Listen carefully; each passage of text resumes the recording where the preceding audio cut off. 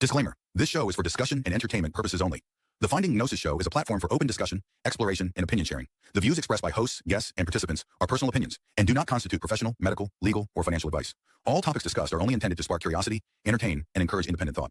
If any subject interests you, we strongly advise conducting your own thorough research using reliable and professional sources. Critical thinking and due diligence is key. Stay curious, stay informed, be well, be lucky, and don't be an arsehole.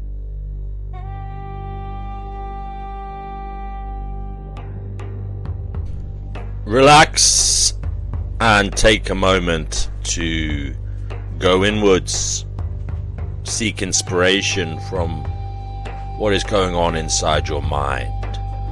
Allow thoughts and feelings to marinate in your conscious awareness. What comes to the fore? Meditate on whatever signs and symbols appear in your mind's eye. Relax and meditate, and when you feel ready, when you feel compelled to say something, click on the link in the live chat to speak to us.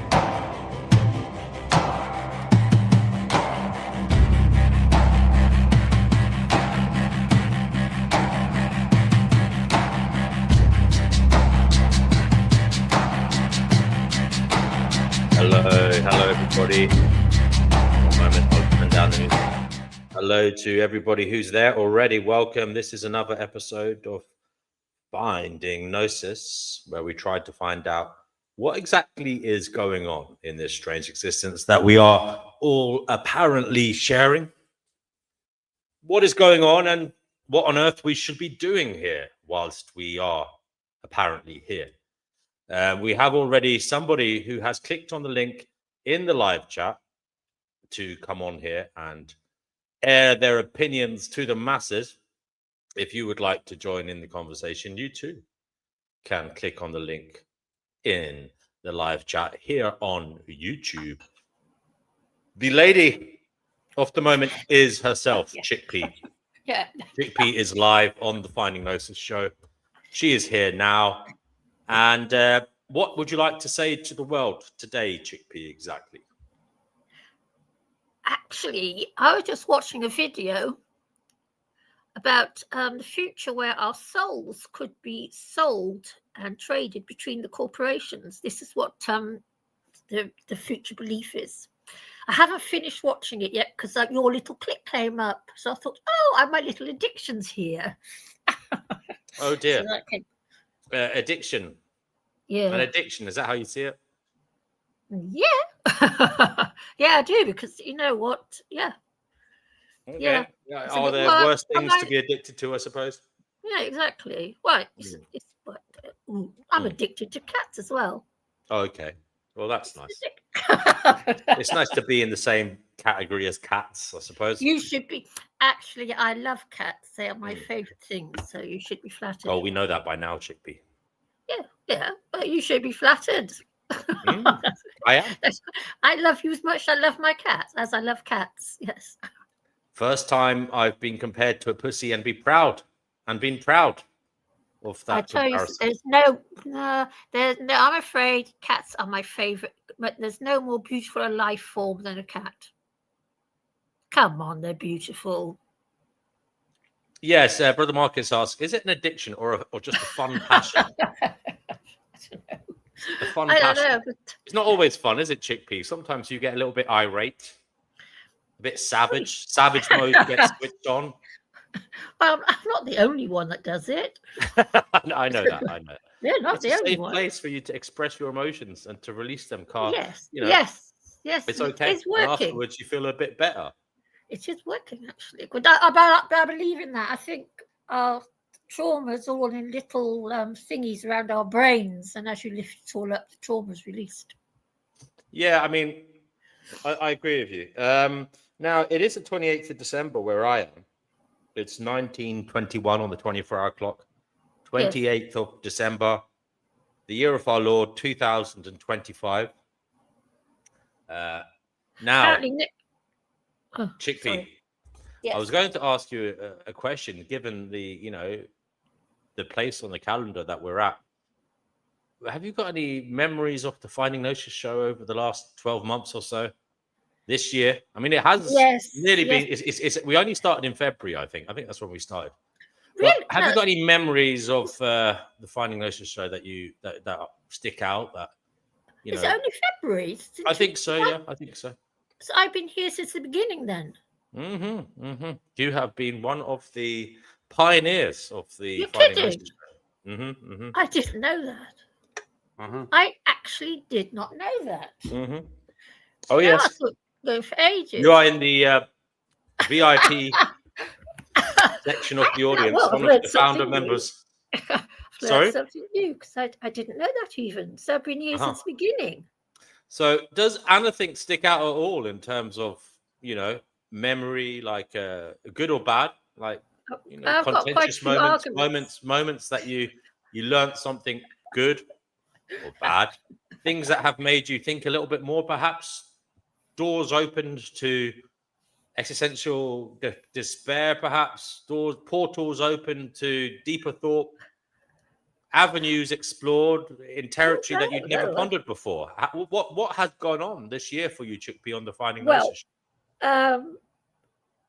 The whole thing is my arguments with. I've learned a lot from my arguments with noodles, oddly enough.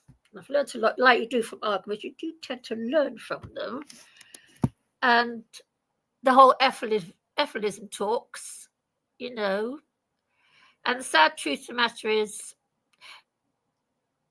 this is one big bloodbath, and no matter how low down you go into the whole thing of life, right down to the ground worm, okay, it's all killing, right down to almost microscopic creatures, and it goes right from the top, right through us lot, right down into the bottom. That's something I never thought about before, because you get these silly ethalists talking about there's only one solution to the problem, and that is to end all life. Well, I think, insofar as suffering is concerned, that is probably very true, unfortunately. Because I have learned from because I've been pondering the whole cats eating fish argument a lot, obviously, because I'm part of it all. And but the sad truth is, because now I've been doing some Googling, and I Googled, I hope you don't mind me talking about this trivial subject, but it is not trivial in the great scheme of things. But I've been, mice kill worms, and mice run up trees, killing the sparrows' eggs and robin's eggs and all the rest of it. And so even if Dave, my cat, it goes through right down to the bottom of the food chain. There's no end to it. Even if we all became vegans, it would still be a bloodbath, a killing machine, killing, right down to the end. I'll tell you something weird, because I feed a load of sparrows where I live, and they're not here at the moment. And there are times when I'd hear these loads of noise from the sparrows, and I suspect that's when the mice who live at the bottom of the tree, because there's a whole mice colony where I live, because I feed everything, are running up the tree on a killing spree. So the mice are running up the tree on a killing spree where you live. Mice run up trees. They're very good hunters, mice. Something that I mean, I know about mice and rats running up trees. Yes. Do you know, here's a surprise for you. Do you know what else run up trees and have been found in the lofty branches of mighty oaks around the UK? I don't know what. Toads. Because you know what? Weird. Because we've got toads where I live. Right. Yeah, they are quite common. Oh, common I didn't know that. Wow. Yeah, there's lots of wildlife in Hackney for some obscure reason, and there is a lot of wildlife here. And there's actually toads living in Hackney, central Hackney, toads. Yeah, I often wonder about landlocked wildlife in London, for example. You get animals that are kind of quarantined in a particular area, and they haven't got much hope of moving out of it. So there are, for example, I believe there's some of the regions in Regent's Park and in Hyde Park, there are some mammals, I believe. Like, I don't know if there's hedgehogs there, but we'll give an example of a hedgehog. There are hedgehogs around where I live, and I do wonder, they're in some of the parks, but I do wonder, like, what happens? They can't really move that far away from where they are, No. And no, it is interesting to think about all these kind of locked in animals in this kind of built human environment that can't escape. They're imprisoned in a small area. Yeah, that's why, because of all the roads around, and it's very unlikely for them to be able to get away or to expand or to move on. Yes, but here in Hackney, there's people here. The animals are being looked after, which is odd, being Hackney, because there's a bad reputation. Yeah. But the fox is being spayed. I told I saw a spayed fox. I saw the square on her on the flank, back, where the surgeon had been working. Yeah. That's good. I want to tell you something that you might be interested in. I'm currently drinking one of these new energy drinks that I drink now. Yeah. And it hasn't got aspartame in, as I said, it's got stevia, because I just can't give up my energy drink. So I thought, yes, I know. Yes. If I'm going to drink energy drinks, I'll try and drink the healthy ones. Now, I've heard some bad news about stevia as well as an additive. I know it's natural, but I've also heard some bad news about it. But anyway, I'm trying my best. But the reason I'm bringing this one up in particular, it's called Tenzing. It's a supernatural energy drink. Fiery mango is the flavor. Apparently, it's got added vitamin C and D. It's got 160 milligrams of caffeine, which is equivalent to 2 cups of coffee. But more importantly, Chickpea, this one I'm drinking has lion's mane mushroom in it. Yes, I know. I've taken There you that go. now. You've had this drink? No, but I'm using the lion's mane. But I take all So the what's that ingredients. for? Lion's mane is fabulous, actually. What does it do? What does it do? Because I'm drinking it. I have no idea what it does, but I'm drinking it. It's for sort of helping you to sleep and getting rid of feelings of anxiety. It does work. Okay. Well, there you go. I am being powered by lion's mane, caffeine, mango juice, and vitamin C and D here. Yeah. Hello to Jay, who says hi to everyone. And hello to the lovely Divine Hazel, who says, hello, welcome to the Finding Gnosis show. And she always says, my beautiful assistant says, hit the like button for D&W. Thank you. Jay, what is going on? Hey, what's up? Hi, Joe. Jay, you returned a question with a question. I did ask first, so in terms of social etiquette, I would expect you to answer the question before you return one to me. All right. I'm fine. Nothing new. Just same old. Oh, okay. Well, I'm going to have to ask you the question then, for conversation's sake. And that is, we've done nearly a year of this now.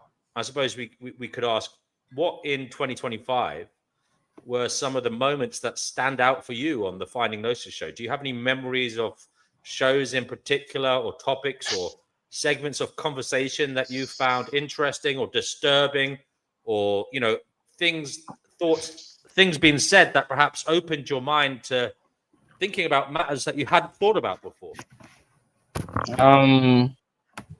Yeah. If I can, I guess, take a second to think about it. I guess one I guess that does stand out is I guess it would be I'm gonna need a second to think, but I'm going to give you as long as you like. We won't say anything until you have spoken. So just have a think back. I guess one would be just learning about people having various experiences on mushrooms where they Brother Marcus or they talked about meeting these extra dimensional entities, like this woman, SB. She hasn't been around in a while, but I remember her experience talking about meeting these what'd she call them? I think she called them elves or something, or no, not elves, robots or whatever like that. That to me, along with some other people's experiences of being on mushrooms or DMT or other mind altering drugs, and having them corroborate similar stories to me, to not to me, to her, it makes me wonder about what kind of entities could be out there, like shaping our reality that we're not aware of. So I found like people sharing those type of experiences. I found that to be very, very interesting. I guess what else? I mean, there's a couple other things that I know about, but I remember, but I need to sit back and really think it through. Well, have a little think about it. We have Divine on the show. Welcome, Divine. Same question to you. Anything stand out for you in terms of the Finding Gnosis show this year, 2025? We're nearly at the end of the year. So I'm just wondering, did any conversation, any topic, any argument, Any idea strike a chord with you? Did anything? What stands out, whether it's good or bad? I'm just interested in seeing, how deep into your mind the finding Gnosis went, into your soul, and whether anything comes out from the subconscious in terms of information that was somehow put in there over the course of this year. Usually when I connect with someone on the internet, which is not very often, I like this show. That's why I'm here. If I'm learning something, I'll stay. If I'm not learning anything, I'll immediately leave. I like the idea that there are a number of different people here who have different opinions and different ideas, and they're open to share them. I think I'm not going to name any names, but you're going to be able to tell who it is. There was one person in particular that was speaking one day and said, if you're going to say something, make sure it's based on fact. Because once you know it's based on fact, then everyone else can look it up themselves or whatever. That left a lasting impression because there was a specific question asked of me in that moment. And I knew the answer, but because I didn't have it like right up in the center of my mind, I couldn't answer it in that moment. And I'm hoping to eventually answer that question if I don't get kicked off the stupid channel every single time. See, every time my phone rings, I get kicked off. And if you've disappeared, I can't get back on. So that's what the issue is. Well, it might be a good idea to get another device then, a little netbook or something, so you can stay on the show. Yeah. Maybe that's something to think about if possible. I have a number of things that are priority right now. Mm-hmm. Well, you can start a little GoFundMe if you want, and we might chip in. Who knows? I'm trying to keep my land right now. That's all that matters to me. Well, good luck with that. So, anything else outside of what you said personally and people's reactions to that? Anything else that anybody else spoke about that stuck out for you, that you found interesting, disturbing, or enlightening to the degree that it's made you think more about reality and question things in a deeper manner, perhaps opening up your life to a new way of experiencing and thinking about it? No, I'm pretty much all set with most of the things. When people talk on your show, they add to my other side of things that I don't necessarily focus on, okay? Because I'm a spiritual chick. That's basically all I support and all I am. That's who I am every single day. There's no light switch with me. But when you guys talk, it enlightens me to how other people think who are not so spiritually enlightened. So in order for me to be able to understand others, I listen to your show and that gives me the answers.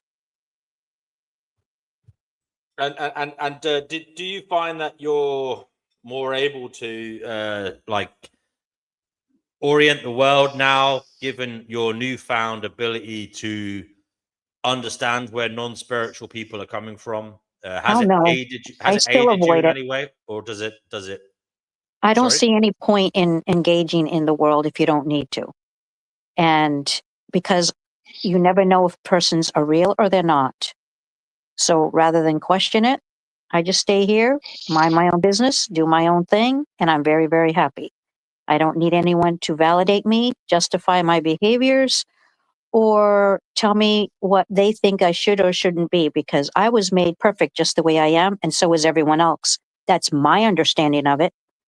Everyone else can think different, but you're made perfect just the way you are.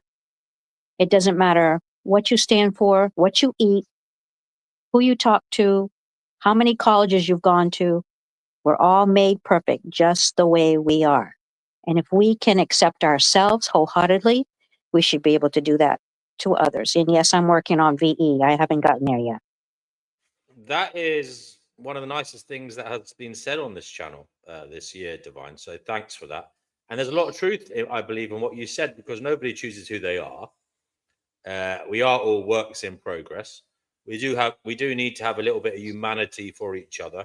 Step back and see the bigger picture. That is everybody is trying the best with the understanding that they have, and they're also being driven by biological systems that sometimes are A, not favorable to society, but B, not even favorable to them as individuals, you know? So we have to have a little bit more empathy, perhaps. And yeah, try not to take it personally at the same time, which is hard.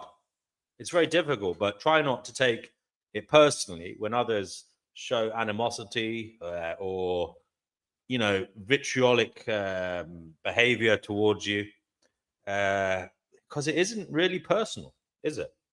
It's No, it just isn't. what do you think it is then, Divine? I think it's each person has to live in each moment and say what they need to say because it needs to be heard by someone. See, this is the whole point. If all of us are on the show and we're all listening to an individual talk, we're all hearing it, even though it may the comment may not be directed towards anyone in the show or anyone listening to the show. Everyone is still hearing it. There's a vibration that's being sent to everyone, whether they want to hear it or not. And that's the information they get. Much like almost every other person and every other people that I contact with, when we talk spiritually on spiritual subjects and how they apply to our now moment. When we do that, we also knows we're bringing in frequency with our tone of our voice and what we are saying. And if we're positive, we're going to get positive results. If we're negative, we're going to get negative results. And I know that sounds cliche, but it's not. It's real. And all I know is that if we all do that and try not to point fingers at anyone in a critical way, we'll have better results. The channel will grow more and it won't have any negative vibe to it. That's another reason for being here, is to grow your show. And so I'm going to have to be more mindful of how I can help that grow without me making some comments that I do make on occasion. Okay, thank you, Divine, for that. J.E., we'll come back to you now, because we had a whole year of the Finding Gnosis show, and with respect, brother, you were one of the most, engaged participants, and all you could come up with was a bunch of baloney about mechanical elves. No, not. So No, what it's else, J.E. sticks? I mean, honestly, no, it's J.E., brother, with respect, are you a goldfish? I like no, goldfish, by the way. That's okay. If you are a goldfish, no, I'm I'm not. happy to keep you on my shelf in a bowl. No, it's not. Feed you occasionally. No, it's not only that. It's Give you like a little skull castle, you could swim into the mouth and out of the eye sockets. No, Maybe a little bit of. I'll pass. Okay, so you're not a goldfish. So do you remember anything else that occurred on the Finding Gnosis show? What Well, for? Well, I also learned a lot from life abolitionism and his how he dissected that the current system that we live under as humans is a debt slavery system, and just a little bit he broke down the many layers in which we all find ourselves enslaved. I found that to be pretty insightful and intriguing because I never really looked at life and how we live as humans in that way before. So I feel like that also enlightened me a lot as to how the world works. He's live right now, just in case you needed to know. Oh, he is. Okay. Invite him on. And also to even just the other day to Divine herself too, how she mentioned the fact that the new year begins in March instead of it being in January. I actually did a bit of research on it, and I was able to find some that some information that showed that she's correct, and that the calendar was intentionally placed out of order because of by the Romans, I think to kind of I guess throw us out of alignment with nature. And so the calendar that we're using now, which has January and February added to it, that wasn't the original calendar. And the new year actually does start in March, and whenever we engage with celebrating New Year's Eve on December 31st or into January 1st, we're actually I guess agreeing to something a bit something malevolent, essentially, that's not in our best interest. So yeah, in fact I even Can you explain found that, please? Can you explain why it's malevolent, why it's not in our best interest? What are you on about? well, apparently Christmas Christmas is actually based on the what is it the I guess the Roman god of Saturnalia, and celebrating Saturnalia. And apparently, like, he was this I guess very evil entity who he was depicted as someone who ate his own children, and he was seen as I guess the god of linear time. And whenever you in I guess engage with or um agree to celebrate the new year beginning on January 1st, I guess you're in a sense agreeing to um I guess agreeing to your own I guess your own downfall, in a sense. What because the fuck? What the fuck? Oh my god.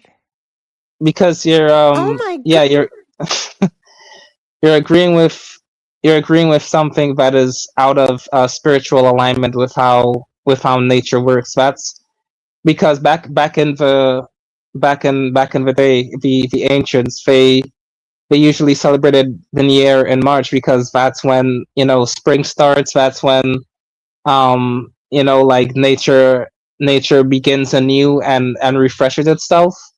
But the way that they do it now, with how it starts in December, it and how it starts in the dead of winter, it makes it so that But is it not, you're Jay? I think you're getting a little bit you're overcomplicating things. Is it not just Christmas is basically a replacement for pagan rituals and celebrations that's centered around the winter solstice, which is when the longest day of the year in the northern hemisphere is the 21st of December, and after that, sorry, the shortest day of the year is the 21st of December, and after that, we start getting a little bit more daylight. So people are celebrating The return of the sun. the return of the sunlight. Exactly, the return of the light.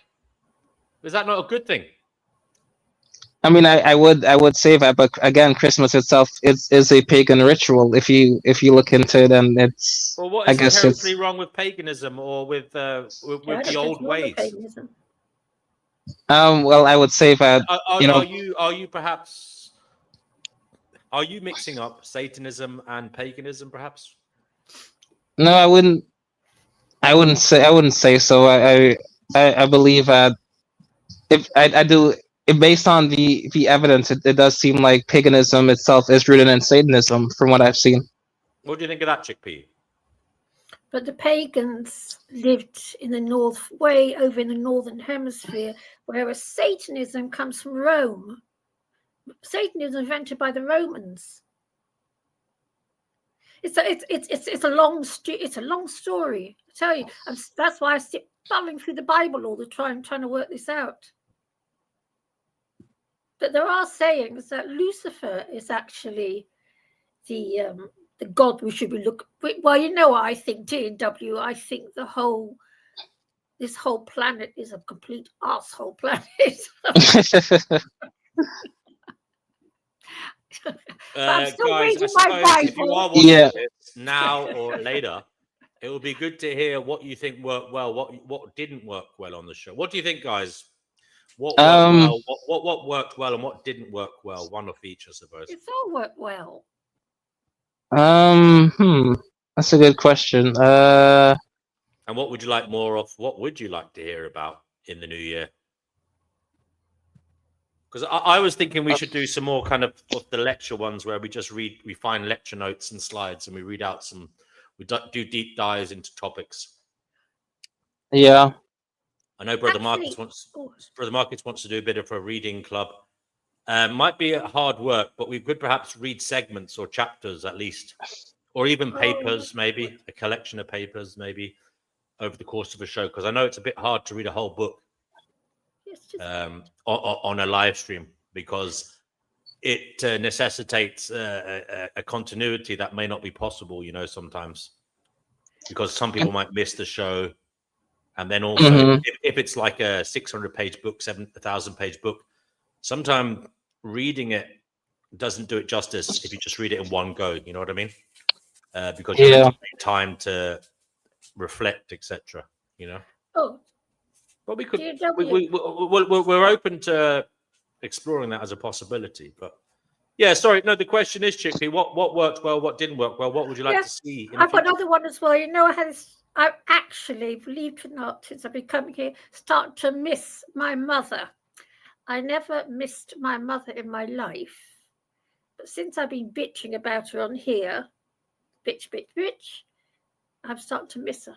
And it's actually a very weird feeling. Because, it's such a That is really strange because you've been a bit of a moaner and groaner. And now I know, it's a moaning you were moaning about the people who caused you. Yeah. And now you're saying you miss them. Yes.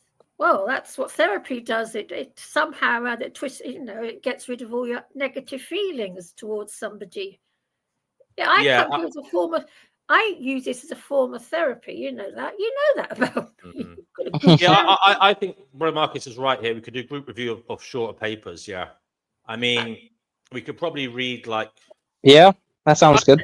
Like 5,000 word papers, 10,000 word papers, maybe at a stretch. You should be flattered, actually, because you've done the work that psychologists take months and months and months to do. Well, awesome. Go to psychologists for. I have to say, it hasn't all been one way. I find it beneficial as well. Well, I'm just saying, you asked me what I've liked this year. I'm just saying to you, since me coming here, I start to miss my mother because I suppose I've been sitting here spouting venom at everybody about her. So I got rid of my negative feelings, and now. Oh wow! So now you're kind of that's helpful. So now you basically got rid of the negative feelings towards her. Now you're seeing the human and the good side of her, and maybe the fact that she was just trying the best with what little knowledge she had. Yes, it's very sad. No, this is really deep, and this is really, I would say, poignant. Would you like to talk about this a little bit more then? Well, me and my mother had a terrible relationship, dreadful. I never, ever, because when I was 11, I was sent away to boarding school. I never, ever missed my mother, ever. When I went to the Navy, I didn't miss her, nothing. I've never, ever, ever missed her. Bloody all glad to be away from her. And since me coming here now, I've started to get feelings of missing her. My 71-year-old soul is starting to miss her because at the end of the day, she was always there if I wanted to moan about my depression or my arthritis, and I never realized that she was actually always there for me for all her faults. All you see is, because we had such a bad relationship, all you see in someone is their bad points. You don't see their good points, and we all do that, have that. Yeah, I've got rid of all my negative venomous feelings towards her spouting here too. Wow, this is a major breakthrough. This is a major. Yeah. It is very major because I tell you something, I've had all that time with psychiatrists and therapists and groups and everything. It never went away, and now I'm 71 years old. My mother's dead, and I'm starting to miss her. How long ago did the lady pass away? She passed away in 3.5 years ago. Yeah. Okay, so yeah. And I wasn't remotely bothered. This is how terrible it all was. I wasn't remotely bothered, and I didn't even go to the funeral. And she was buried in this country or in Holland? in buried Clacton. in Clacton. Oh, Clacton's quite nice. Yes, I know, but that's how I was just indifferent. After all the therapy I had, I became indifferent to my mother. Mm-hmm. That's what the therapy did to me. But since I've been coming here talking about her, I'm now starting to miss her, and I suspect I'm starting to feel the love that I should have felt that she somehow thingied in me. I don't know how it all happens. Has returned, which I'm pleased about, because that means I have forgiven. Yeah, Chickpea, I suppose it's completely up to you, but do you want to say something directly to your mother, whether it's metaphorical or if you truly believe her spirit is somehow in connection with you now? Would you like to say something? Oh God, I just wish that we could have talked more to each other. I wish that, because none of this would have happened if we just sat down and talked to each other. It's all to do with misunderstanding and buried hate and things, buried bad feelings. Instead of airing them to each other and discussing it, we didn't. Nothing was discussed ever. No, you mustn't. Let's just brush all under the carpet, and that's a bad thing to do. Very bad to do. But yeah, I miss her. Because at least she was there at the end of the phone for me to discuss my RA with, and because she could see the RA in me, because she could see it in my hands, because she's known all my life, So she saw it in me, and the depression, of course, because she always knew I suffered depression. She knew that. So yes, you've done that for me, which is actually quite profound, which is probably why I'm so addicted. Little therapist. D&W. You wish you could have talked more. Is there anything you would have liked to have shared with her that you didn't share with her? We never hugged. You know what? My mother was very unaffectionate. Even as a baby, I never ever received a hug from my mother, ever. I know that sounds hard to believe. Raymond was the same, my brother. I never saw her hug my stepfather. She was so unhuggy. And I'm quite a huggy person. It's in my nature to hug people. I love hugging things. And that was our big difference, I think. I don't think the marriage was as happy as she wanted to pretend it was, the marriage to my stepfather. My mother should have never had children, basically. That was the big, big mistake she made. What would you say to her if she does exist? You believe she may exist in between worlds or in another place. What would be your hopes for her now? Give her a nice. I say, come on, we're going to have a big hug. Huh? What are your hopes for her now? Do you believe she exists?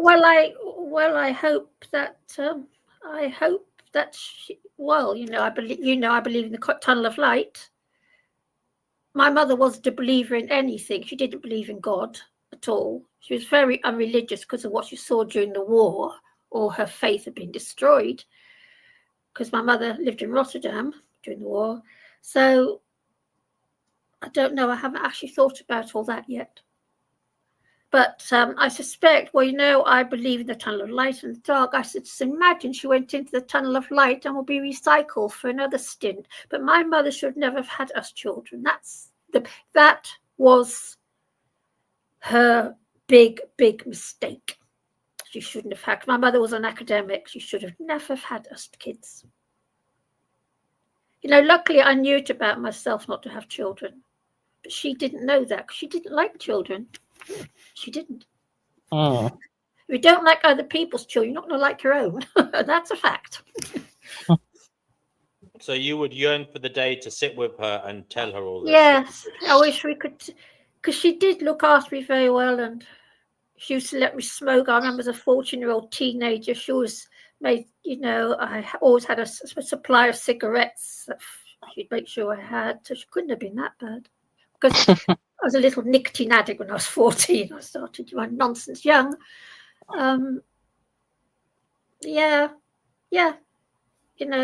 She should have never, she didn't. She was in a world where women had children. That's what women did. I was lucky born to a world where we didn't have to. And have you reflected on perhaps why she wasn't like physically affectionate? And have you, I you said don't. you've She just forgiven wasn't a her? Have huggy. you? She just wasn't a huggy person. It wasn't just me. She did it to my brother too. He never got a hug ever. I never ever saw it because I never saw it even when he was a tiny baby, and she never hugged me. I never saw her because she wasn't right when I was 7 years old. She was a newlywed to my stepfather, and I remember when we went out to. I remember seeing how different they were to other young couples, especially when we were at the airport, at Aden Airport. Everybody was hugging and kissing. They weren't. And I never once saw her sit on his lap or just go up and kiss and cuddle him. He was a newlywed. I never saw that. And do you think maybe it's because she had her own trauma that made her unaffectionate?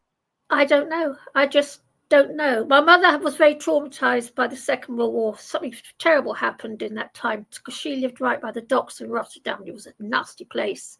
I don't know, Jay. She never talked about. That's the trouble. Nothing got talked about. Well, I think that maybe that could be it. Maybe she was traumatized by something.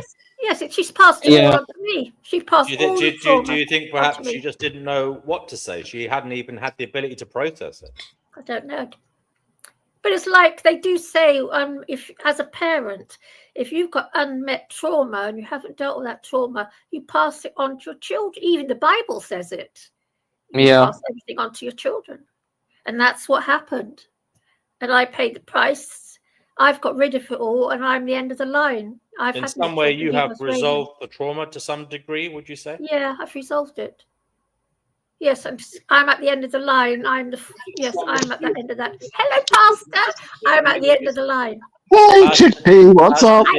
Pastor D, we have a serious questions here today, Pastor D. What's that? The question is, have you learned anything from the Finding Gnosis show this year? Oh, tons.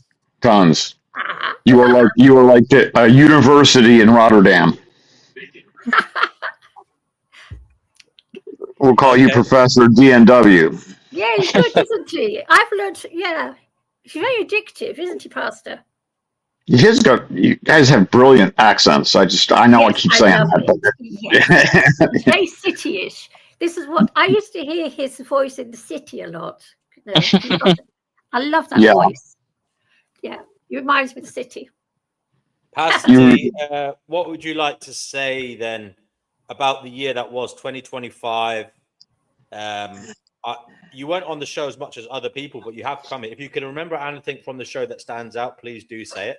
But other than that, do say what you think of the year that was and what your hopes are for the incoming year, 2026. Can I get back to you on that? I need to kind of reflect. No problem. We'll go to J.E. now. J.E., sorry to bring you here into the conversation again. I'm prepared. Oh, I just sneezed. I don't know if you heard that, but I muted just as I did it. Bless you. It's not a cold though. It's just probably I don't know why I did that. Very mucusy, isn't it? I don't know. I don't know why I did that. Yeah, it's very bad. I'm nice and warm. I've done 13,807 steps according to my nice. to my smartwatch, which I'm addicted to. I had a smartwatch probably about 2015 or so. I had one, but 2016 maybe. But I haven't had one since. And you know what? The one I had in the past was pretty crap, but this one, good. I think I might get one. It's excellent. Yeah, it's really good. It gives you that little bit of. I suppose it helps my brain that goes all over the place. Just gives me something. It helps me focus on things that matter, such as steps. Ensuring I have my emails. The important emails that I'm seeing them and stuff. Stuff that matters. So it's good. Because even though I have a smartphone, there is a tendency for me to forget to open emails. I'm sorry. For a start, I am one of those people that has several email accounts, and that's a little bit annoying. I should maybe check my emails a little bit more sometimes. I know, for example, Mason, if he's here, he emailed me before, and I didn't see the email for ages. So apologies if I've ever missed an email. But yeah, it's the same for anyone who's ever sent me a message on Discord or whatever, even on Twitter. I mean, sometimes I don't check those messages, but I suppose the best way to reach me is just to leave a comment on YouTube or to come on the show. But yeah, JE, what would you like for 2026 personally and for life as a whole? Well, I like well, for me personally, I like to find more Gnosis, and for all of us to find more Gnosis. And also I would just like for us to, to be able to hopefully find more or new people to come on the show and express their ideas, because I'm always interested to hear new and diverse perspectives on what's going on. So yeah, if I had one wish for the channel, I would wish that we would find new people and hopefully hear some new perspectives. Well, there's only one way that's going to happen, and that's if people share the channel. Yeah, share the channel on their community posts, in their social media. On Discord is probably a good place.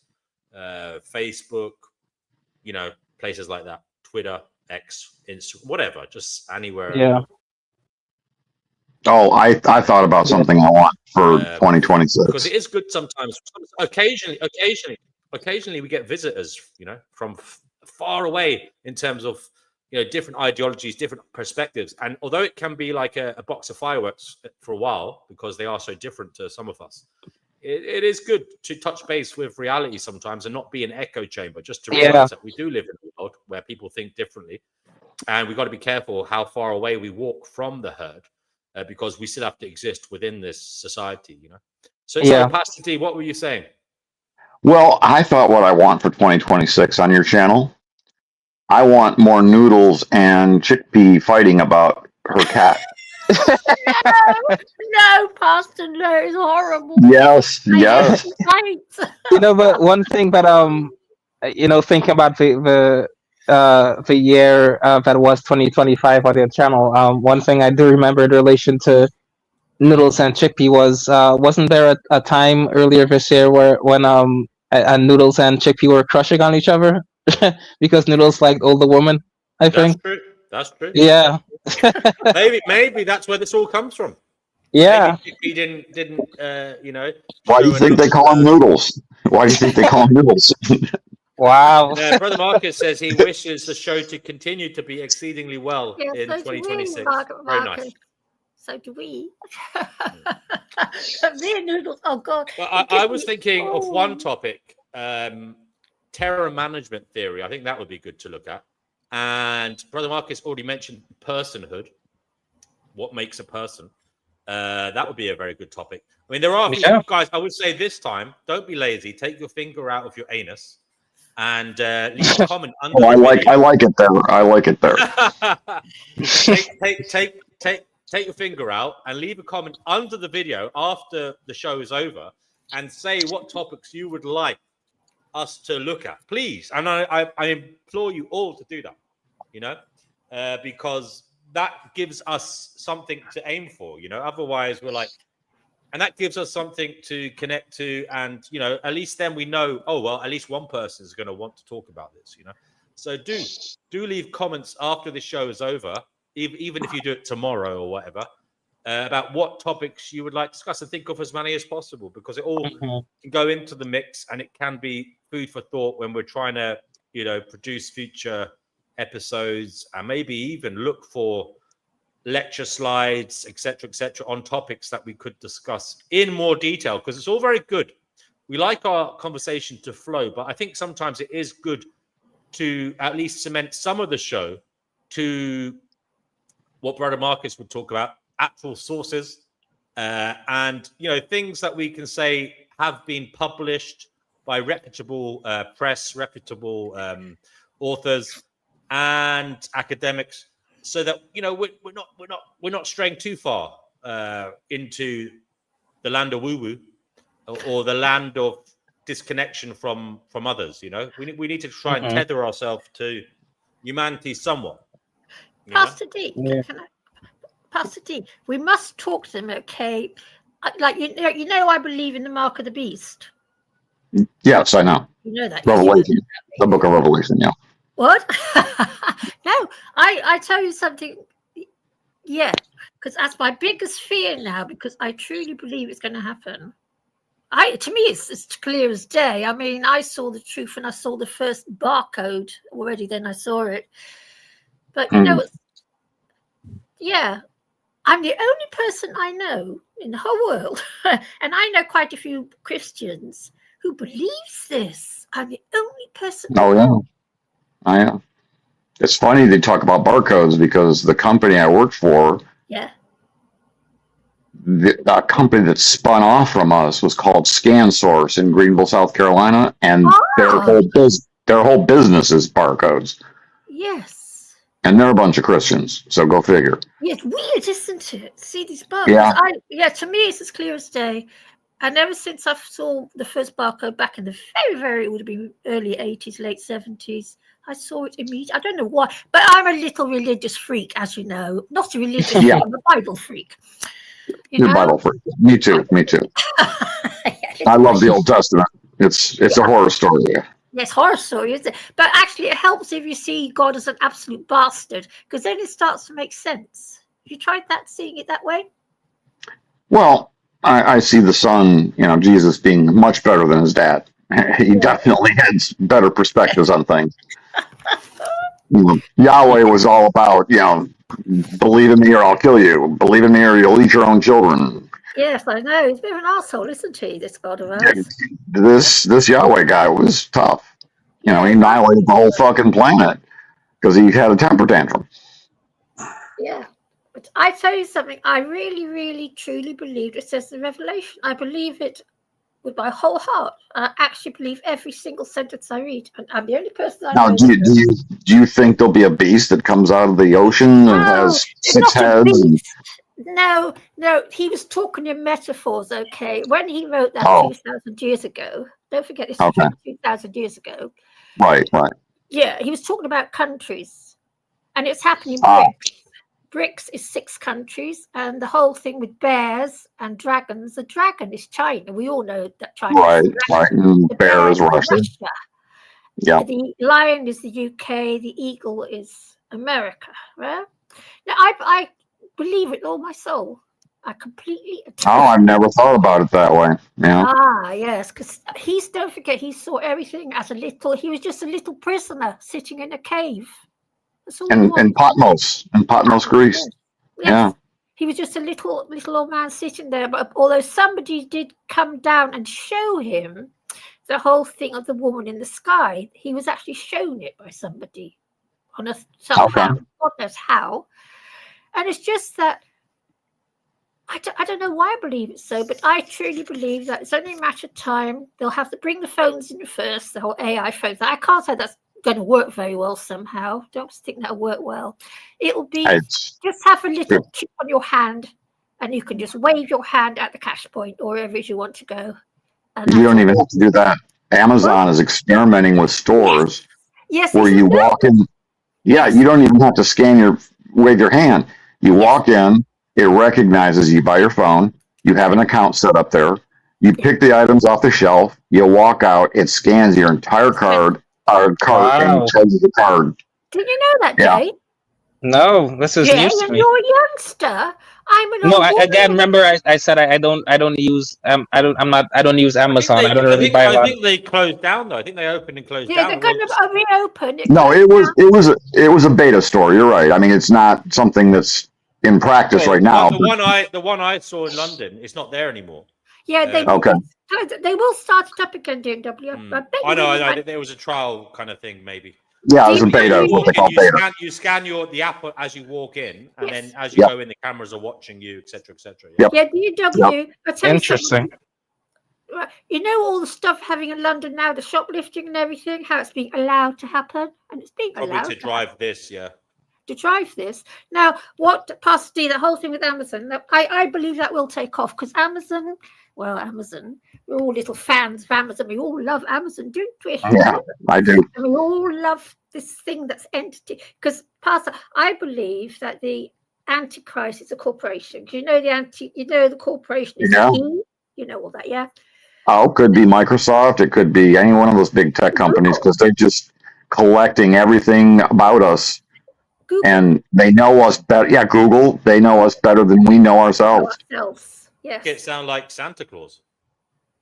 Yeah. You talk about as close to being omniscient as possible. I mean, you talk about omniscience. That's as close to being omniscient about the world as you could possibly be. You've got everybody's information. You know what websites they go to. You know what podcasts they participate in. You know what TikToks they watch. You know what their favorite subjects are. You know what they buy. You know what their income is. You know their banking, your stock brokerage, everything. Yeah, everything about us, everything. Do you know that my bank account's been monitored? A good suggestion from Brother Marcus. Yeah, I mean, that's something that we've tried. We want to happen, definitely. So he says, invite specialists on the show to talk about their subject, and then they could answer a group panel question and answer session. Yeah. Yes. Yeah, that'd be good. Anybody, if you want to invite people, guys, please feel free. Yeah, so go ahead. Oh, go ahead, Chick Pete.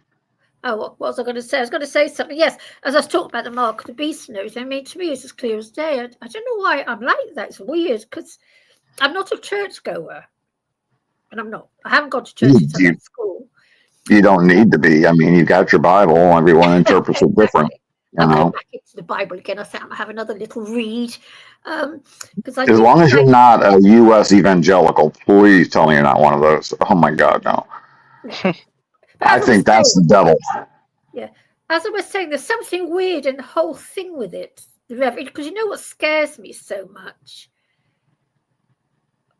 Well, I'm terrified of, I'm terrified of it. That, like Elon Musk was saying, like he talked about he'd be able to put chips in people's brains in a few years' time, and that they'll be able to download a law degree in half an hour onto the chip. And so they will know as much as you would in a law degree. Okay, well, I could see a lot of people taking that one up. I don't think you need to download it in your brain. AI will have all the law books in its memory banks, and a lot of jobs that lawyers do. To get it into your psyche. Oh, well, maybe. It says in the Bible they will have a mark inside their head. It does say that. Yeah, it's possible. So, of course, he's already talking about it. Elon Musk is talking about it. Yeah. And everything. But what scares me is in that time, because I know for a fact I won't be doing it. Okay, taking the chip is that I'm going to have to take my cats to the vet, get them euthanized, then I'm going to have to go and sit on the street somewhere and just watch the show till I starve to death. And it scares me, Because that's how I see the ultimate outcome of my life. I think you and I are probably a little too old to see what I foresee happening is the earth is going to vomit us up. We're just sucking so much resources off it. Yes. Oh, yeah, that's coming true. Yes, that's coming true, yes. We're deforesting. Okay, the net population growth right now is net 70 million people a year. So next year it'll be 8.4 billion, 8.5 billion. They say it's going to level off between 9 and 10 billion. Who knows? But we're deforesting an area the size of the state of South Carolina every year to accommodate the population growth. Heartbreaking, isn't it? Makes you want to cry. Just want to cry. It's out of control. Terrible.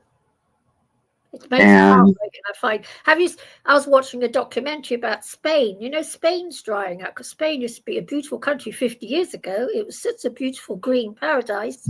Germany is too. It's all drying up, huh? Germany's having a problem too with their groundwater. Oh, but beautiful. Yes, exactly. And Germany was such an abundant land. I've lived in Germany. Oh, sure it was. Huh? Yeah, absolutely. I mean, it had those beautiful mountains that the snow and all the runoff from the snow would be the groundwater and the rivers. Cherry, in Berlin, cherry trees used to grow randomly. You could pick them. Actually, pick the cherries off the trees. There was a little girl. That's not like it anymore, but it was such an abundant land, Germany. Such an abundant, it was a real beautiful country, beautiful. And that I always I think about what happened 80 years ago in our world. If what happened 80 years ago could happen in Germany, anything is possible. Anything. Yeah. Well, what's going on now on the World War I started over a lot less than what's going on right now between the Middle East and Russia and Ukraine. And really, World War II started over a lot less. Yes, exactly. There weren't two major conflicts going on. There was just one guy kind of on a land conquest. Yes. So, I dread to think what the future holds. I really think it will blow, because when the Euphrates dries up in Iraq. Oh yeah, and it is. Go real hissy fit. Yeah. And all the people take sides. It'll be China and Russia against us and England and America. Yeah. Yeah. I reckon it's going to be quite. Partially because I believe in Gnosticism and the archons and serpents and everything. I think they are going to have a massive, massive loosh fest on that slot to celebrate the end of the age, and I actually believe that. Possibly. Yeah. Just like we do with the animals in the slaughterhouse, they're going to do it to us here. Because I think at the top of the pyramid, the people who run our world right at the top, God knows, like the Rothschilds or whoever it might be, are in direct contact. They, belong to the same circular table, so to speak. Mm-hmm. Yeah, could be. You ever seen the movie Soylent Green? Of course I have. Okay. Some of the younger people. What? Some of the younger people may have not, because it was big in the late 60s, early 70s. Yeah, I've heard of it. Yeah. Yeah, where they started taking dead people and ground them up for food. Yeah. That's already happening. They found human DNA in processed meats. And I also think that it wouldn't surprise me one little bit if they fed ground up meats to the pigs in the farms. That wouldn't surprise me one little bit.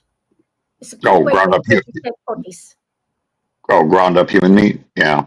Well, yeah, it wouldn't surprise me one time, because we are living in an evil world, and it wouldn't surprise me even, because that's how bad things. Like, in America, thousands of people go missing every year, don't they? Okay, it's easy to escape from America, but when that happens, just disappear, probably disappearing down to the factory farm.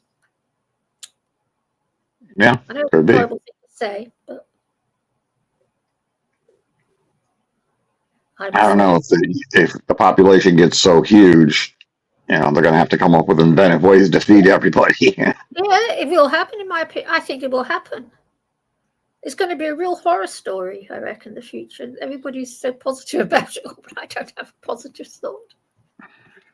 Well, this AI scares me. I mean, I was born and raised in Detroit, which, in World War II was like the backbone of manufacturing for the war. And then I watched, in Henry Ford's day, it took 5,000 people to assemble a car. Yes. Nissan had a plant they opened 8 years ago at 50 people to assemble a car. It's all automated. Yes. So what robotics has done for replacing human motion, AI is going to do for replacing a lot of human intelligence. Yes. Yeah.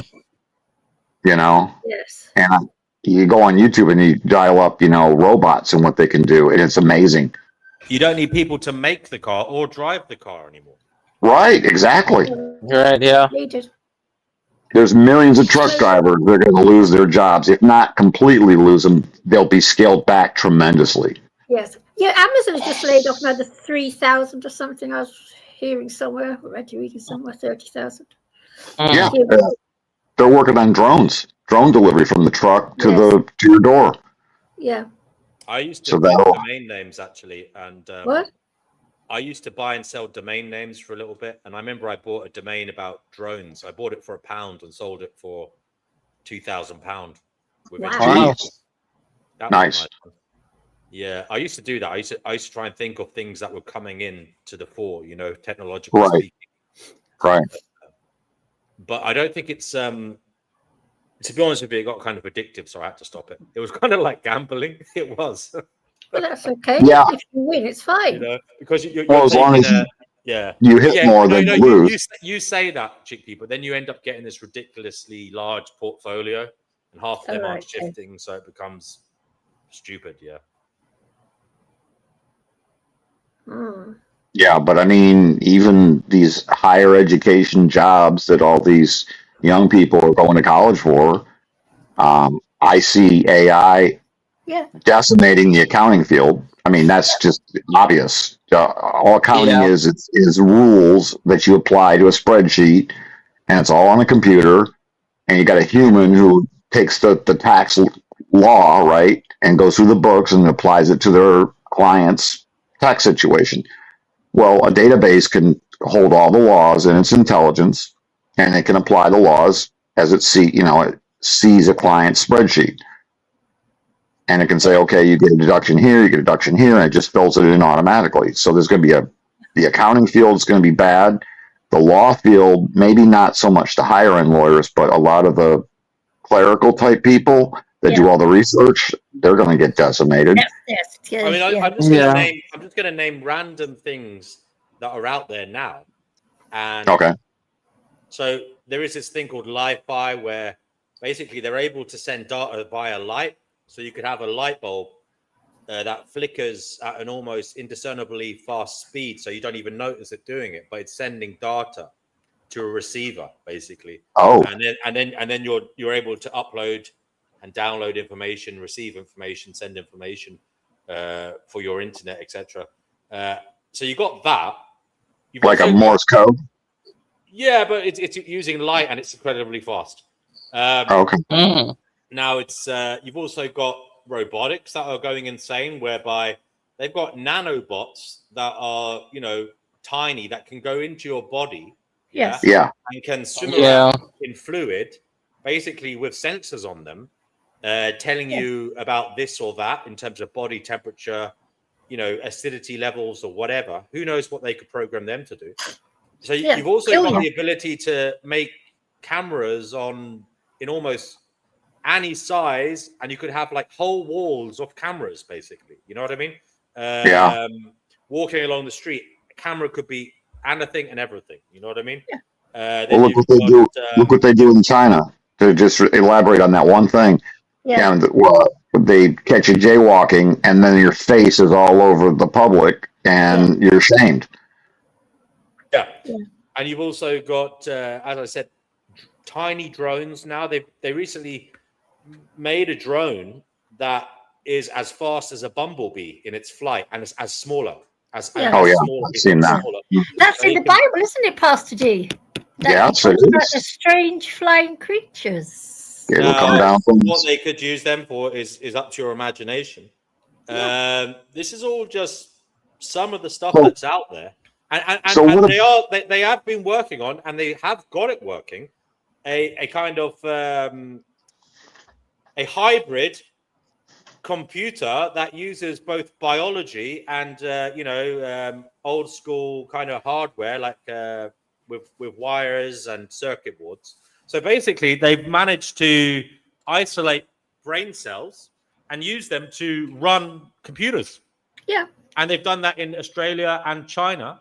So they've actually got robots out there at the moment with what for basically are rudimentary biological brains running them.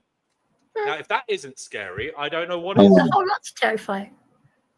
I'm actually terrified of it. You'll never die. It'll just download your brain into a computer. Actually, or they could take they could just take a bit of your brain using a needle or something, and then just build like an electronic version of you that lives forever. Actually, there's a YouTube video. Because what is it? It's your DNA, and all they have to do is grow your stem cells to grow your brain, and then they can have you living forever. Yeah, do you want to live forever? No. No. Because you're going to be a slave. You're going to be. Well, hold on, Chickpea. I'd say if I was healthy, if I was like, say, well, I'm quite healthy now, I'd be quite happy. If this was if I was able to stay like this forever, then I wouldn't mind. But that's not the world we live in. It's not the universe. No, it's not. It's not. So, you'll be a little computer. There's this video on YouTube about it. I didn't actually get through it all, but you'll be some sort of, you'll be a little slave stuck in some kind of computer thing. What they could do, I don't know. No, it terrifies me. I don't like being stuck in a meat bag, but I don't want to be stuck inside a computer. That's even worse. Hello to Retro, who says he's just back from medicating the cat. Oh, I hope the cat's okay, Retro. Well. Poor cat. Mm-hmm. Poor puss. My doggy woggy, if you want some news, I'm resting his paws. I'm rubbing vitamin E oil on them and looking after him. Because he basically, the doggy's, his paw pad, a little bit of it came off. Because that happens sometimes, Chickpea. Yes. And yes, I do, especially on hot concrete. Yeah, and maybe sometimes kind of jagged kind of ground as well. So basically, I noticed I was walking in one day, and suddenly he started doing this weird limp, and I looked at his paw, and it seemed okay. And then when I brought him back home, he started walking normally after that. And then obviously, my partner, who's more in tune with him emotionally than I am, she noticed it straight away. Then I had another look at him, and he had like a little bit of a tear in his paw pad.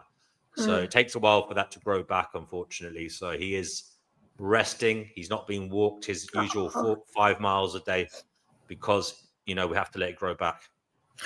Oh, DW, I meant to tell you, I bought myself a cat sling, and I'm going to start taking my cats out for walks in my sling. That's nice. I love it. Yes. I love it. Do send us, maybe get me a video of that somehow. Can you get me a video somehow of that happening? And we can upload it. Yeah, you can. I'm going to send you for your birthday, Chickpea, I'm going to send you a whole thing of lab rats. Lab mice. And you can video the cats tearing them up and then sending the noodles. I don't like what Dave does, but he's a cat, and the reason why Dave lives with me, the reason why this tomcat who goes out doing this lives with me is because he was starting to develop psychological problems in his last home because he wanted to go out. He's a cat. Cats like to go out. And so that, I let him out. All my cats come and go. They're free to do as they please if they want to go out and play. Sure. Or whatever. Yeah, because that's only fair. Yeah, I don't think that's wrong. But you know what he does? He brings them home alive. Oh, and I could be laying in my little bed sleeping, and there's loads of cats running around on a mice hunt under my bed. I've had it happen. Oh my! Yes. Well, you need to video them, and then send them the noodles, and that'll just drive them up a tree. Yeah, I don't like it, but it's unfortunate. It's how it's millions. It's their nature. It's millions of years of genetic, I can't lock him up indoors and put a big bell around his neck. It's not good for them. And so I let him out. I try and stop him. I tell him off, but... Hey, my dog chases the geese in my backyard. Never catches them, but he chases them. I go for that. They're my favorite. I love geese. Oh, I love geese. Not to eat, as pets. Right. I love geese. Aren't they gorgeous? They're beautiful. I like all animals. I'm very fond of it. I prefer animals to people, unfortunately, and I do. I would love them. I tend to agree with you. Yeah. Oh, yeah. People can check. They can switch up on you in an instant. They can get upset about something that you really had no intention when you did it or said it, and then it becomes a big issue. And all of a sudden, years of friendship, something happens, and it's just over. And it's like, Jesus, come on. It's weird, isn't it? Oh, it's happened to me twice this past 2 years. Yeah, I've had people I thought were close friends. They just boom. Happened to me as well, but it turned out for the best. I feel much better actually now. Oh, I mean, some people just want you to fulfill a role of validating them, even if they are being arseholes, sometimes it's better to walk away from relationships. I think we're too used to cancel culture. It's too easy to just disagree with somebody, then you just drop them on your YouTube channel, or you know what I mean. It's this instant gratification. and people are not noticing. I'm not says, would putting it a hurt to bell. put a very small bell on your cat? That's Thing is, cats have a very, very strong hearing. What sounds like a little bell to us sounds like a church bell to them. I've just, I have researched all this. I love church bells as a pastor. Yes. Have you heard this before? I've never heard of that happening. Have you heard of this? Happening. You have heard of this? Yeah. Oh my gosh. So basically, cat owners who snore are at risk because some cats like to bring the mouse into the house and drop it into the open snoring mouth. Oh my God. They bring it home. It's a form of food. The cat goes out hunting and he brings home a bit of food for you. Yeah. It's doing you a favor. Psychology. It's true. No, I've had dogs bring home dead things.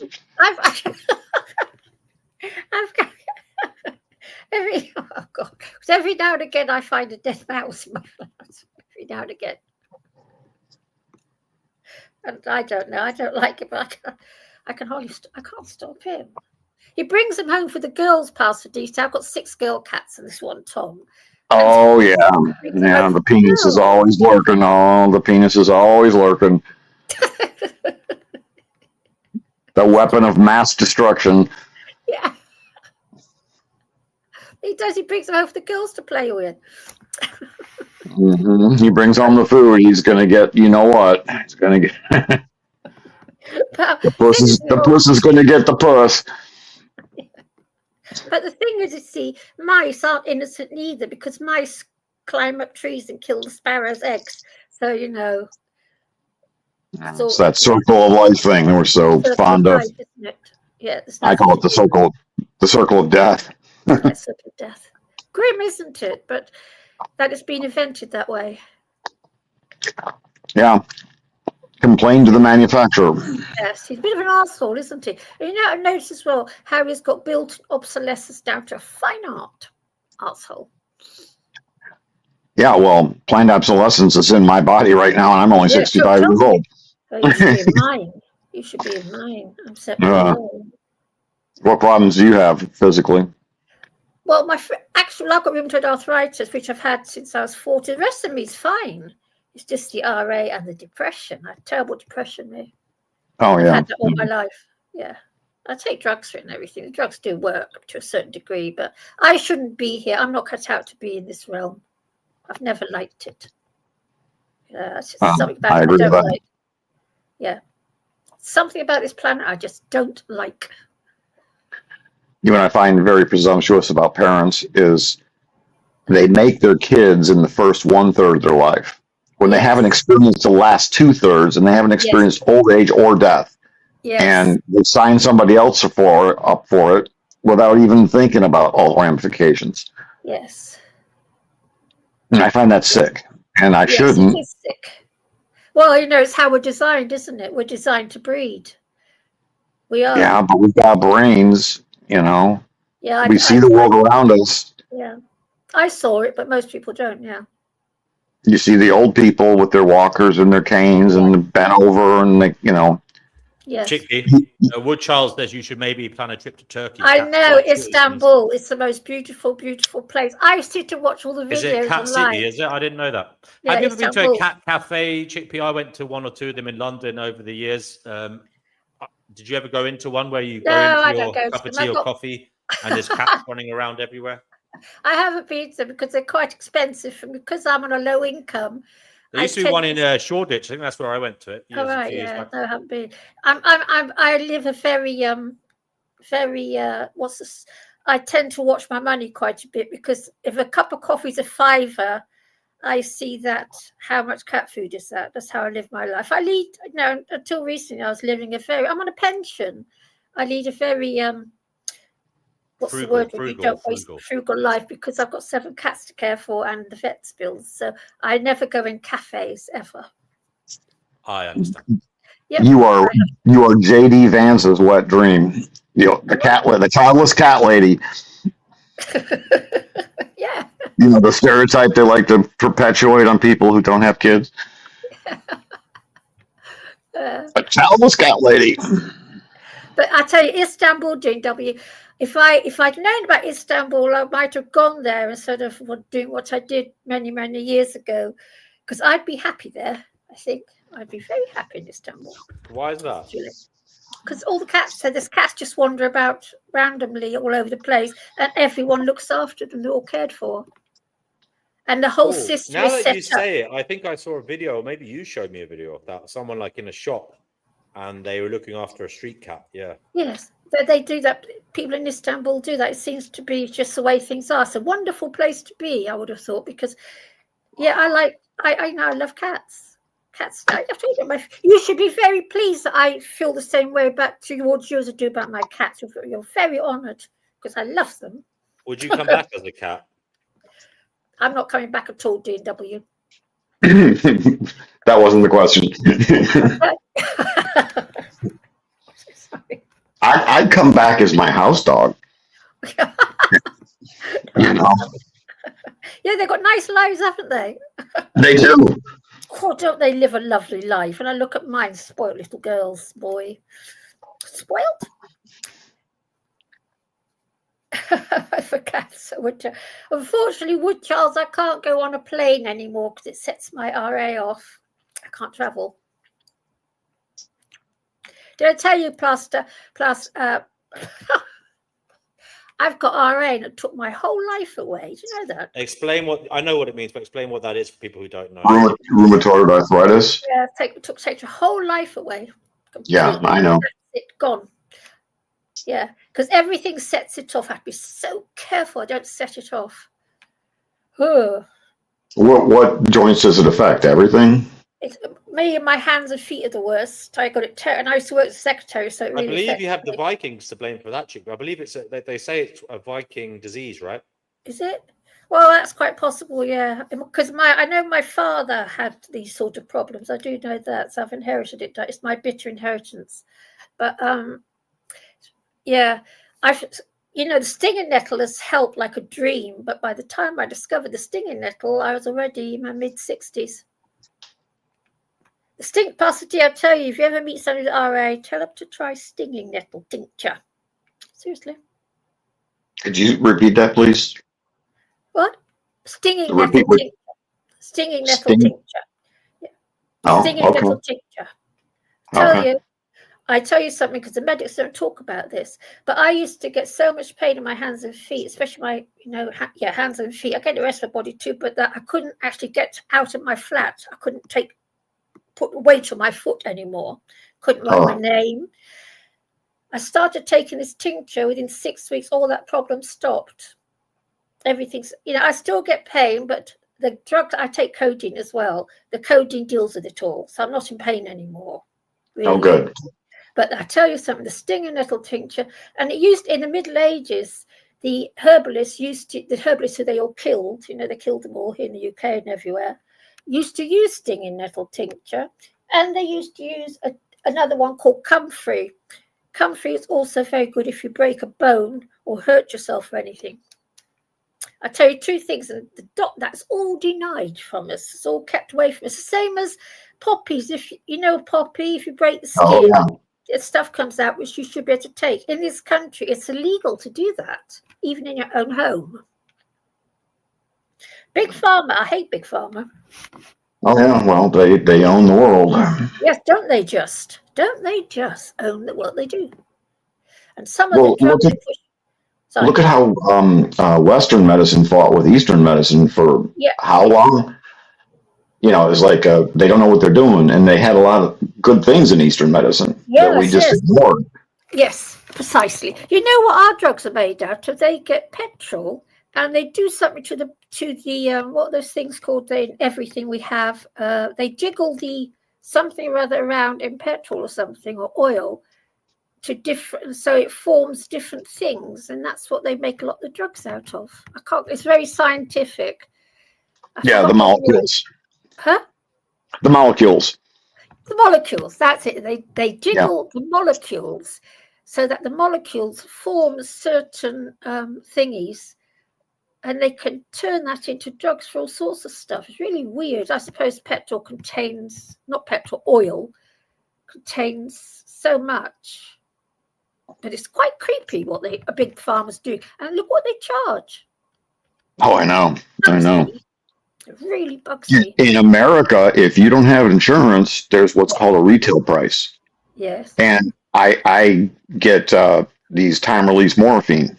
And one time, for some reason, it didn't process through my insurance. Yeah. And it was $425 for a 30-day supply.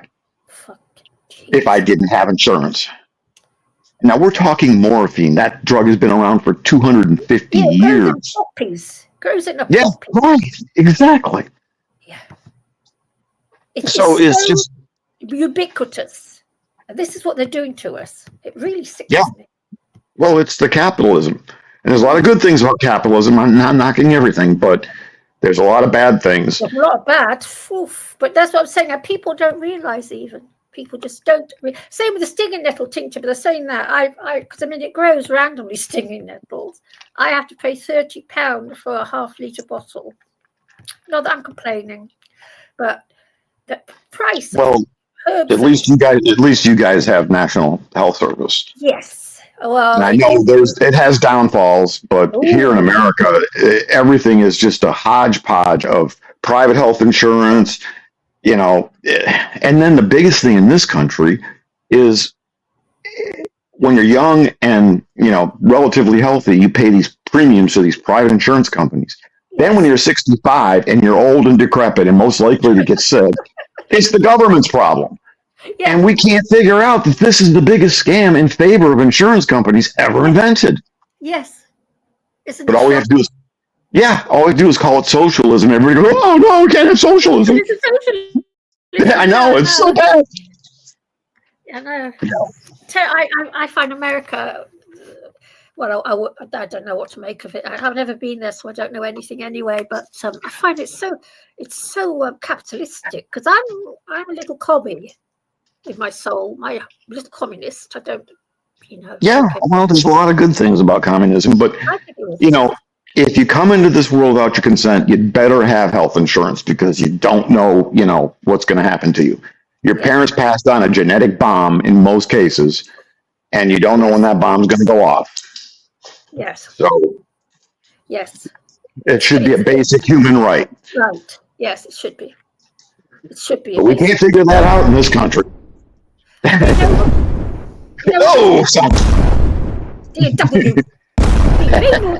Gets me past today that even if you want to grow your own opium or whatever, you're not allowed to. It's illegal. No. Yeah. Right. Certainly nothing. But you can't do sod all in England anyway. I'm surprised we're allowed to grow daisies even, because I'm sure there's chamomile. I'm surprised we're allowed to grow chamomile. Can't do sod all in England. But you're not allowed to grow some poppies and then the thing. Because I did discuss it with a policeman just to make sure. Many years ago, because I thought I'd go more for fun, just to make myself high, Right. Now, we had a big problem here with the opioids because I had a pretty bad injury back in '98, and I was taking methadone, high doses of it by a doctor. It wasn't just off the street drugs. Yeah.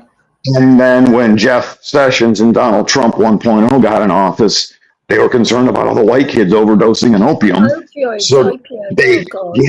They just cracked down on the whole industry. Yes, they're starting over here now.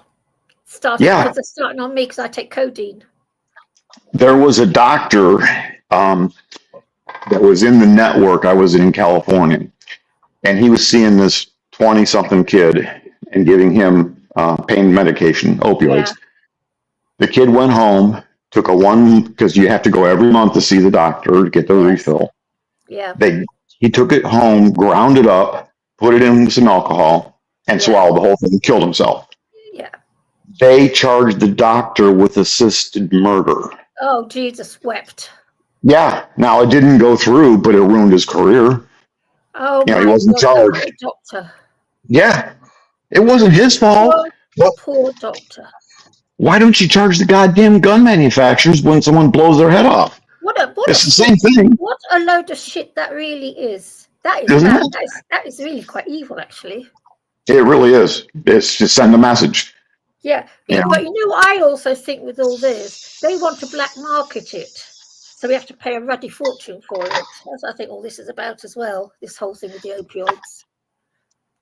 Yeah, it's just crazy. It's sickening. And they're starting in the UK now. My GP's starting on me. Well, fair enough. I'll just take more stinging nettle tincture. It doesn't really matter. And I've started taking. I'll just start. It's probably for me a good thing, actually. But I've been on codeine for 30 years and it hasn't. Yeah, me too. Well, not 30, 25 for me. 30 years. Ever since the RA started, I've been on it. Bloody sickening. Well, at least you have guaranteed health insurance. Well, it's artist free, so yeah. But that's coming to an end as well. I hope not. People like me. Why do you say that? I can tell you story. Well, I don't say it on here, but I could tell you a couple of stories you'd find very, very hard to believe. I can't say it on here because I don't want the police knocking on my door. It's that brute reality. But I'll just go private if the worst comes to the worst. So, yeah. But you know what? The standards have lowered so much. My pets get better medical care than I get. They get treated like little queens and a little king. Well, good. Yeah, it's very nice to watch. It's lovely to see. What pisses me off is when my dog gets terminally ill, he'll get treated humanely. But when I get terminally ill, I'll be a profit center. I can't check out. Yes, and it's sickening. It is sickening. Yes, I know. But, tell me about it. I could lay down with some girl tonight and just willy-nilly make a human and pass on all my problems to it, genetic problems. Yes, precisely. But people can't see it. I don't know why. Why can we see it? Because we're different. I've always seen it from that. Well, I saw it from the ugliness of it. I saw my mother pregnant and I was so horrified by what I saw. That was enough for me. So I've been this way since I was a little girl. But, I just haven't got a good word to say on the subject of natalism. Not one good word. Never have. I just don't understand in any shape or form, unless maybe you're trying to trap a billionaire as a female. Yeah. I could see that. I could see her point.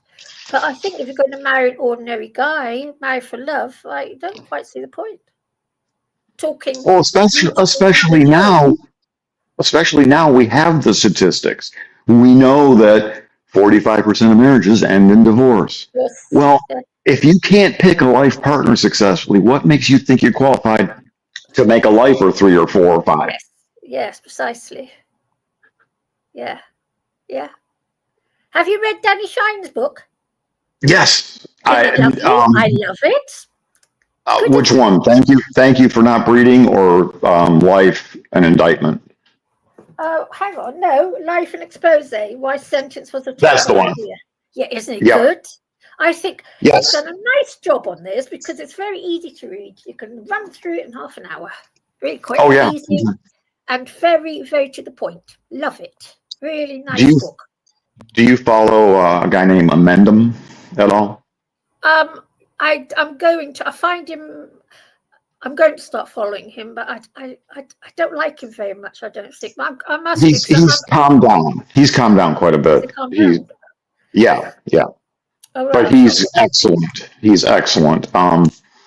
He reviewed Danny's book on his last podcast. He's going to do it like in 2 or 3 different podcasts, and he's got some really insightful things to say.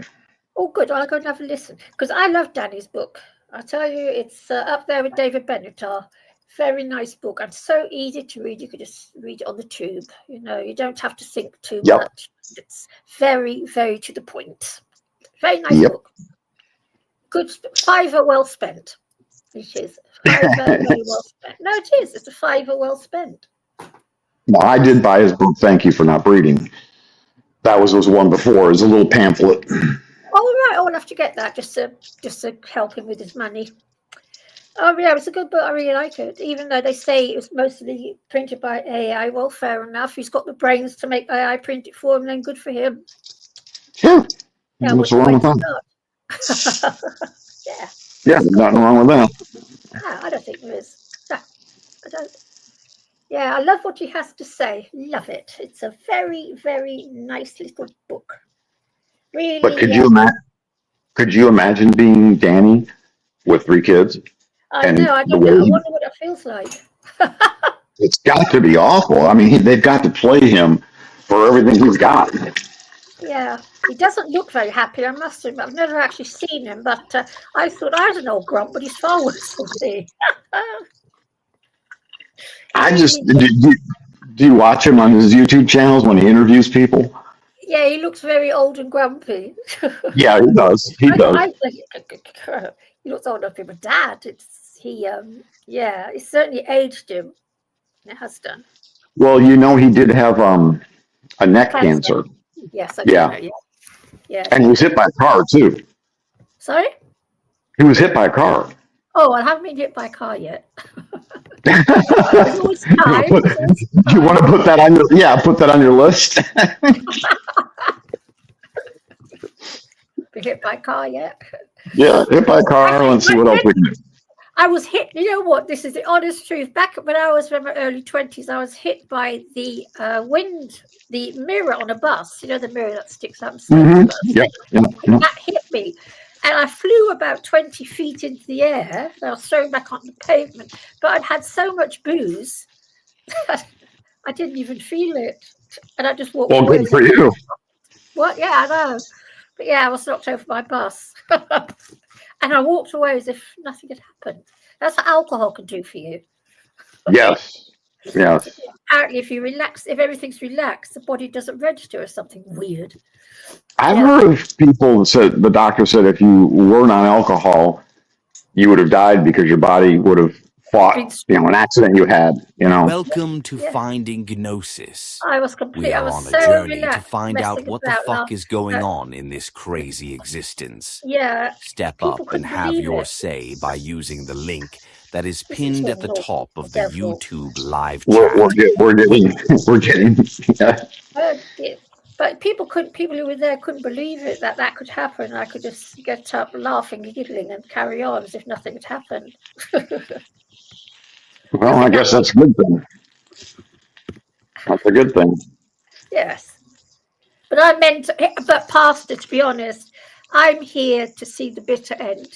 So no matter what happens, nothing will kill me until the grim bitter end on this planet. Well, I hope you live a long and happy life. I really do.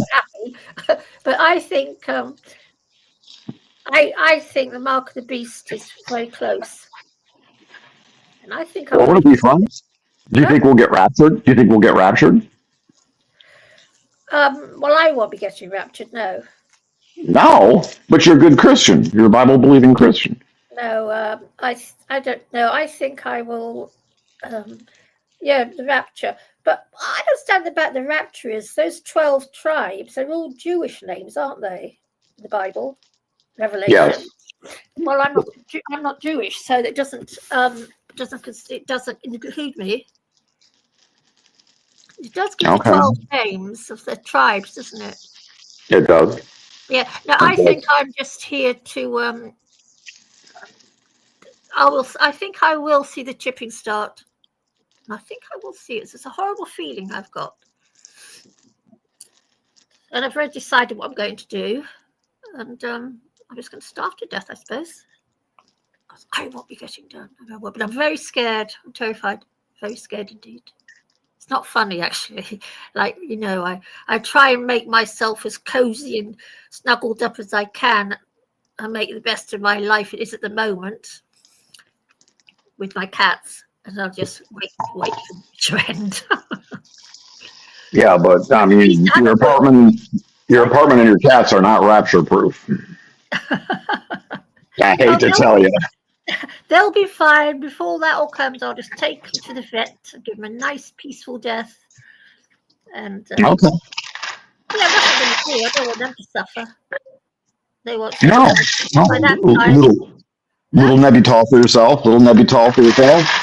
I wish. You know what? Pets, don't they get beautiful deaths, though? They do. I put down 3 of my dogs. Yeah, don't they get a beautiful death? Lucky little things. Yes. We have to suffer. Yeah, we're the ones. Because when you hold a cat in your arms, I've had quite a few cats die in my arms. Oh. Well, you just hope. Well, they're dying. They're old. They're ill. You know, I can deal with that. It doesn't, as long as their death is painless. They've had a good life, and you just hold them in your arms, and they're given the injection, and their little bodies just all of a sudden, poof, they're dead. They get a lovely death, and I just take them home and bury them. Yeah. No, I put my last pet was a Labrador, and he had cancer at 13, and he was playing intense frisbee up to the second to last day of his life. Yeah. I mean, and then he just went. It was like the battery just died. Yeah, I had a cat do that on me, a tomcat, a ginger tom. It was heartbreaking. I didn't even know he was going to die. And then I went into the living room in the morning. He was laying dead on the sofa. Died from heat stroke, apparently. Oh, wow. Okay. It was a very hot summer we had in 2022, I think it was, yeah.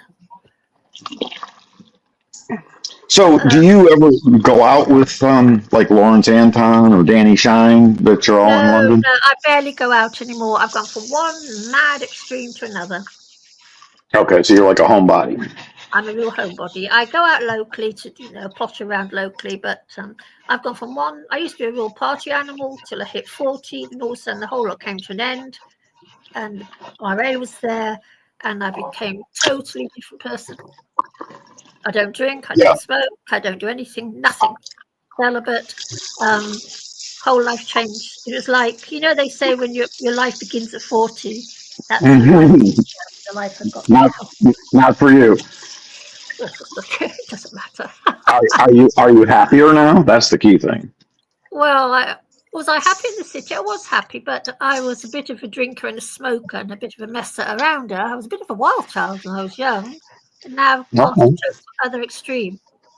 Now you're a teetotaler. Yes. I don't smoke.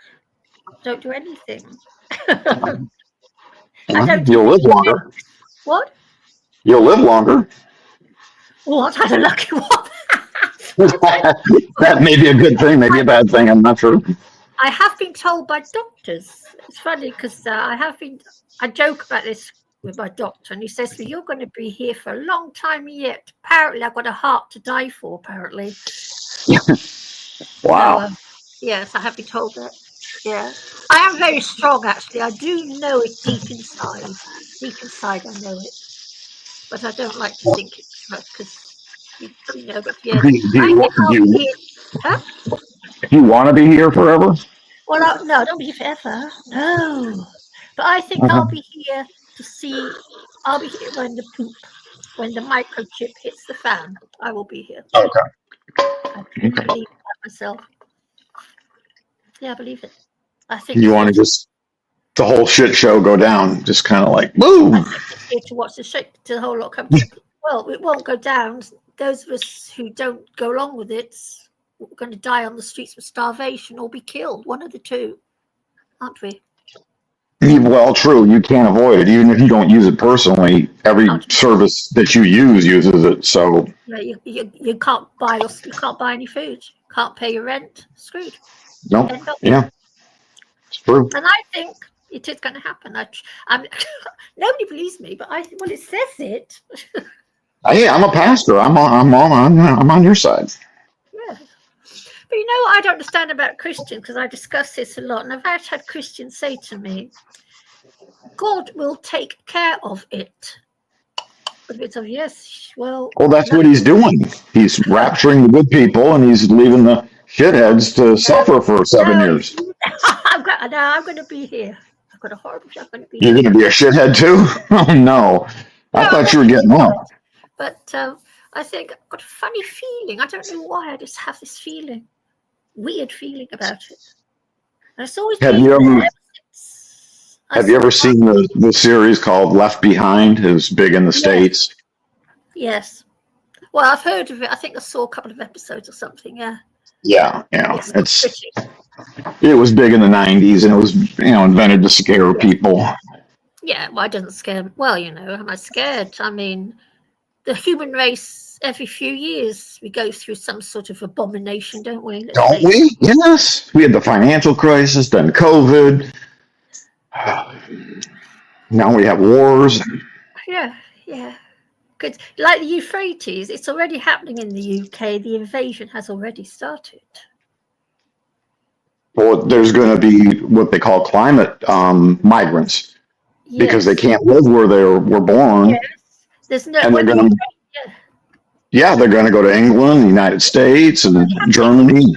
Yeah, it's already happening. It's not being talked about. Mainstream media doesn't talk about it. I've noticed. It doesn't get talked about, but I can see it.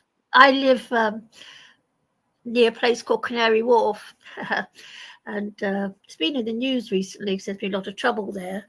I can see it. Are a lot of these people that come from other countries, are they bad news or just like other people in general? They're a totally different culture, aren't they? Right. Culture. It's the culture. Yeah. And this country's not big enough. This silly little country. It's a small country.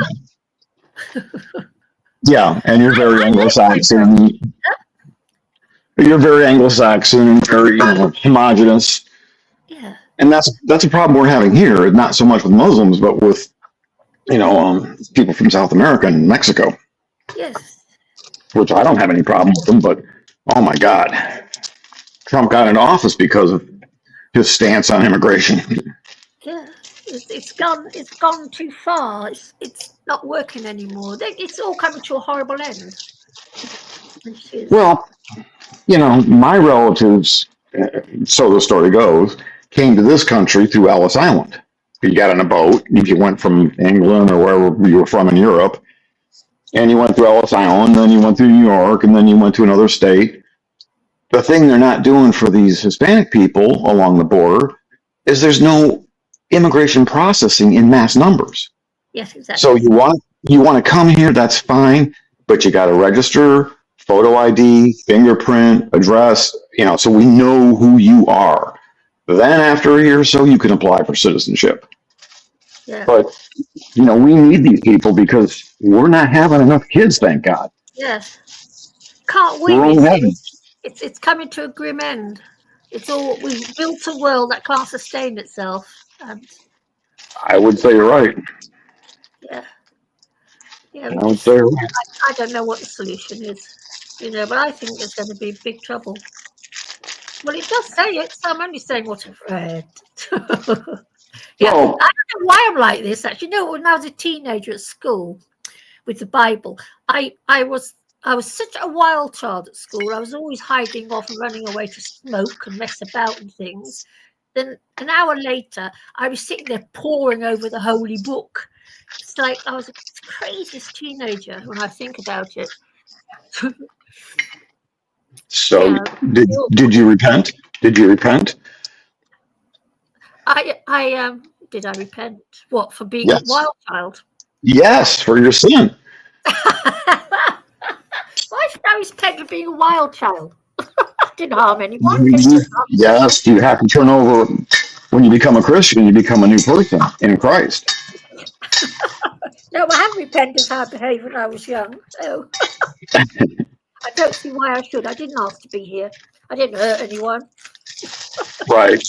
Well, he sees all. You know that, right? Yeah, I know. Well, he shouldn't have put me down here then. I agree. I said the same thing. Why the fuck did you do this to me? Yeah, he shouldn't have put me here. It's his fault. It's not my fault. I can't help it. Well, actually, it's your parents' fault. Yes, it's their parents' fault. Yeah. Yes, it is. Yeah, my mother should never have me. She made a big mistake, my mother. Yeah.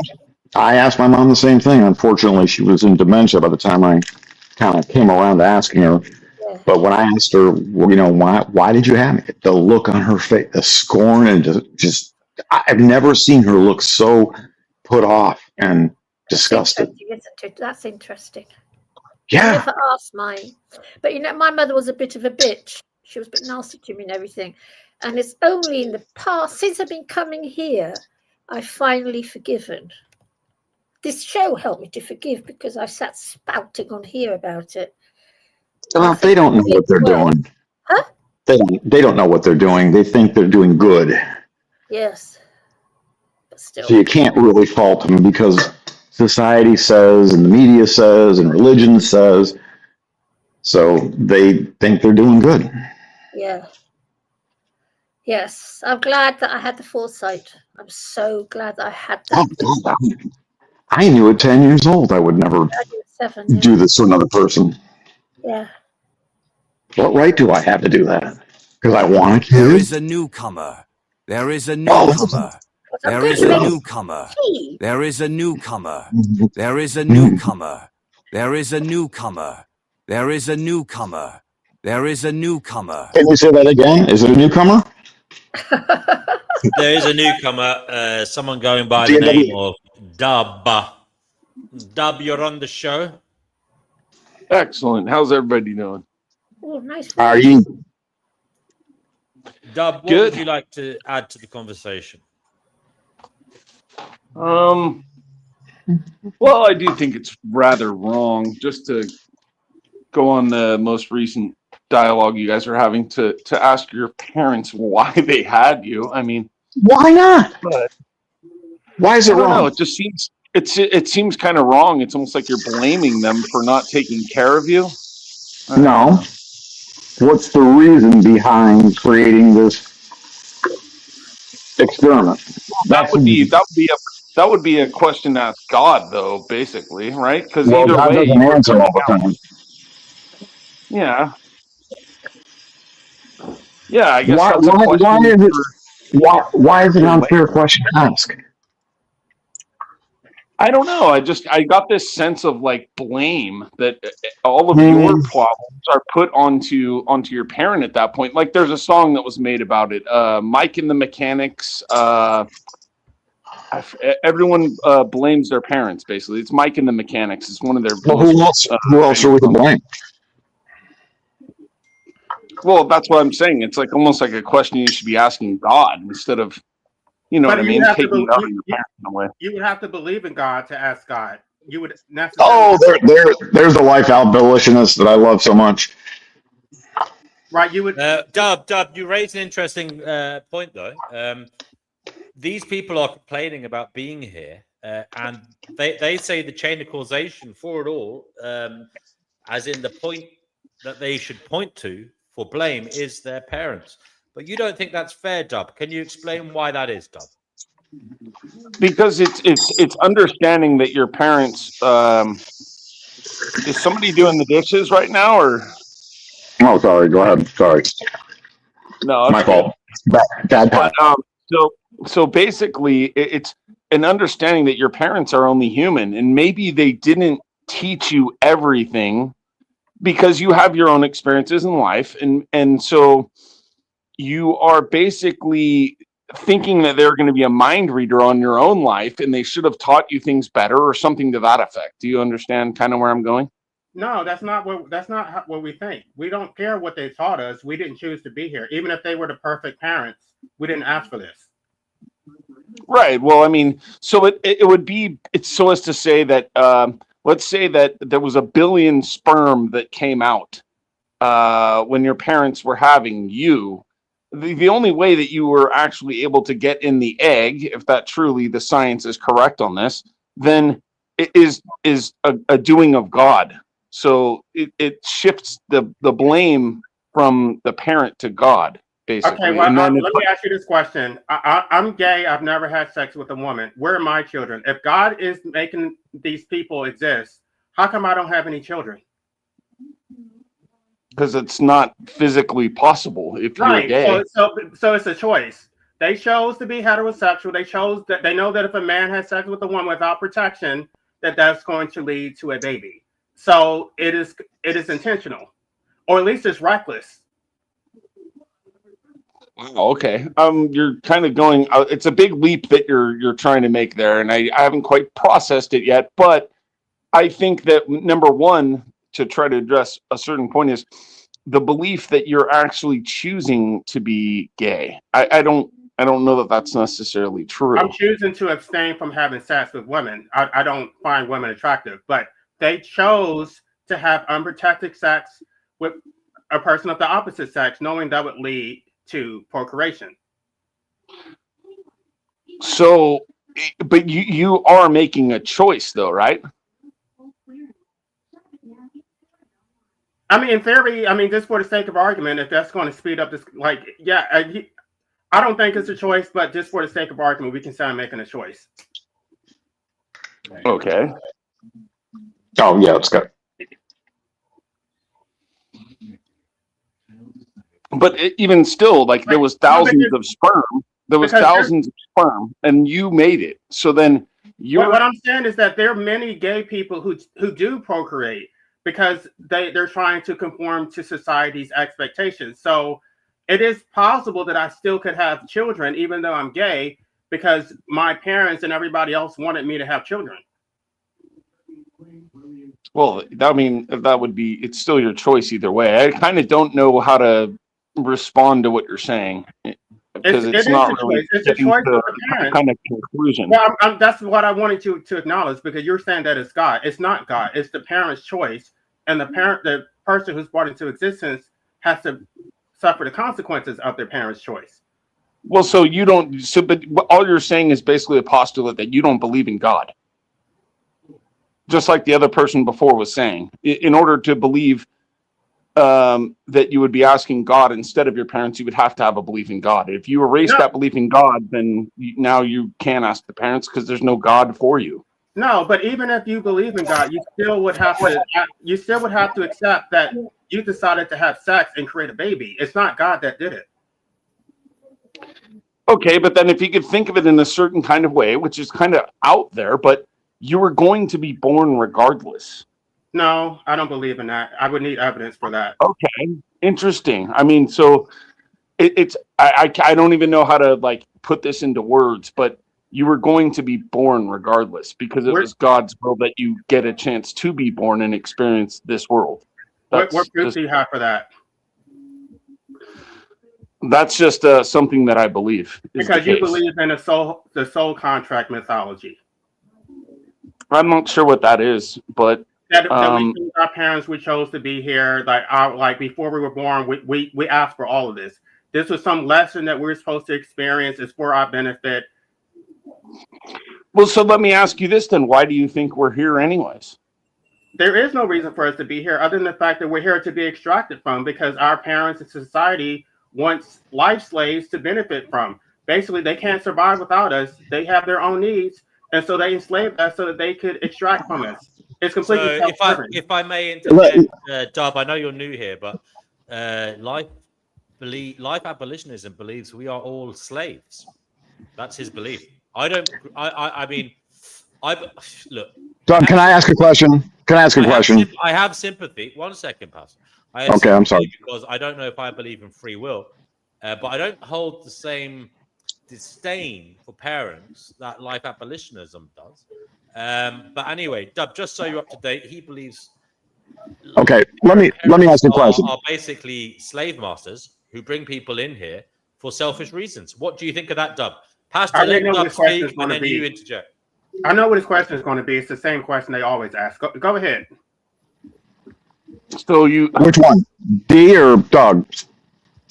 Let Dub speak, please. Show some decorum. Can you say the question again? Because I'm for some reason my brain is having trouble, like really coming up with an answer. Life abolitionism is of the view that parents are basically slave masters who enslave people by bringing them here, and he views it as entirely selfish and not at all in the interest of those who are brought here to be enslaved. That's his belief. Okay, so my answer to that is basically somebody who would believe in such a system does not believe in love at all, because for purely the sake of bringing a slave into the world, it doesn't equate love into the whole system whatsoever. So it's clearly somebody who they've been neglected in their life in some kind of way, and they haven't been able to reconcile. That's not true. But this is my interpretation. All right, I want to chime in here. Let me just make a quick comment. We're going to let Life Abolitionism respond, and then we'll have Pastor. Go on, Life Abolitionism. They do believe in love. I'm not saying that love doesn't exist, but they don't procreate to give love. They procreate to receive love. You can't love someone who doesn't exist. So you create a being so that they can love you, and you feel entitled to that love, but it's completely self-serving. And I disagree. So I'll just disagree. Ask any woman on. There's tons of channels about women who have kids. You'll never know a love greater than your child. That's all they talk about. Right. Is what the love they get out of it from their children. It's not because they're giving. You can't give love to guys, someone. I think. Look, I'm trying to see where you guys are meeting here. You say you believe in love. Life. Dub says you're forgetting that procreation can be an act of love. Now I want to chime in. No. Hold on a second. Do you admit that? Do you agree that it can be an act of love? No, absolutely. It's impossible to love someone who doesn't exist. What do you think of that, Dub? Well, I think that you're pretending that people can't project ideas about love, and that seems like a rather sad viewpoint to me. I don't know. They love what they can get out of it, the potential that they can extract, that they can. So you're saying that they love the fact that they're going to have to take care of this person, feed this person, provide their this choice, person. Right? Their choice. It's a return. Yeah, on but that's what love is.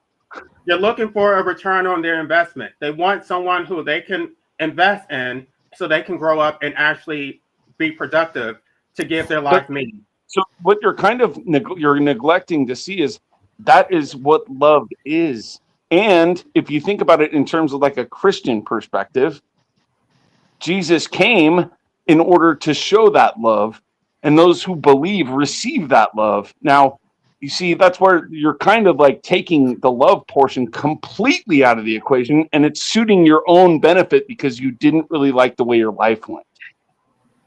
All right, I want to ask a couple questions. Pathologize. You're obviously you're a Christian, right? Yep. You've got to believe there's a burning hell, right? Yeah. Okay. So even Jesus said the gate is narrow, but the path to destruction is wide, referring to very few enter through the narrow gate. What right do parents have to put my soul at risk for eternal fucking hellfire? Again, so that what you're doing is don't give me this love shit. You're projecting the blame onto your parents rather than I'll tell you what. The question of why your existence should be addressed to God. Okay, well, I can't get a lot of answers from God, and I do believe in God, but I don't think I have a conversation skill with him. He doesn't text me, that's for sure. What benefit was it for my father to die when I was 12, leaving me 12, and a brother at 8, and another brother at 5? What love was that? Yeah. Well, you see, it's the same idea that atheists come up with when they say, why do bad things happen to good people? I mean, that's not a question. It's a question that's above the pay grade for most. Can we take a step back? Can we take a step back and talk about what the Bible actually says? Let's look at Job and let's look at Jeremiah. Both were cursed the day that they were born. They didn't blame their God. What Job and Jeremiah said is that they wished that they were ripped out of their mother's womb. They cursed the day that they were born. They did not blame God. They blamed their parents. They said the day that. What did Job say? Job said, I can pull up the verses, but no, you're correcting to bring Job into it. You're going on the right path with what this conversation is. I agree with where you're kind of going with this.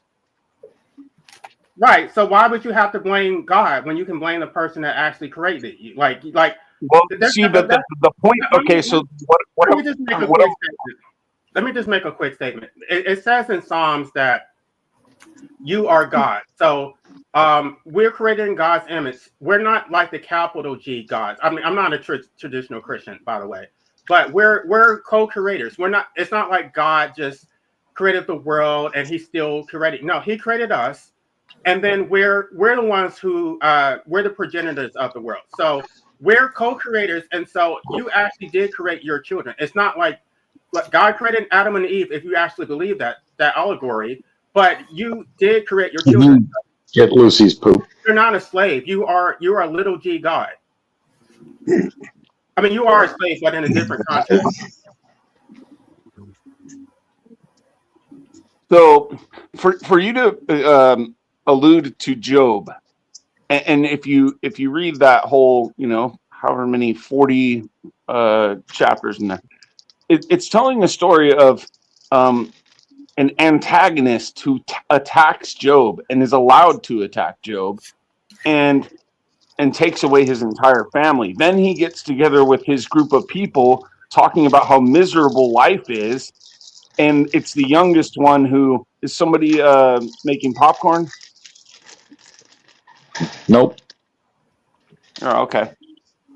Well, so and anyways, and then so what the idea here is, when you find out and you read towards the end, when he says, "Yes, I have to repent," because even Job says he has to repent, and then basically God's talking to Job and says, "Well, have you ever? Do you even want to meet Leviathan, who destroys everything?" And so the idea there is that, yes, we are here going through the experience of life, but in order to be saved from the destroyer, then you have to grapple with life and what it is, but you don't want to turn to God and blame God, because that's a big mistake. Okay, so first of all, God destroyed. This started from a wager between God and Satan that basically Job could not be tempted to turn from God, and so he destroyed his entire family, inflicted all these curses on him, made his life a living hell, and then all of a sudden at the end, Job did not turn away from God, which he should have, by the way. He absolutely had every right to turn away from God because God allowed this to happen. God destroyed his family, and then God gave him another family, as if families are replaceable. Completely unethical, completely sadistic.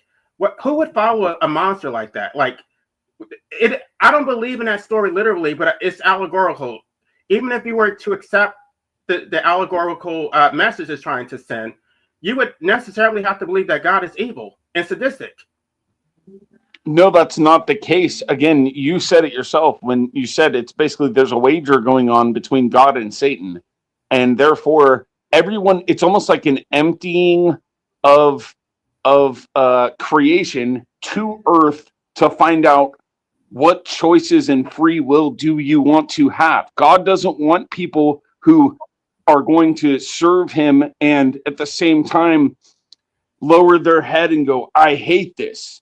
God's looking for those who worship in spirit and truth. So you have a choice that you have to make, and your spirit isn't going to be put your head down and go, gosh, this is a miserable existence. So everyone gets hold on, just wait a second. I'll finish really quickly. So everyone gets emptied from the spot they were at before to go to earth to figure out what exactly they want. And I think that's kind of why we're here, because the other people, you're going to make decisions and you believe that you want to be with Satan or God. Here you go. There's just the two choices. Okay, excuse me, but you said that you said that Job had to repent. The whole point is that Job had nothing to repent. Job did nothing wrong. This was a wager between God and Satan. So you believe that Job was sinless? That's not the reason that he was being punished. It had nothing to do with him. It's not about Job wasn't being punished for sins. No, I'm just asking you I'm asking you a simple question though. I'm just asking you. You believe Job? I don't think that it's relevant. Even if he wasn't perfect, he was made in a way that God made him to be. Job was a good man. Okay, because you're not answering the question. I'll just move forward. Do sinless people have to repent? There's no such thing. There's no such thing as a sinless person. That's the whole point. God makes you imperfect and then punishes you for being imperfect. I'm confused, guys, because you're saying, correct me if I'm wrong, but didn't we start out in the Garden of Eden? Weren't we expelled to live in this shithole? So why would I love it here, Dub, if I'm living in a shithole? Because it is a nasty, bloodthirsty place. No, you don't. Well, you're correct, though. You're correct. So you're not supposed to love the earth. You're not from this world. So why would I want to bring another soul into it. Why would I want to do that? Well, because you love your partner. That could possibly go to hell forever. No, that is the problem. I love a partner. Doesn't mean I want to breed. That is the problem. That is the core problem, is that Christians are very worldly. They're not spiritual. They're clinging on to this world. They fear their own mortality. They want to gain mortality through their progeny, and they're not willing to let go. They're clinging to this life. But Dub, all you're doing. That's what I don't understand. You're saying they don't have any faith. They don't have any faith that they're actually going to get an eternal life. Hold on. So then I need to understand what she's actually saying, so then I can address it. And let me speak to her. You were talking about the world being beautiful. Why shouldn't you want to bring someone into this beautiful world? This world isn't beautiful. It's a bloody bloodbath. Every year we kill. Oh, Noodles is here. Every year, for a start, we kill 92 billion animals. Their blood's everywhere. We'll start with that. Why would I want to bring another soul into that? Hey, Noodles. Hey, you know what happened today? Don't derail the conversation, please, Noodles. So let them guys have their discussion, if that's all right, because it is interesting. Dubs is new here, so allow him to speak. Okay, so again, it's the idea that there was a necessity to empty, let's say, the Garden of Eden, to empty it. So everything. Where does it say that? No, it doesn't say empty. Okay. Where does it say that? We were expelled. Are you going to let me answer the question, or did you want an answer? Okay. Well, this is the idea behind it. Because these things happened in the garden, basically, everyone is emptied into this world so that they can make decisions and get wherever they're going to get in the next life. That's kind of the nutshell. They were expelled. They were expelled from the Garden of Eden. That's what it says. Because I'd be quite happy there. Okay. So the idea here, though, is that at the same time, so was the serpent. Because the serpent doesn't belong there. If the serpent was never there, then those things wouldn't have happened. You understand? So everything gets emptied, and then things go back. But why anyone would want to bring another being into this hell holds a mystery to me. I have to read a history book. My goodness! So you're saying that sex should never happen? I mean, I don't get it. I really don't. have a whole different take when it comes to sex. Is nothing but a hormone. Hold on, we have too many people talking at the same time. Like, please, let's try to have order. Sex, okay? Sex is a hormone. We like sex in the same way we like food when we're hungry and water when we're thirsty. We are filling a need that has been put into us by our DNA. Because our this DNA is a lie. That is not a lie. That is the truth, actually. No, it's a lie. No, she's speaking the truth. Oh, okay. You think so? Okay, I have a comment about Christianity in general, because we're making a lot of assumptions about God and all this stuff. No, it can't. It's the other way around. The egg came after the chicken. People did not have any meaning for their existence, and so they looked up to the sky, made up some stories, right? Looked up at the stars, looked at astrology, made up some stories to a post hoc justification for why they exist, and now we're supposed to accept it. No, they existed for thousands or however long they existed prior to these allegories that were written in the Bible. And so, yeah, you have to make up a justification for why you're doing this, because you don't want to accept that your life serves no purpose. So it sounds like you believe in evolution, then. I don't. No, I would say I'm agnostic. Right. An agnostic person just says they don't know, so therefore they shouldn't be held responsible for anything, right? I didn't know. I would start with we don't know. I didn't say anything about not being responsible. So how does a person come from a standpoint of saying I don't know, but then they try to hold validity with their opinions? Kind of doesn't make sense. No, they're never held responsible for anything at that point. What it means is that I can't prove a negative, so the burden is on everybody else. The Christians, the the Jews, the Muslims, whoever believe in their theological rubbish, that they have to prove to me why their rubbish is actually true. I don't have to prove anything. I mean, I don't actually have to prove anything to you. You have the right to make your own decisions. Right, but and again, what the problem? God, you're speaking about God as if this is an established fact without providing any evidence. No, because the main problem is it's called a postulate. If you look up the definition of the word postulate, you'll understand what the conundrum is. But then you will understand also that you have to make up your decision for yourself. And I'm not responsible for trying to convince you, because that's exactly what a postulate is. It's somewhat similar to the idea of the word faith and what the definition of faith is. You don't have to convince me, but I'm talking about parents. Why my parents decided to create me, and then they used some Christian rubbish to try to justify the fact that they enslaved me. That this was God's purpose. They didn't do it. God did it. I don't want to hear that shit. Like you did it, and you owe me. So again, it's getting back to something that just sounds like you're angry with the way your life has turned out. Can I just say something? Can I just say something to Dub? Okay, Dub, I can assure you, your desire to breed is hormone-based. I know that to be so because unlike the rest of you, I have been spayed like a cat, okay? Everything was taken away. I've been spayed the same way we spay our cats. And the day I was spayed, my sex drive went and it's never come back. We are led by our hormones. We are hormonally designed to breed. Take away the hormones and the way you spay a cat or castrate a dog.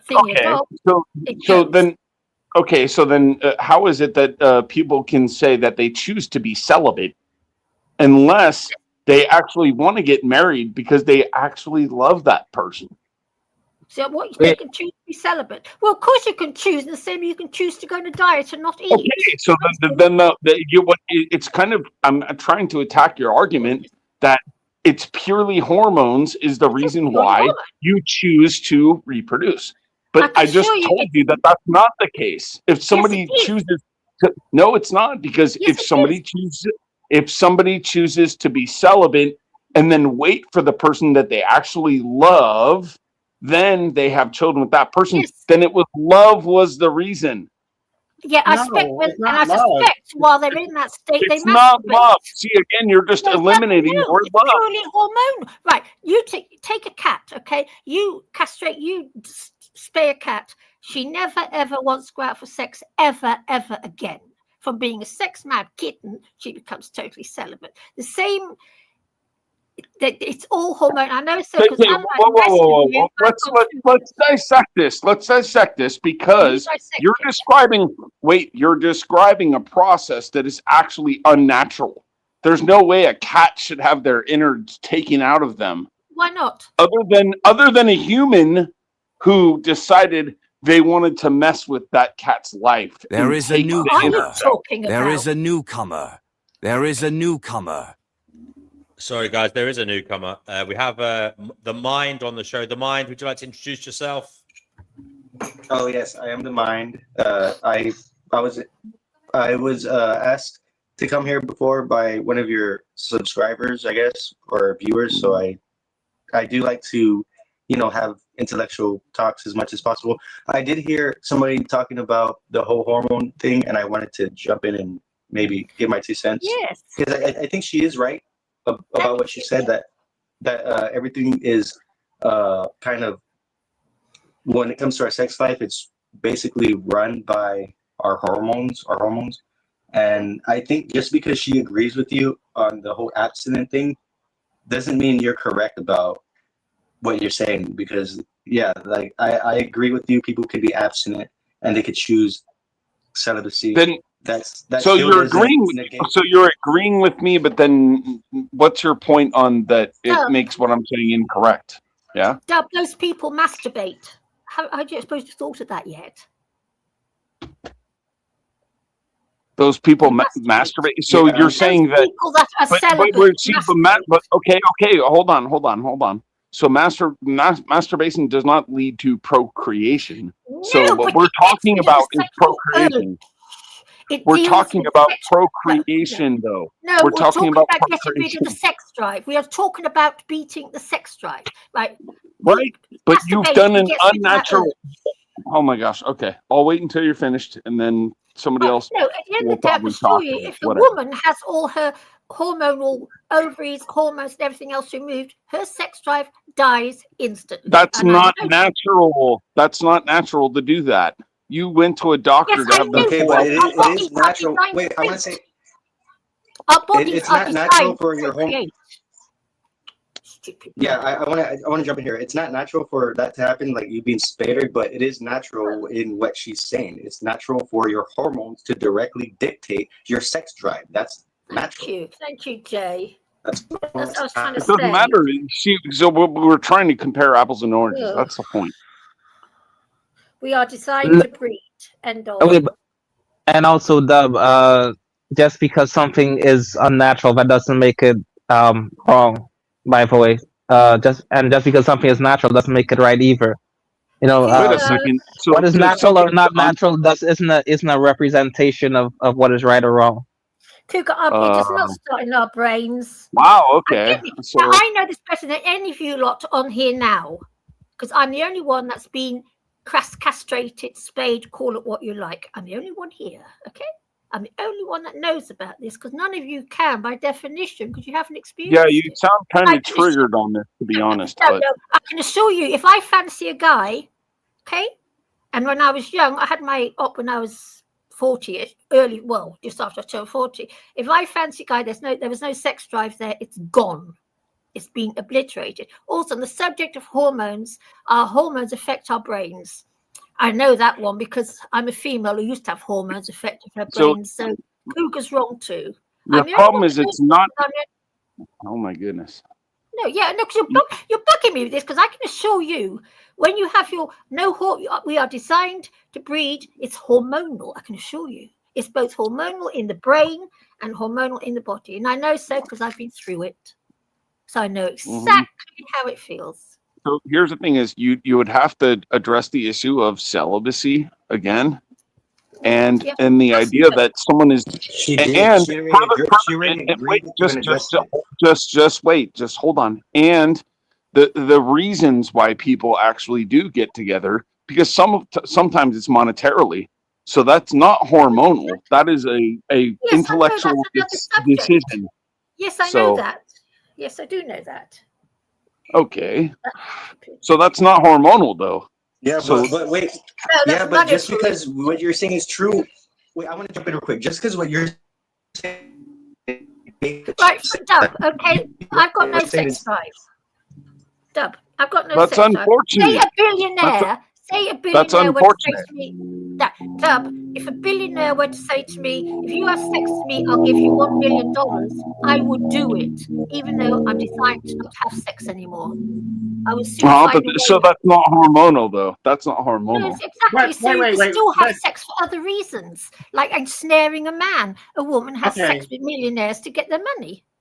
But humans have the same drives that animals have. They procreate for the same reason. Like love is a post hoc justification. It's not like, do you think that animals procreate just because of love? Like love is a social construct. Yes, it is. Love is not okay. I'm sorry. I'm way too involved. No, love. I'm talking about romantic love. And I've done research on this. Like love is basically a bunch of serotonin and dopamines like flow into your brain that makes you feel happy when you see somebody. It's not. Yes. It's not. Yeah, real. That's a natural reaction. It's a natural reaction to what your experience is on Earth. That's what it is. But specifically, romantic love is not real. That is a social construct. Like there are other types of love that are real. Prove it, though. Prove it. You can't. No, well, I could pull up the paper that I researched that showed that it was this like a bunch of hormones, that it wasn't like based on anything. Like it's like you don't even notice. Yeah, so anyone could write a paper about anything, but it's not necessarily that you have to take that as truth. No, because they actually studied people and they actually observed their actual like hormones as they, and and their motivations for why they were doing what they were doing. So, I mean, I could pull up the paper. But I don't. Well, I mean, I don't okay, so let's just say that if somebody has a child out of this scenario where I'm saying love is involved, so it's outside of love, they have a child. That child's probably going to end up with a miserable existence because their parents didn't actually have them in love. They had them because they were a mistake. No, they had them for. They're all mistakes, though. They're all mistakes. Well, yeah. See, and that's the crux of the argument. That's complete bullshit. Well, love is not based on anything. Love is based on that you have like you've accepted someone's persona and you have an attachment. You don't really know this person. You don't actually know someone. Even what if do you okay, prove that. How do they not know that person? Okay, because LA.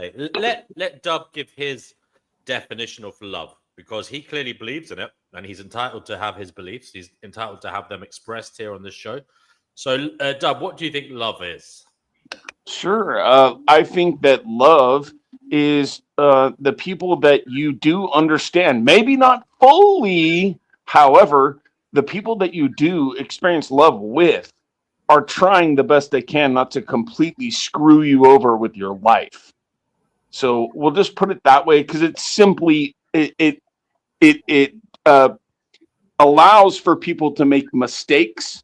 But then if those people that do make mistakes come up to you and go, my goodness, I don't have any clue what's going on in your brain, in your situation. I'm sorry for what I've done. That's love.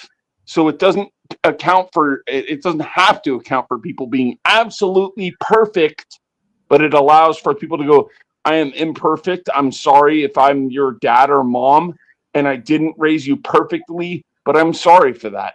And that is love, to come up to somebody else and go, yeah, this is an imperfect world, and I apologize for not being perfect. That's love.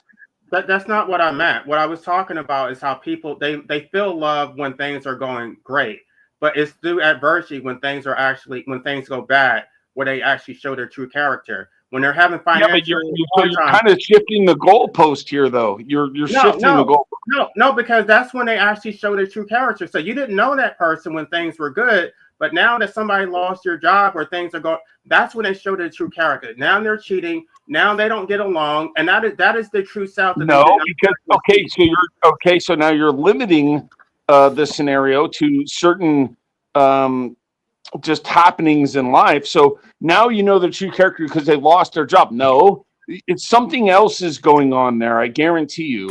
And there's an intimacy that you've lost along the way. It's not just that they lost their job, because everyone can go through problems in life, ups and downs, and they can still have love for one another. But you're saying they never knew each other in the first place. I think that's a bullshit cop-out, to be honest. No, look at the divorce rates. Well, like back in the day, people couldn't get divorces because like marriage was permanent, but now that they're able to get divorces, marriages never last. Well said. I want to jump in here real quick. I just want to say, I think he's literally talking about the whole, if everyone's just always happy-go-lucky, they're in the relationship and they're never like addressing any issues or fighting or anything. I mean, that is a fake relationship. Like you get to, I agree with what he's saying. Like you actually know who somebody is when they're put under pressure and when they're actually like under some type of stress. Because if all you see in your partner is them happy and you don't know how they react or how they are when they're upset or frustrated or angry or something, then you don't know who the person is. You don't really know who that person is until you know. See, you're going with that. You're kind of going with you're going with the cop out though. You're going with the cop out because you're placing all of the blame on the other person when it was actually you probably that made the other person unhappy. No, you fell in love with a false persona. Like you don't know the total sum of that. Bullshit. You fell out of love. You weren't treating them correctly. So you have to put some of the blame on yourself, but it seems like you're projecting all of the blame on the other person.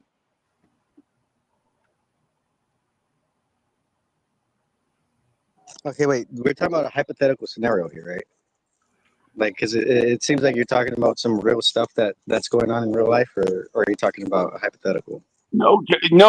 What I'm talking about is you said that somebody has pressure in their life or something, and this and that and the other, but the problem is maybe you're the one putting the pressure on that person because you are not treating them correctly. So you conveniently have eliminated yourself from any kind of culpability, and you're putting it all on them.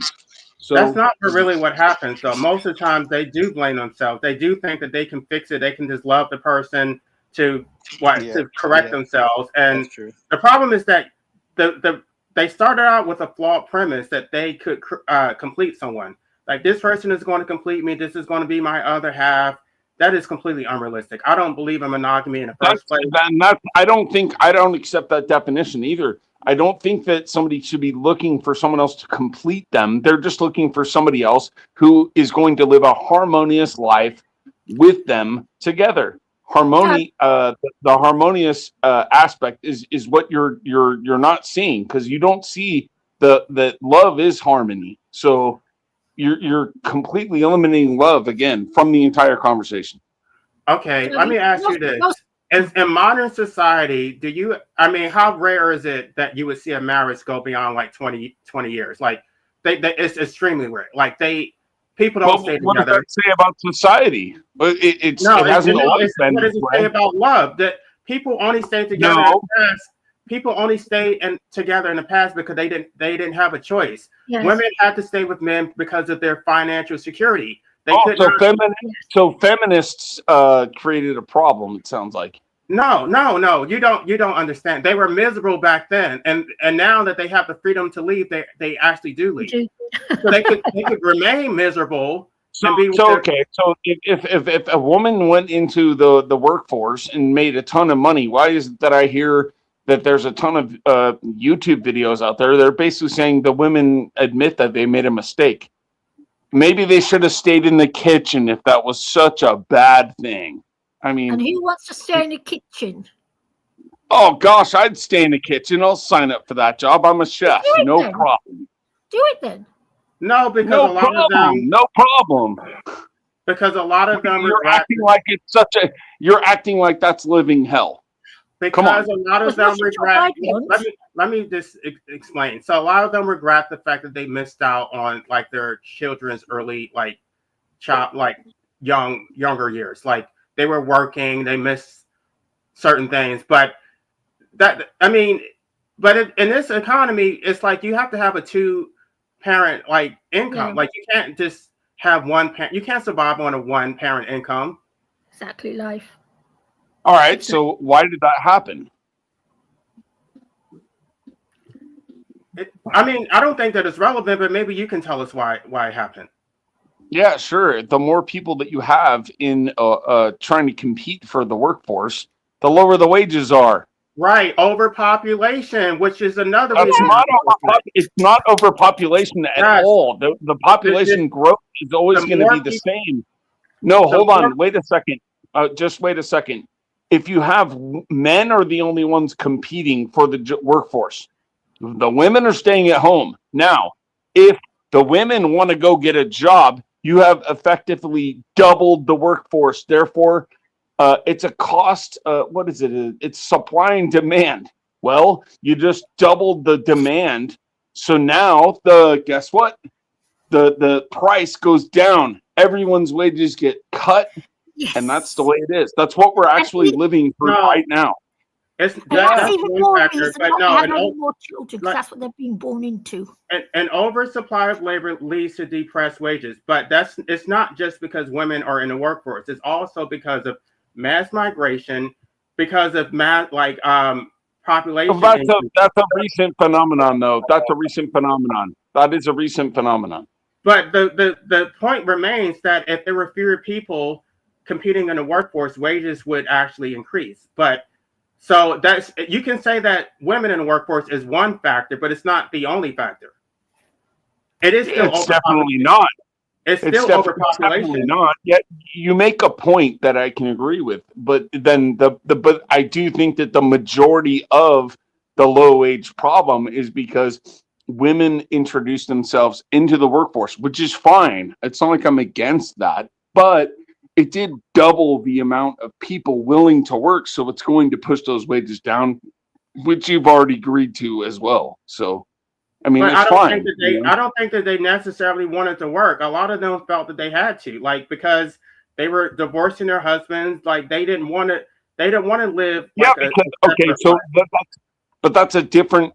It's a different discussion that gets very, very deep. If there's somebody out there right now in the chat, hit the StreamYard button. Come up here and explain why women were so dissatisfied with having to stay home. I realized, hey, look, that could be a very boring life. However, I mean, if your husband comes home dissatisfied all the fucking time, that could be miserable. But for me personally, I'm not married, never been married, but I would come home very extremely happy to see my wife. Yeah, like no problem. No, but you would be happy because you're the man. But how would you feel as a woman that you have to just bake cookies and raise children? Like, that doesn't sound fun. Sure. Speaking of the woman, 1 in 4 women are victims of domestic violence. 1 in 4. So I'm not surprised women don't. Yeah, but you're getting into something that can't. It's like this can't be. It's a deep conversation. Why did these things happen? You'd have to break it down. Everyone's different. It's very, very hard. Speaking as a female, because I mean you don't know about that, but I don't know how you know. Speaking as a female, most men have the potential for violence. I'm lucky I can sense it. Most women can't. But I tell you something, if I had a husband who hit me, I'd be gone the same day. Sure, you have every right to do that. 1 in 4 women are in that position. But yeah, most women have to stay even if they were the victims of domestic violence. That's why I don't have kids, LA. Yeah, well, the problem, I think part of the problem is people look outside of their marriages to read into statistics, and then they try to apply it to their own life when they actually had it really well off. That's why a lot of these YouTube videos out there, they have women saying they divorced their husband because they thought it was greener on the other side. And then now all of a sudden they're starving for attention and wish they never did what they did. Yeah. Okay, but what about all the YouTube videos of women who enjoy being child-free? What about that? And single? No, I'm sorry. I've never seen those, but... Come on now. And this is what I'm talking about. You can throw out anecdotal evidence, and so can I. I've seen tons of videos from women saying... Anecdotal. It's not okay. So just because that's not what I'm experiencing, YouTube shoots out random feeds to people... And I have never seen some woman out there praising the fact that she divorced her husband and is allowed to just go do whatever she wants. I haven't seen. I've seen those videos. So look at Chelsea Handler. Okay, I haven't. Do you know who Chelsea Handler is? No, never heard of her. Well, she's a famous comedian. She talks about how she loves being child free. She never wanted to get married. She never wanted. She's to have a children. comedian, right? Bro, comedians just say whatever they want to make money. No, how are you going to believe that person? No, but they interview her like she still is a person. Okay. She has her own Here. Let me try to give this to you, and we'll see how you take it. Robin Williams was a comedian as well. Guess what he did to himself? That's a complete. Come on now, I'm just pointing it out. I'm just pointing it out. Wait, what is your point? What is your point with that, though? Those people will say anything, and they'll try to paint a pretty picture to make money. No, you're talking about Robin Williams, whatever, doing the ultimate act. What does that say about him? It says he was unhappy. He was unhappy with his life, but he was telling jokes about things and presenting things in a certain way that ultimately he wasn't happy. Okay, right, you're trying to pathologize now. Is what you're doing. You're saying that anybody who does that act is illegitimate. They shouldn't be taken seriously because they don't even know. I can't exactly say that because there's the example of Samson in the Bible, which he was allowed to take his own life pretty much if you read into it a little bit. But not everyone's that way. So if you acknowledge and accept that there are comedians and people literally on TV and in the mainstream media who are saying things that aren't true, like it's cool and it's good to be single and not have kids and stuff. What makes you assume or think that's not happening on the internet as well? Ash, can I say something, Dub? Because I still want to say something to you about the fact that you think it's wrong for people to spay their cats and castrate their dogs, their cats. Yes, you think that is wrong. Have you seen what happens to cats that aren't spayed? Have you ever seen it? It's not a pretty picture. They die earlier than they should. They die earlier than they should. They get pregnant all the time. No, I shouldn't say that. I shouldn't say that. They don't die earlier than they should. Well, they but did. if they are spayed or something like that, they live longer. So Yes, I'll put it that way. Yes. The female cats are perpetually raped. They yes, like it's a horrible life form. That's what this I fight tell over you. them. They're raped. Oh my Yes, gosh! really, Where did I'm you come telling up with you. this from? They literally will attack the female and right. force her. Like that, you have like 10 male cats like just trying to fight over this one female. The pretty picture. Yeah, that's called nature.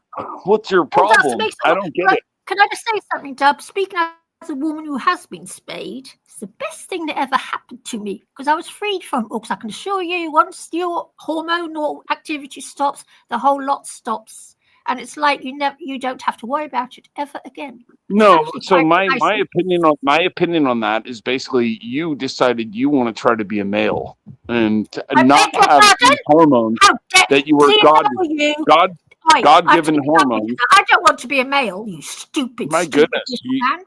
You're triggered. Yes. You got How triggered. dare you say I want to be a man? How dare you? Well, I just did. How dare you say that? Wait, I want to be a man from the tea in China. Okay. I'm still a female. True, I can assure you. Just do you think that doesn't mean to say I want to be Is your argument that she wants to be equal to men, which she should be equal to men? Is that what you're saying? I don't want to be equal even. I don't even want to be equal. I just want to be a female. No, but I mean, there's a point to it because if you use birth control, men don't have to suffer the consequences of being reckless. Women usually do. But when you use birth control, you basically get, you get to be. So here. I'll try to break it down. I'll try to break it down. Hold on. I'll try to break it down. So with you extracting certain things from your body, which probably produce, let's say, estrogen, for a term that we can understand. And so now you don't have some of the things you should be producing. Therefore, you are producing probably more of a male perspective. Really? And where would I be producing what these I would male say. hormones? That's the not male true. hormones are produced in the same place. That's not What true. do you mean that's not true? Because it would happen anyway. It would happen after because it would happen after menopause. The same thing would happen naturally.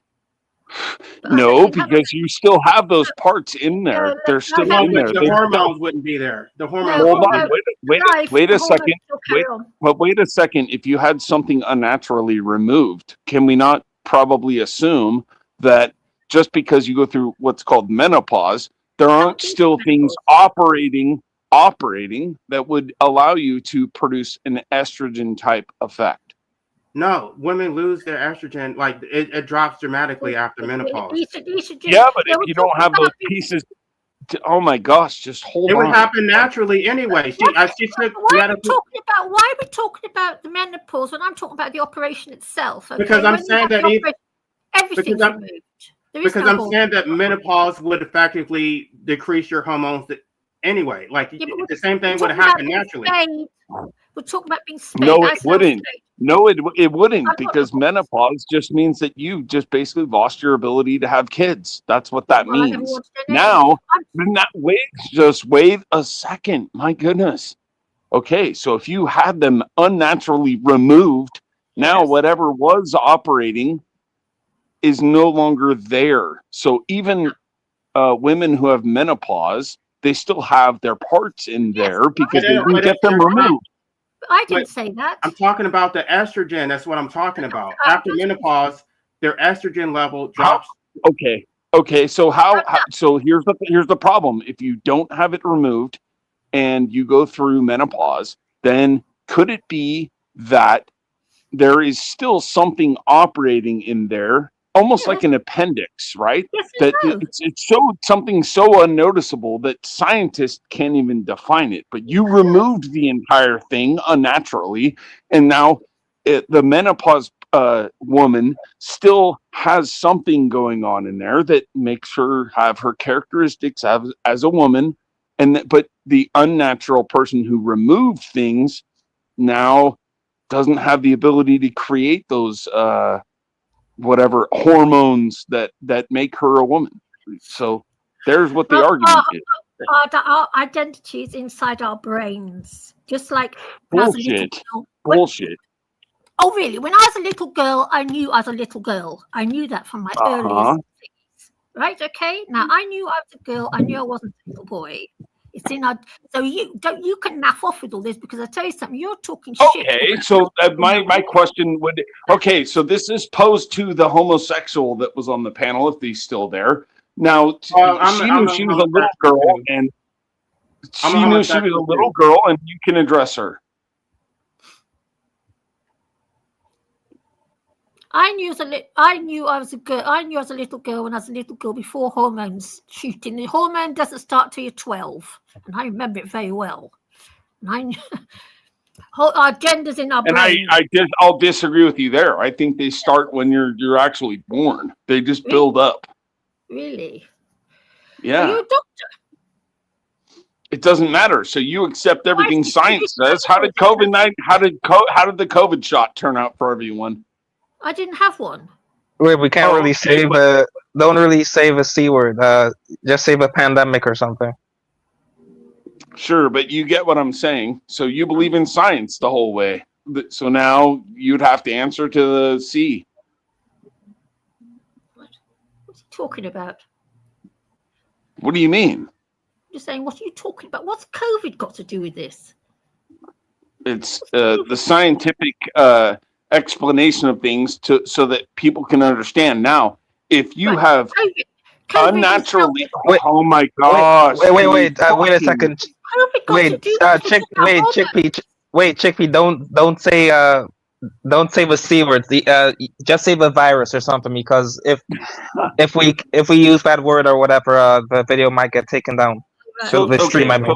The problem is this: you have unnaturally taken something out of your body. I'm saying that if you do that, there are other things that science has not yet defined in which you lose out on as a female. That's what I'm saying. Really? So menopause now lets a female naturally lose their ability to have children, but it still has other benefits in terms of providing something to the female anatomy in which you can operate the way you're supposed to. That's what I'm saying. So you suggest to operate like a man, are you? I'm suggesting that's what you've done to yourself. Yes. You can. D&W, I'm a bit fed up with this, because I take your umbrage being called a man. That is a bit. I don't mean to offend you. I'm just trying to. I want to say, Jackie, get your ass on here, lady. It's about. I don't mean to listen. Jackie. I don't mean to offend you. On the sidelines, being the lazy one, living vicariously through us. Why don't you come on here, participate, add something? Not in my fucking. The link's in the live chat. That goes for everybody. You see, the problem here. Laughing emoji. I mean, how? Bro, the problem here is that she is going off. You are a stupid little Nancy boy, and I suspect. No, you see the problem. The medical terminology. It's called a natural menopause, and there's a surgical menopause. So a hysterectomy is considered a surgical menopause, but in terms of the hormones level, it's the same. Like it's very low estrogen. But I'm simply just saying that there might be something that scientists are missing, and you're disagreeing me based on scientific studies. So you're saying you agree with science, and that's why I brought up the C. No, but you're focusing on the fact that Now, I've had this up 30 years ago. Bro, you've gotten seriously triggered by this. I'm sorry. I don't need to rile you up. No, what I'm saying is that even if you didn't have the surgery, the same thing would have happened naturally. That's not true. I just told you. No, it's called a natural menopause versus a surgical menopause. It's the same thing. No, I don't think so. Exactly the same. But what I'm trying to tell you is there's no way that science can absolutely tell you 100% what is actually going on, and what you ripped out doesn't provide other benefits during menopause. You can't say that that's an absolute truth. I'm only talking about their estrogen levels. That's it. It doesn't matter whether you're talking about estrogen levels or something that is not yet defined or anything like that. So is that a lump of meat you've got sitting on that plate there? Yes, I thought you might put those. I mean, to be honest, she's very aggressive, and so that's why I would say you pulled out your innards and you're very aggressive. And I'm not trying to actually troll you or get an emotional response. But Dove, that's aggressive. Wait, Dove, that's kind of a sexist and misogynistic, right? Because aren't a lot of women naturally aggressive at times? It's not. But a lot of women are naturally aggressive at times. How is it misogynistic? Go ahead. Because women should be allowed to be aggressive at times if they want to be, right? Yeah, that's fine.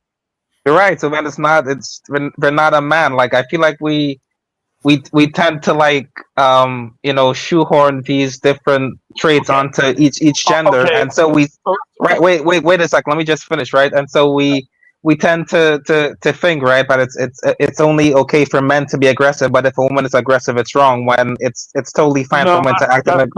That's not what I'm getting at there. So you're trying to make an argument based on that's not what we're really talking about. Physically speaking, women grow like hair on their chin for certain reasons, and it's a overproduction of testosterone versus estrogen. So. Where you're trying to go really isn't where the conversation was, but you tried to inject that in a way. I want to welcome Noodles, please. Noodles, what have you got to say? Okay. I apologize for misunderstanding you, Van. I'm just saying, actually, I do not grow hair on my chin. Fucking cheek. If you did, I won't hold that against you. Whatever. God made you the way He did, and it is what it is. Let's move on, guys. Noodles, what do you want to say? Like a real umbrage. I guess it's not that big a deal.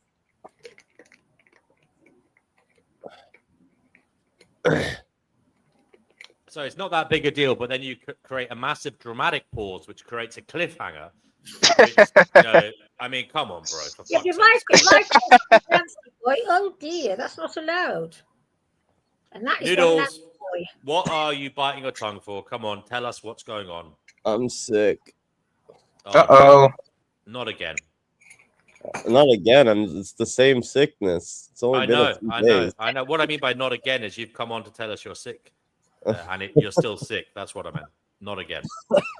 How is the yogi? Bless you. Have there been any changes in your symptoms? I guess they're getting a little bit better. And have you learned any Gnosis since you've been sick? Have you started to appreciate life a little bit more? I mean, I just feel whenever I get sick, I feel really sad about my parents and mortality, and I just He's always an antinatalist again. Yay! I just feel like death is always closer than ever. It's like death seems closer and closer, and that becomes amplified when I'm sick. And yeah, I don't know. I think about a lot of my regrets and all my cringe moments in life and all the stupid shit that I've done. And anything in particular come to the fore with regularity? I don't know. Just most of the embarrassing stuff I've done that I don't really want to share. Fair enough. Okay, we have a Christian believer here. He is here. He was mainly here talking. He wanted to address chickpea and life abolitionism. But Dub, seeing as you're here, brother, what would you like to say to Noodles, who says that sickness, his ongoing lurgy, has brought to the fore for him feelings of mortality, feelings of the fact that death here is inevitable for his biology. What do you say to him as a religious man, as a Christian man? Well, it's pretty simple. That's a very common thing that you're going through. I think that most people eventually reach the fact that they are only merely mortal, and then you're searching for why you're here. Yeah, that's kind of like it's a natural reaction of most people. Not everyone's like that. So go read the Bible. Go read the Bible. I didn't say I was searching for why I'm here. That's fine. I was just giving you the answer that I would give. So there you have it. Okay. Yeah. Has it made you feel sad, Noodles, though? This fact that you are going to die, is it saddening? Yeah, it's like I really need to, like, I don't know, like, hold on to who let the dogs out? Whoop, whoop, whoop. Dubs, if you could mute yourselves when you're not talking, that would be good. You know, Bridget Bardot died today. Yeah, 91 years of age. Oh, where do you go after you die? That's a question for you. Yeah, I don't care. Bridget Bardot died today. That's a shame. And you sound like you're a very expert panel verse type person. You just jump from panel to panel and be kind of morbid. And for me, you know, she should be remembered for her He's talking to Noodles. Her work with animal rights. Yes. And but she wasn't a vegan. She was pescatarian. She ate fish. Yeah. Tell me why animal rights are so important. She was a hypocrite, but it's better. Yeah. It's better that she did help the animals that she helped than if she didn't. So you know, I still respect her for the work that she did. Dub, one point at a time. Dub, you find it a little bit worrying, do you, that Noodles isn't concerned with life after death? Dub, are you there? We seem to have lost Dub. Maybe it's a temporary issue. Sorry, Noodles. Just saying that despite her hypocrisy, I'm grateful for the work that she did for animals. And there was, you know, there's some controversy that I read about. You know, I saw a lot of comments, people leaving comments calling her, you know, far right, and that she's racist and a bigot and all this shit. And I'm just thinking that everyone's calling her a racist, right? And so I look up what it was that they were calling her a racist about. And of course, it's the same old stupid shit that isn't racism. You know, her criticisms of Islam, and what's crazy is that she got fined 15,000 euros for speaking out against Eid, which is like this ritualistic mass slaughter of animals that Muslims do once a year, right? And it's like, can you imagine you're speaking out against a horrific atrocity and your government fines you for that, and they called it inciting like racial or religious hatred. And it's like, oh, okay, so if my religion says that I can do like awful things to animals, women, and children, all I have to do is move to France, and no one can talk shit about me, or the government will like find them or arrest them or some bullshit.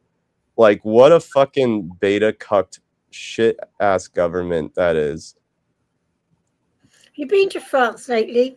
You ought to see No. the States. It's been destroyed. It used to be such a beautiful country. I've been to France, Paris. Kugaduma's here. Kugaduma, what would you like to add to the conversation? Oh, yeah. I don't really know. This kind of has gone everywhere, hasn't it? Yeah. It's okay. You guys are doing great. I'm just gonna lurk here. Yeah. If you have any questions for the scientists, yeah, I'll be around. I'm just flicking through X or Twitter as it used to be. It's Twitter. And apparently, the Irish government has announced their intention to ban anonymous social media accounts. They want all social media accounts to be ID verified, and they want to introduce an under-16s ban similar to Australia. And they also say they will use Ireland's presidency of the European Union next year to push new laws to block anonymous keyboard warriors from spreading hate and disinformation online across Europe, at least across the European Union. I'm so sick of this. I'm so sick of the So what do you think, guys, of the fact that countries around the world are looking to ban anonymous social media accounts?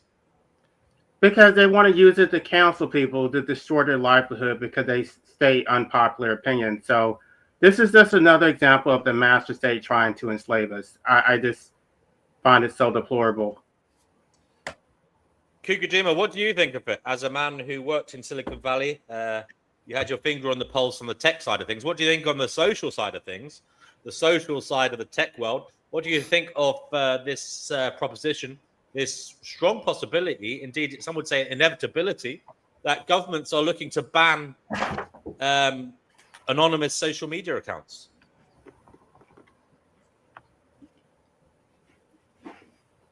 Kugaduma, you are muted if you're trying to talk. Yeah, I was trying to change that. Well, okay, so the answer to that is don't have anonymous user accounts. People will just create accounts that aren't anonymous. They'll create accounts, they'll have all these sock puppet accounts that Mickey Mouse 2383, right? And so I don't know what they're really claiming they're going to do. If they're going to require people to have like an ID to use social media, and the ID has to be verified, then this is $1 billion. This is $100 billion project to set up identification protocols. Remember, this has all been discussed for like 30 years, and there's a reason why we don't have real ID for the internet. It's because there's really no such thing. You're never going to show up at some office somewhere in some government building and present your ID like you would for a visa. They're just not going to do that for the internet. There's billions of people, and each of these people have hundreds of accounts, and they're just not going to do that. So this is all feel good. This is all bullshit. We've been here before. Nothing came of it. Nothing's going to come of it this time. Probably after a year of having this kind of talk, it'll just quietly disappear. Is my thinking. I don't know if I wouldn't be so sure. Haven't they brought in ID verification for various segments of the internet in the UK? For example, to get on a porn site in the UK now, you need to verify yourself as an adult. And now that's different to showing ID. You don't need to upload your passport, but I believe you need to put yourself on camera to show that you're an adult, or you can upload your passport if you want to. In Australia, they've banned social media for under 16s, Kugaduma, and that means that you have to upload your ID to prove your age over there. So this is a thing that is happening, Kugaduma. So why are you so? You're saying for porn you have. I'm just saying that it's one thing to bureaucratically. It's one thing to bureaucratically say, we're going to do this and we're going to save the world. It's another thing to actually accomplish anything. That's all I'm saying. How do you know that, DNW?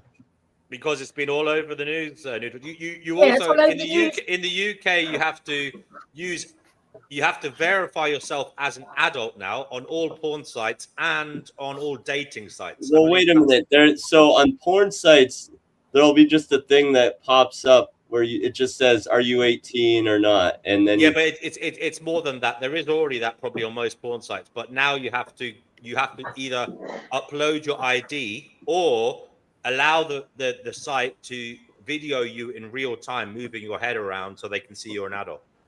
GNW, this is nothing. I'm having I bet they find it hard to believe that my bank account is actively monitored by the government. Right. Yeah. So basically, all I'm trying to say is there is this push for people to verify themselves online already. Cougar, it is happening in Australia and the UK, perhaps in other countries as well around the world. So, what do you think of it all, Cougar? What do you think of it? Okay, fine. For free speech. Yeah, fair enough. Let's just take that approach then. I was taking the technical approach and scratching my head and not buying it. But let's go your direction instead. So what do I feel about it? Well, first of all, I don't know that it's a free speech thing. The way they're going to position it is if you're a social media company and you don't implement these controls, then your company can be fined, taken offline. It's going to be on them. It's going to be on them to do it. Once you're in the system, you can say anything you want, right? So the punitive part of this is going to be on the media companies. And honestly, are they going to allow this? I know they did it in Australia. I know they passed a law, but corporations will often just sit back and see what happens with policy. And then when something bad happens for their bottom line, they swoop in with their lawyers and their lobbyists and their buckets full of cash, and they fix it. So again, I'm a little bit skeptical, but just taking your approach. Okay, so let's say that these social media companies can't host children anymore. Okay, is there a downside to that? So I haven't thought too much about it. At the moment, there is the site 4chan, and basically, actually, it's not just porn sites. It's like anything with adult content on it. So Reddit, etc., etc. All of these sites, you have to have an ID check and an age verification system. And if you don't have one, the UK government will fine you. 4chan has been fined. 4chan are saying they are not going to pay anything to the UK government. But the problem is, it may be the case that eventually governments block access to sites within their jurisdiction that do not either have the verification or pay the fines.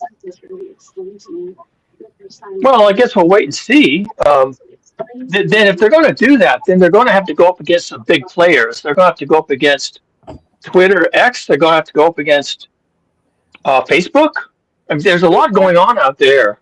And then, okay, so 4chan, everyone knows what 4chan is. It's a cesspool. So it's that, no one's going to defend 4chan, but someone's going to defend Facebook. So where does this go? What's the future of all this? I don't really buy it. But even if they do it and they kick teenagers off of social media, then I have to sit back and say, okay, so where's the downside?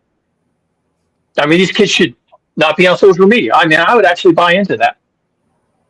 Cougar, do you know that here in the UK, if you post racist posts on Twitter or those other places, you can be arrested for it and put into prison? Do you know that? I don't believe a word of that. DNW? Oh, you can. DNW, What's that? Sorry, I was just saying to Cougar. Say that again. Saying to Cougar, what about those people here in the UK that have been arrested for putting racist comments on Twitter? Yeah, it does happen. Yeah. Thank you, DNW. Because see, okay, there's people who have gone to prison for it. Yeah, but arrested on what charges? Terrorism or something? It's a hate crime, isn't it? It's a hate crime. It's a hate crime. We have hate crime legislation over I tell you, it's getting very bad, and it's coming to you. We're just at the beginning point. But people have been arrested and imprisoned. Same with people, Stop Oil. Remember the Stop Oil crowd, that guy that's got 18 months in prison for saying something or other? Oh, you put a flag on a bridge or something, 18 months in prison. Okay, but what were the charges? He put a flag on a bridge. No, what were the charges? I know what he did. What were the charges? That's what the charge was. That's what the charge was. He got 18 months in prison because they don't like stop. It's a hate crime. We have special legislation in the UK, the Online Safety Act, and we also have the hate crime legislation. So basically, and I think that they can, if they see fit, if you publish something online to stir up racial hatred, that and the content is threatening or harassing individuals based on race, religion, sexual orientation, disability, etc., you can be you can be charged with a hate crime, and that can be, well, that is something that could send you to prison. Okay, yeah, so hate crime probably comes under a category like inciting a riot or they're not inciting threatening. riots. They're just writing stuff on Twitter. That's all she did. She wrote a sentence on Twitter. Yeah, but I believe that someone said something like, yeah, they should go and firebomb the hotels where these illegal migrants are staying. So yeah, I mean, come on, there is a line, surely, Chickpea, where it isn't. Even you would agree that's something that is reckless and let's just say evil, because it's endangering people's lives. Yeah, well, we live in a country where it's barely safe to walk on the pavement anymore. Okay, so that's why I've been very specific in asking what were the charges, because I know how the law works. They have to charge you with something. Now the charges, yeah, the charges could be really bogus. They could be completely out of line, but there has to be something that they're charging you with. And if they're charging you, and if you put up a banner on a bridge or something, they could charge you with trespassing. They could charge you with endangering the public. They could charge you. It was a public space. It was a public space. The bridge was on a public space. Okay, yes, but again, the legislation exists. It was illegal hate content. It was inciting hatred. And in England and Wales, it is an offence to stir up hatred on the grounds of race, religion, sexual orientation, disability. Okay. What if the religion is like harmful? Like, what if it's the tenets are about others? I think that is the problem, and that's why I don't agree with. Isn't there a paradox there? There is, and this is a huge problem.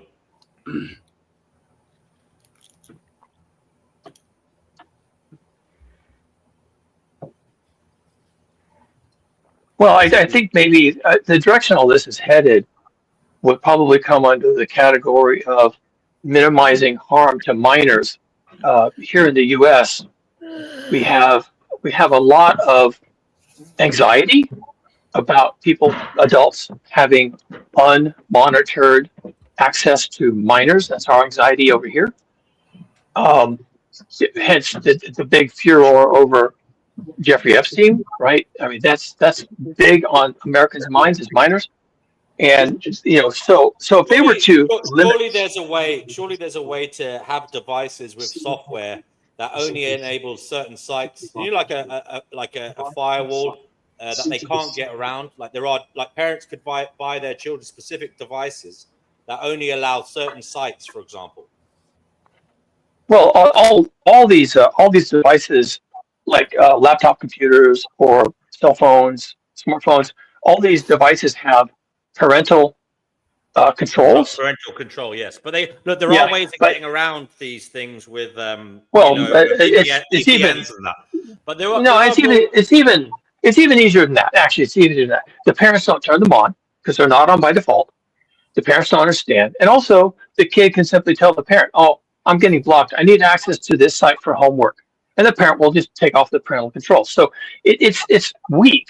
It's dumb, but it's there so that someone at Apple can say, "Look, we have parental controls. Don't blame us." That's all that's for. And Noodle, this whole thing. What does Noodle think of this probability that much of the world is going to have its internet freedom curtailed by having to a ban on anonymous social media? What do you think, Noodles? A ban? What? Say that again. Sorry. Well, Ireland is going to be ahead of the European Union this year, coming to 2026 for at least 6 months of it, I think. So they're looking to ban anonymous social media accounts online, as part of their, leadership of the EU, across the EU. And obviously, a lot of countries around the world are looking into this. What do you think of the potential ban of social media accounts being anonymous? I don't know. I think people are gonna figure out a way to get around that. I mean, do we need it? Is it not the case that forensic computer scientists can find out who anybody is? Yeah, I don't know what the point of it is, really. I suppose at least it gives the it gives people it gives them a knowledge of where the person is coming from, what country, what jurisdiction they're coming from, easier maybe. Yeah, why would they need to know that? So then they know which police force to direct complaints to. For what kind of crime? What kind of crime are well, they? hate crimes. From foreigners? Hate crime, or maybe like from you mean like from which county or something like that? No, so you're online, you're on a social media platform. Someone says something unsavory. The job is, who do you report that to? Yeah, you can report it to the social media company, but maybe you want the person to be contacted by the police, and maybe you can't completely trust the social media platform to look into matters. So you want to report them to a police force as well. So then it becomes, well, what jurisdiction is that person from? So maybe it will be good if each social media account showed exactly where the person was based. A bit like what Twitter's currently doing. I believe Twitter has started doing that. Okay, yeah, I mean, good for snitching, I guess. Well, it's like what Larry Ellison said. He said everybody's going to be on their best behavior because they know they're going to be watched. So it's not just going to be reporting them to the authorities. It's going to be reporting them to the employers also. Danielle was right. She just said. Cougar, can I ask you something? Cougar. Ooh, Cougar. Cougar is muted. He may be busy at the moment. Cougar. Oh, I can ask you a lot then. I'm sorry. I was just cutting some wood, so I had to mute. What was the question? Yeah, I want to ask you, okay, on the subject of being spayed. Okay, that little man said to me, and I'm still thinking about this, because I've got no hormonal activity, because I've got no sex hormones, blah, blah, blah, blah, that I am a man. But if that's the case, where am I getting these masculine hormones from? No. I don't understand. It doesn't work that way. Yes, I know it doesn't. I do know that. So I'm just asking. End of discussion. That's it. No. Well, I like talking about it. No, that's fine. But in terms of, does a woman become a man because of age or surgical procedure? No. No, sorry. No, I think he was trying to say. I'm very pro this because I tell you something. Okay. Here's. Okay, wait. Let's be fair. Here's another question to ask. Does a woman, as she ages and or for some other biological reason, lose some of her estrogen? Yes. Does she begin to behave? Does she? Be careful. Words are important here. Does she end up with male behaviors because of a lack of estrogen? And the answer is still no. No, I'm a little old cat lady. But I've taken over. I was yeah. It's the fact that and with an emphasis on lady. That's where you start. I'm not a lady, but I'm just saying cat lady. But I'm the only person I know that's had this op, and I think it's been the best thing that's ever happened to me because it's calmed me down. I no longer have that need. Yeah. You say op. Do you mean operation? Yeah. Yeah, I've been spayed. Okay, but that doesn't mean much. What exact operation? You know, when we have our cat spayed, it's called a radical hysterectomy, and the cat is spayed. It takes away all their hormonal behaviors, female cats. I've had that exact same operation. I had it because the doctor thought I had cancer. I didn't have cancer at all. Normally, women like me take estrogen when they've had the op, blah, blah, blah. I didn't. I decided that I was actually going to, because as soon as a couple of days after I had my op, they put me on hormone replacement therapy, and I felt my drive coming back after a couple of pills. I was sitting in a hospital bed after major surgery with a sex drive, and I thought, I don't like this, so I thought, I'm not taking them, and I stuck with it, and I've never gone back to it. I'm quite happy. My needs are met. I've got my water, my food, my home, my this, my that. I don't need sex because I've got no hormones to drive the sex drive. Gone. Just like okay, that's fine. It's also true that's your experience. It's also true that men and women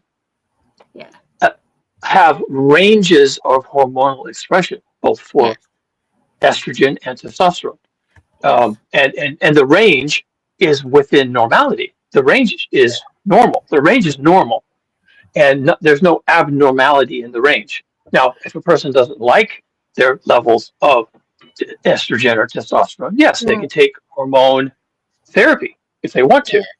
But the range is already normal. So, and of course, hormones change as you get older for both men and women. Or as you're young, it works on the other end too.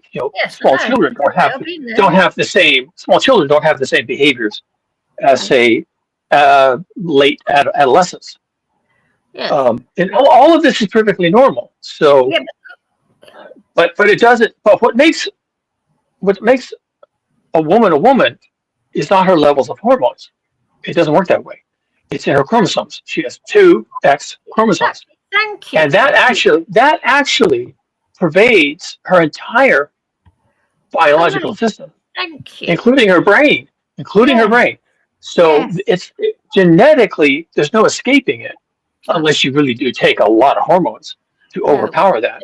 Yes, exactly. Thank you. Yeah. Because that's basically how it works. Like a man now, which I've taken umbrage at. Because would you like me to call you a woman? I don't think you would. Nancy, would you Have like you that? watched Watership Down? Wait, what do you say, Noodles? I was saying, Cougar, like I was saying, I do believe that gender's in the brain and that the hormones just feed it. They feed the drive. But I can assure you, like in a cat, once I had that up, it's gone.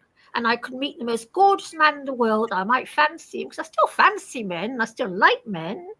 But there's no sex drive. Gone. And but people can report that same level of expression without having had a surgery. That's just I don't know where they're at. I'm just saying. No.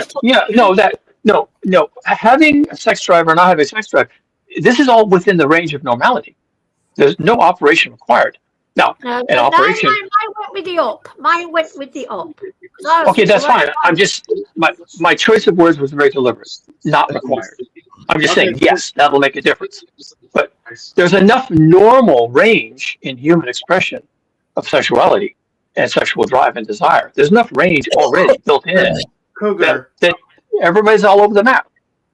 All right, let me ask you what we were talking about earlier. We were talking about whether the drive to procreate is based on hormones or is it based on love? What is your opinion? It's hormones. I promise you, it's hormones. Okay. Oh, sorry. Can I just say something to life abolitionists? No, I would like to get. I know, I've gone through it. Okay, there is some biology here. Okay, so I guess I can weigh in on that. So the question is let me rephrase the question. Tell me if I got it right. Is the drive to reproduce originating in the brain or originating in the sex organs? And it's both. It's both. A huge part of sexual desire originates in the brain. A huge part, and I don't mean whatever thoughts you're having. People's brains are different, and their experiences have been different. And your brain is actually wired by your childhood experiences. And if you had If you had a certain type of childhood experience where you were maybe exposed to normal adult behavior, then you might have more of a sex drive than Yeah. if you were raised in a family that didn't have any observed normal adult. Actually, I'm saying normal. I don't want to normalize it. A normal sexual experience. Okay, so, but that's the brain, and that's what you learn. It's kind of cultural too. But I know that there are male-dominated cultures that have a lot of problems with female sex drive, and they try to shut it down. Yes. And they shut it down in the brain. They shut it down in the brain using culture. So there it is. It's all there. I think there's a conflation between a desire to have sex and a desire to procreate. Like you can have a desire to have sex without necessarily having a desire to procreate. But if you are heterosexual and you're not using protection, then that will probably lead to procreation. But that is not what your intended outcome was. Okay, so this gets a little complicated.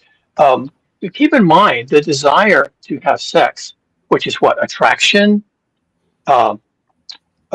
excitement, that comes from the brain. But of course, it always serves nature's expectation that males and females will come together and create offspring. So you can't really say, there's one and then there's the other.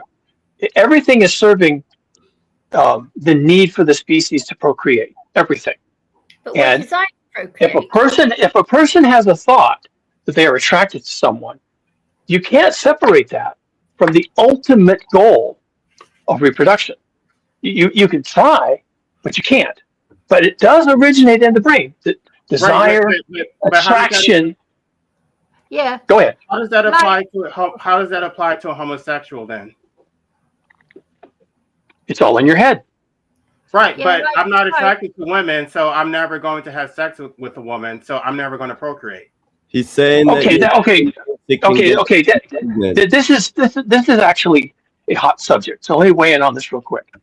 There was a lot of work done in like the 70s and the 80s about why is there any homosexuality at all? What's the point? And that you're just kind of asking the same question. And so they started looking at other animals and they found examples of homosexuality in other animals. And they're like, hold on. Well, there's something going on here. So then they started looking around in social animals that exhibit homosexuality. And here's what they found. And it comes back to genetics. It turns out to be useful if a certain percentage of your population can become non-reproductive. Because what they do is they help. Because there's a whole nother set of drives that are basically family recognition, where you take care of the offspring of someone that you are closely related to. Aunties do that, grandmothers do that, older male family members do that. We naturally take care of the offspring of those related to us, or maybe even any offspring at all. We just do that. And so the argument seems to be that there's always a certain level of someone who doesn't reproduce, either chooses not to or just doesn't have the inclination. And that person then has a huge value to the community of being able to take care of other people's offspring without getting sidetracked into creating their own offspring. So that's the logic of the whole thing. It's a kind of group selection, which itself is a little bit controversial. Group selection is not established. So what you're saying, you're not saying that it could be that the person experienced some kind of sexual trauma early on in their life, and that's the reason why they end up that way? Or no. I was really talking about just research in general to the point of trauma. Again, what you find attractive and what you find repulsive is in the brain. So if you have a traumatic event, if somebody was shown something as a little kids don't know any better. What's good, what's bad, they don't know that. So then if they had what society would consider a traumatic event, but then they know that was supposed to be happening within a context where let's say it was their parents. Well, my parents love me and my parent is doing this to me. therefore I should love that. And then their brain got altered into a spot it was never really meant to be. Nature versus basically. And let's all recognize, folks, that parenting is tough, and it's possible for parents to traumatize their children for life, and it happens all the time. And that's why we have laws against incest. That's why we have laws against child abuse. If you want to go to prison, just jump in that pool, and you're probably going to get in trouble. And because we know that children will carry this trauma around, and they won't even know they've been traumatized. They were traumatized young enough, or they suppressed it soon enough that maybe it comes out in adulthood. And then kids go to hypnotherapists, and the hypnotherapist drags up memories, and maybe they're real memories, maybe they're fake. It doesn't matter. But the theory is there may be some trauma in your past. And this is just kind of accepted now. How important it is, I don't know, but that is the reason why we have hypnotherapy.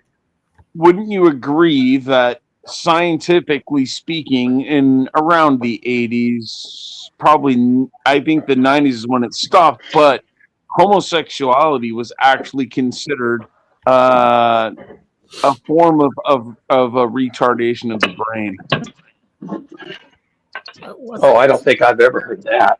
Never heard that. I've never heard that. No, I've never heard that. It was considered. Hold, just wait a second. It was considered. The word is losing. I can't get the word out, but it was an arrested development. It's an arrested development. It was the mental deficiency. That's what it was considered. Okay, I do remember. Okay, I remember that in about the 80s, whereas homosexuality used to be classified as a mental illness. In about the 80s, they amended the guidance for psychotherapists, and they took it out. It was 1973. It was officially declassified. Yeah. Great. I'm glad somebody knows. Yeah, it was a long time ago, 50 years ago now. So, or 60. So yes, there was definitely. Oh, and by the way, Alan Turing, who was who was the most brilliant mathematician and computer scientist of his age, still the father of computing in many respects. He had a male lover, and he was homosexual, and no one knew this because at the time it was a crime. You could go to prison. And so his male lover outed him after some spat or something, and he got caught. And because of the classification at the time, they considered him mentally ill, and they put him on powerful. I'm going to call it gender affirming. I'm going to call it gender affirming drugs. Okay, so they put him on powerful gender affirming drugs, and I thought he they chemically castrated him. Yeah, okay, fine. Yeah, they chemically castrated him, and I guess they thought that he needed to be female. I don't know what they're doing, but they were trying to monkey around with his gender. It was to prevent his sex drive. It was to stop him having sex, basically, to stop him desiring sex. That's why they did it. Anyway, it stopped by him. The way, that brings me to some other question, and that is, he was a computer scientist. Computer scientists are generally more likely to be autistic, I believe, than the average, in the population. And the same is said for gay people, is it not, Kuguduma? I don't know about gay people are more likely to be autistic as well. I heard. I don't know. I've never heard that, but I won't say it's wrong because it's not really my field. But well, to your other point, there's a lot of people who were brilliant leaders in their field, whose people like to say were neurally divergent. Well, no, okay. It makes sense though. If you're saying it's all in the brain, the gayness and whatever, then doesn't it make sense that they're more likely to be autistic because that's a neurodivergent issue. So well, I like I say, maybe you've read something I haven't. I haven't heard that exact thing, but yes, both are in the brain. So there you go. I can't say it's not true. Hello to Sir Danny Shine. Danny, are you going to be my hero in the King's New Year honors? I don't know if you're on the list. Danny, services to the British Empire. Are you going to be knighted in the nice. New Year honor? He's remarkably quiet for a man, you know, so vocal usually. I think he's struggling to be heard at the moment, maybe technical issues, but we are waiting for Danny Shine, aka Social Experimentalist, to come on the show. The Danny Shine. Yep. Wait a second. So you guys are saying that being gay is being neurodivergent? Is that correct? Well, you could look at it that way. I mean, I'm just because according to the science, according to Cougar Duma, it's all in the brain. I'm not saying that is the case. According to Cougar Duma, it's all in the brain. So therefore, is it not just another form of neurodivergence? A different. Can I just say something, W? Speaking as a female, gay men are the nicest men of the lot. I love gay men. Lovely guys. Yeah, well, there's probably a reason why you took your innards out. So, I mean, that kind of would make sense. And I'm not trying to be an asshole to you, but I was a teenager. Man shall not lie with Danny, man as with woman. Danny Shine, are you there? Wait, Dub, why are you so obsessed with whether Chickpea is a man or not? What? Yes, No, I was asking Dub, why is he so obsessed with trying to label you as a man? Because he's another one likes to bully women online, especially elderly ones. They're easy to bully. Easy bully. I'm sorry. I was just simply pointing out scientifically, probably, and there's more people on the panel now. There is something that is not firing correctly in your body because you've unnaturally taken that out. And normal menopause, I don't want to go back here. We've already done it. The crowd will get bored. You stupid little man. Little boy. Can you hear me? Oh, there we go. Yeah. Lovely. Hey, Danny. Hello there. What's going on here today? Someone fill me in. We've had a little bit of unsavory back and forth between a newbie called Dub and Chickpea.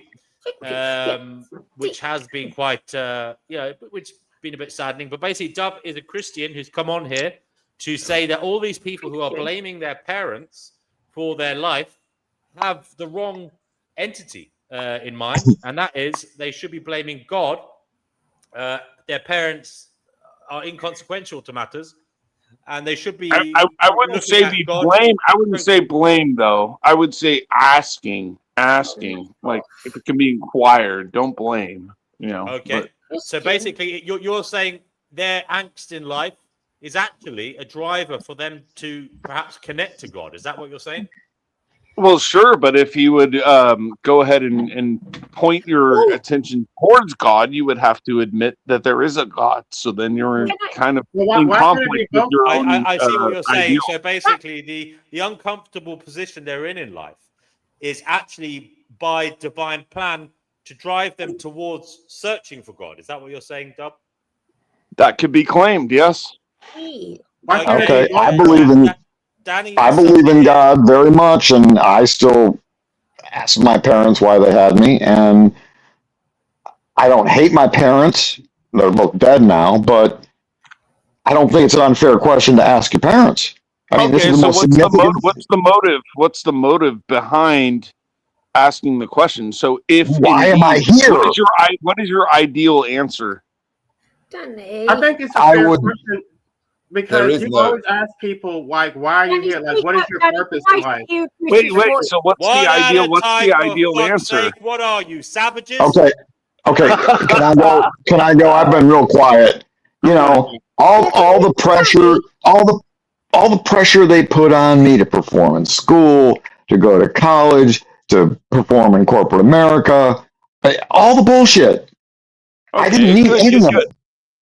Good. I didn't need any of it. Would you say that correction, sternness, discipline are those forms of love? Like they did this to you out of love for you? They can be, but they weren't thinking of me. They were thinking of their own status. They wanted, I don't know children. about that. They know at a certain point there's nothing they could do. You are on your own. Right, but they instill these values in you. Most of your personality is developed by the time. Right.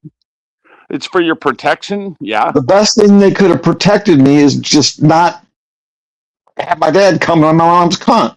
Okay, that's the best protection they could have done for me. Okay, so what's the purpose of Exactly. reproduction?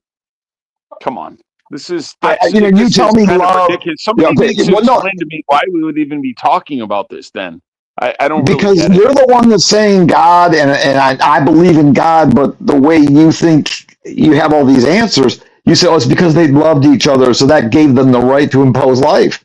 No. Yeah. And just because they impose life, no. What? And because they impose life, does that make them good parents? Does that? Why do you make laws? Why do you make laws? What the fuck does that have to do with it? I think that most laws are designed so that humans can stay within a certain framework. So Absolutely. They love each other to a certain extent. That doesn't give them the right to impose life. And in this country, I can't speak for England, but in the United States, we have this thing called Child Protective Services.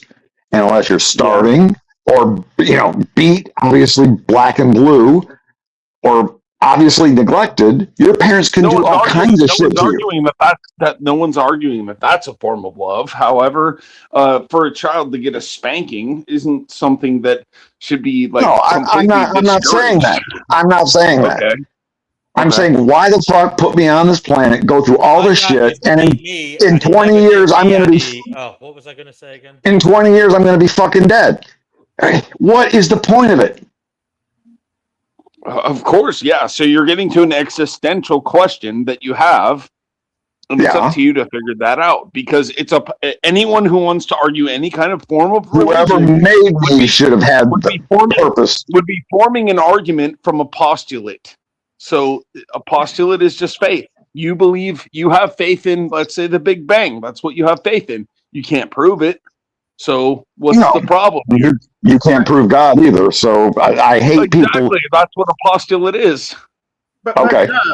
But you're making some very positive claims in the name of God when you have no idea what God is.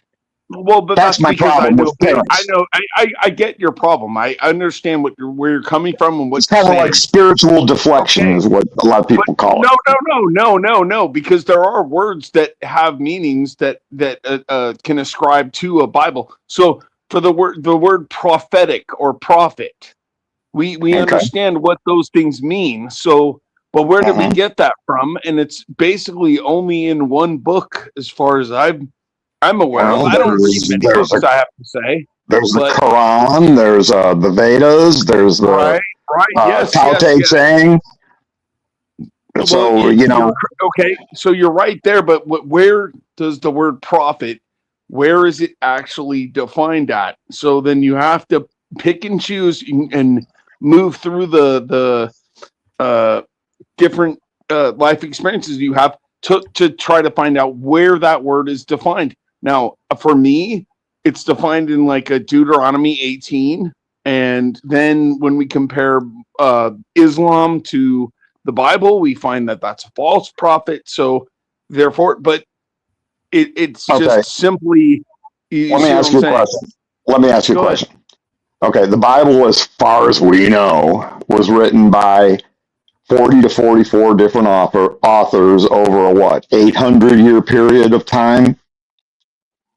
Is that about correct in your knowledge of that book? No, that could be fine. I can give you that. Okay, we have no autographs of Old or New Testament. We do not have the documents as they were penned by the quote-unquote prophets, right? No, I'm not going to say that.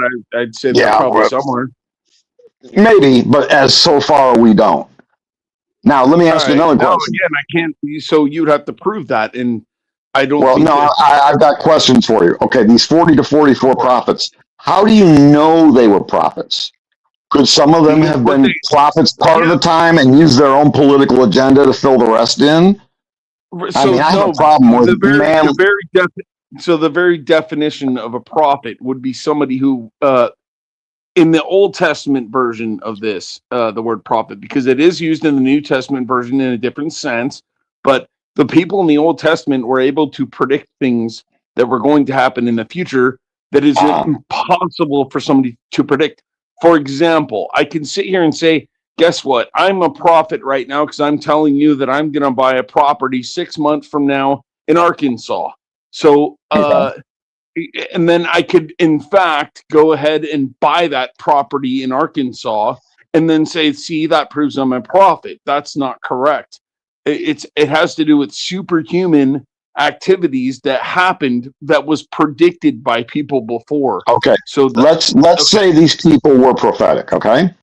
And they had some connection to God. Now, could it be that some of what God told them prophetically they wrote down, but the other parts they kind of made up because they had a political agenda? They saw they had power with this shit. So they kind of like, well, God told me this. So, but your argument level reaches the level of ifs, and we can't really do that. So, because we can. You're making absolute claims in one book of many religious books. Hold on. Based on your question, I'm trying to say how is if this possibility. Of course, everything's possible, but then you're reading into the way life actually is, and you're trying to define what happened.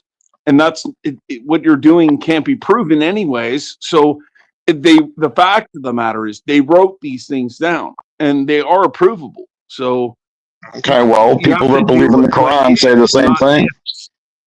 No, the Quran's completely different. No, it's well, not. You argue with a Muslim, and they're going to have the same things to say about the Quran as you do about the Bible. Okay, but here's the problem. Basically, what you're going to run into is the Bible is going to say God is not a liar. God hates liars, and then the Quran says you can feel free to lie whenever you want. To say something. Go ahead, Life Abolitionism. I just have a question though, because you say that it's not fair to ask our parents why we're here, but we're constantly asked like, why are we here? Like, what is our purpose in life? What do we want to do with our life? As if we had a say in it. So why is it fair to ask us about our involuntary existence and what we want to do with it, and talk about how life is what we make of it, but we don't get to turn around and ask the people who actually put us here?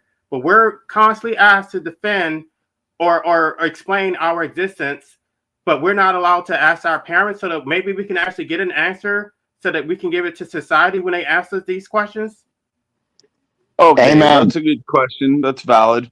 So in the way that it was posited before, when the actual subject got brought up, it seemed like people are just asking their parents that question in the realm of bitterness, and that I don't think that's correct. Now, if the response back to you was just because I loved my spouse and wanted to bring in someone into the world that is similar to us, so then therefore love is the answer, but you're rejecting it. So it doesn't matter anyway. See, that's the reason why I don't understand the reason why you posit the question to them in the first place, because if they say love is the reason, you're going to reject it anyway.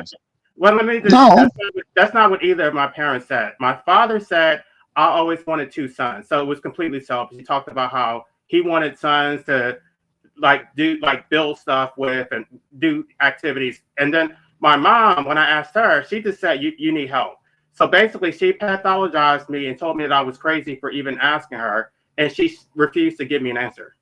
Oh, that's tough. Yeah, it seems like you have a very tough mother.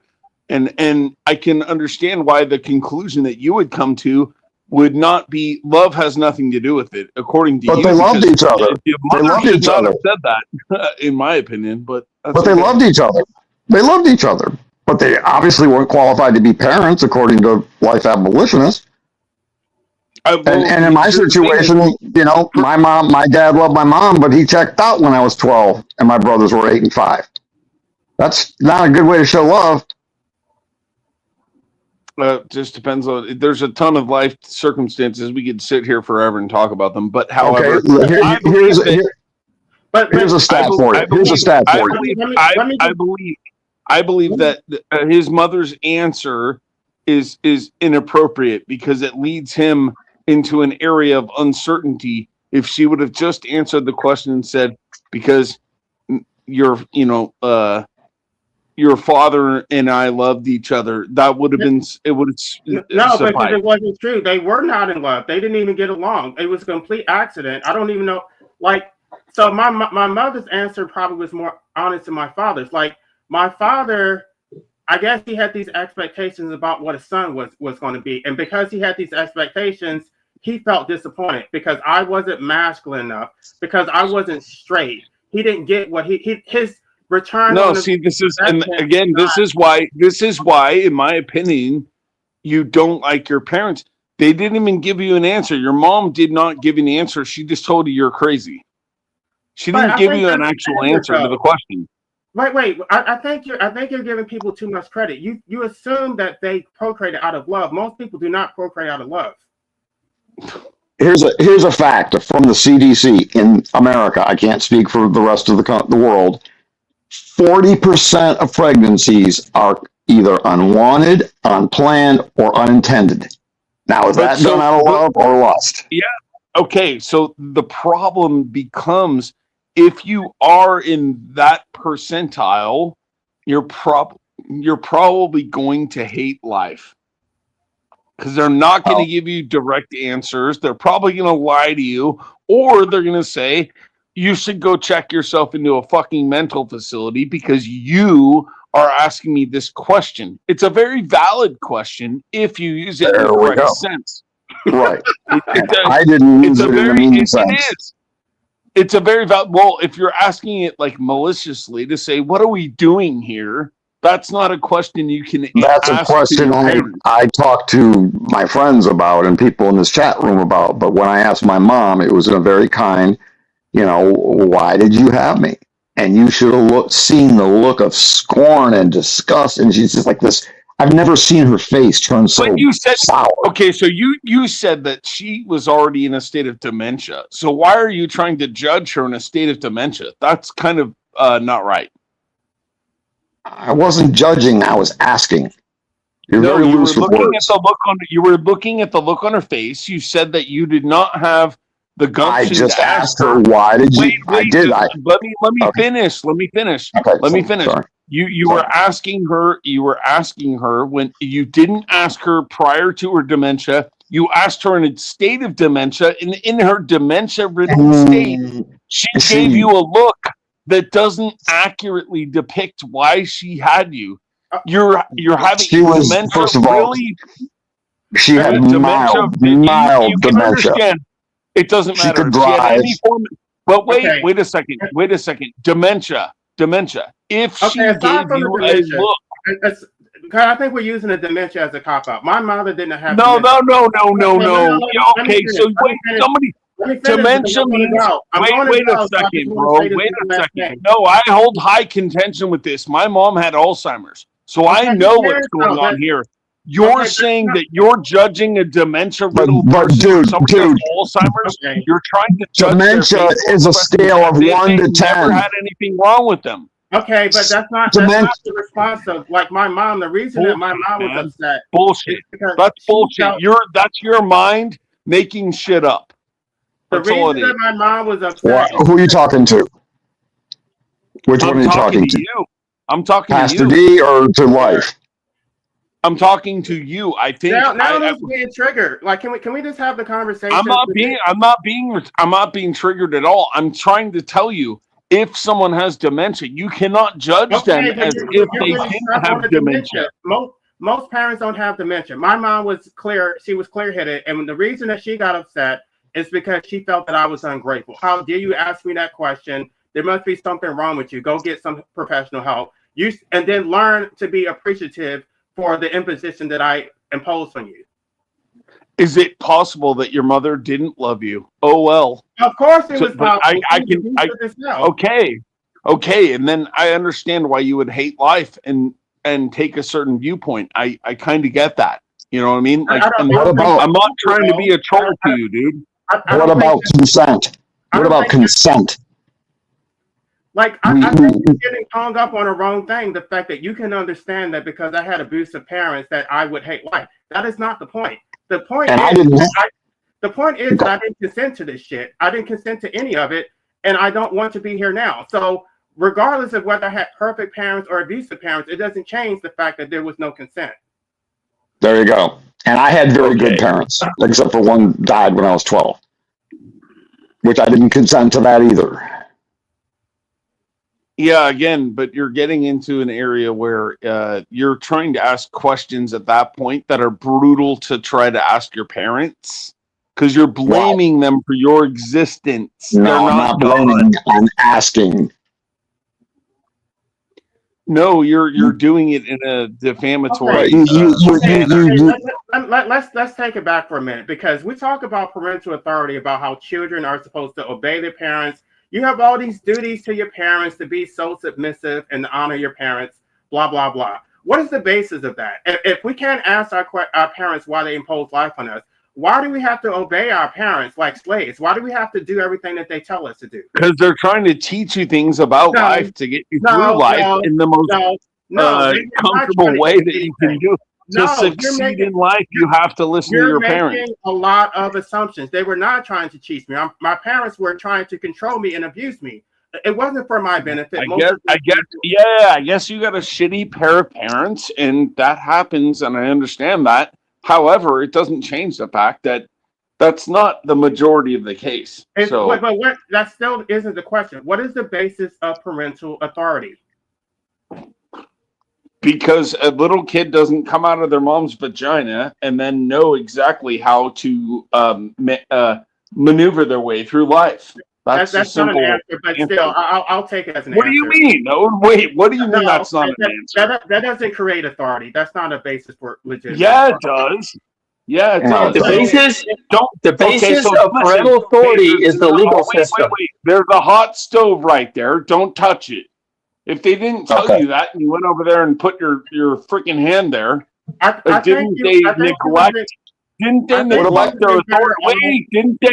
Just hold on. Didn't they neglect their authoritative position to not tell you to touch the stove? You don't understand the question. I think you would have been better off. You don't actually try to let me finish. That's the problem. You would have been better off going off with your love answer. If you would have said love, that would have been a better answer. So does it make sense that a little kid cannot actually try to be their own authority because the parents have experience in life and they're going to tell you don't touch the hot stove? Does that make sense? What if your mom is a crack whore and she had me turning tricks? Guys, hold on a second. Hold on. The basis of parental authority is the legal system. If parents don't manage their children correctly, they go to prison. No, but it's actually based on natural law too. The legal system gives parents authority and responsibility for their children in the same way that the legal system gives authority and responsibility to people that own dangerous animals. This is your responsibility. It's based on natural law. It's not based on positive law. It predates any. Okay, I don't care about natural law. I know all about natural law. I'm saying that the legal system will prosecute parents who do not claim authority and responsibility for their offspring. Period. End of discussion. Okay, let me throw a hypothetical. State violence. That is not legitimate. That's a state violence. Well, then it's legitimate. It's not legitimate. It is a state requirement in law. So that's the law. Legitimate. Doesn't matter what you think. It's the law.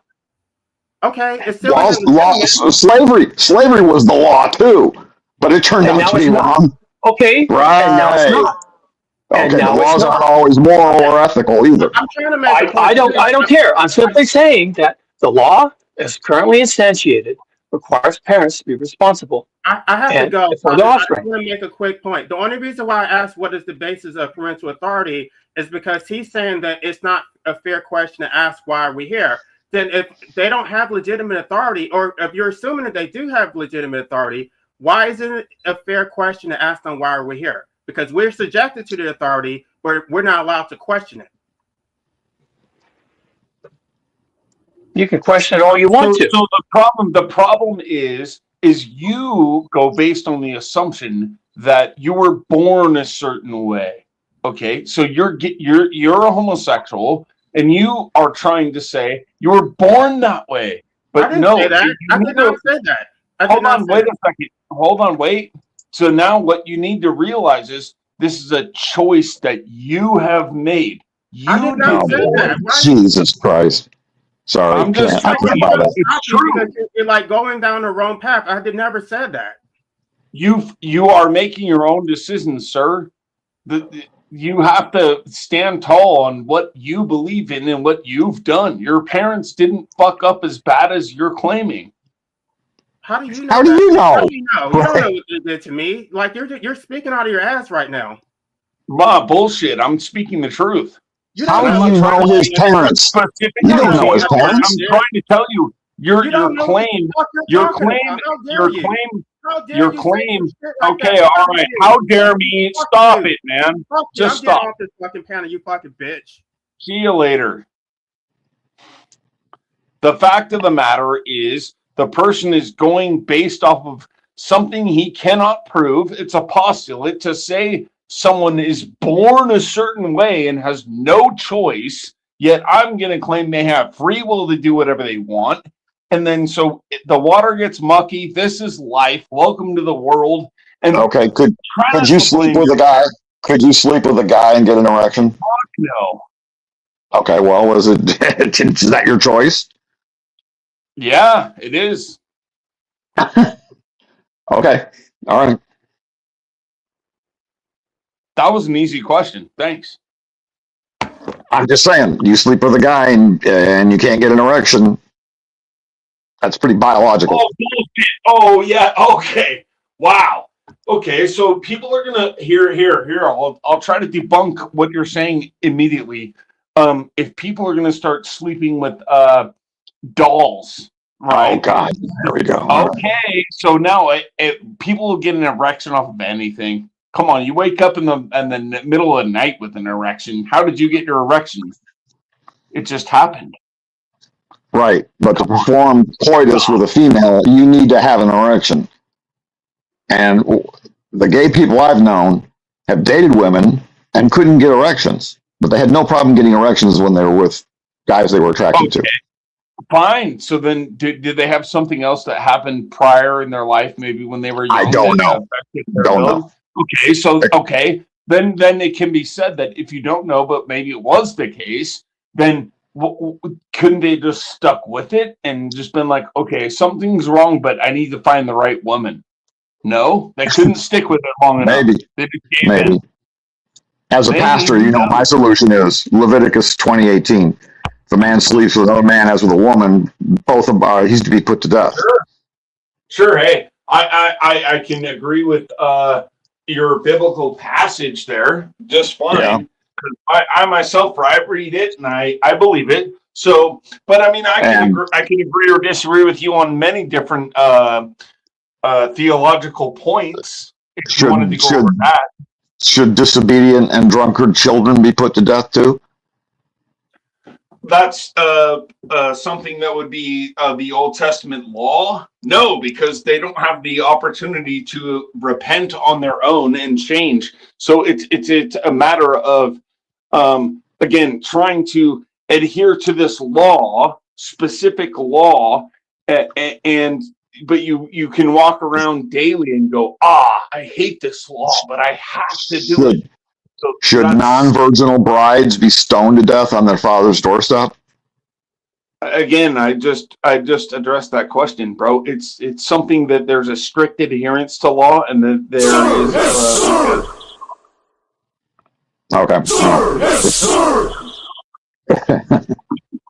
Yeah. But I'm sure you understand what I'm saying, so I don't need to explain it anymore. Well, yeah, I'm a pastor. I think that they should be stoned to death. Bloody pooftas. You know I'm That's joking, what you right? think? Okay, don't bullshit me. No, I don't think You're not a pastor at all. You're not a pastor if you think that. How do you know? How the fuck do you know? I've been pulling out Bible passages left and right. Know. You can call yourself whatever you want. Okay. You're right. I'm not a pastor, but I do know the Bible pretty well.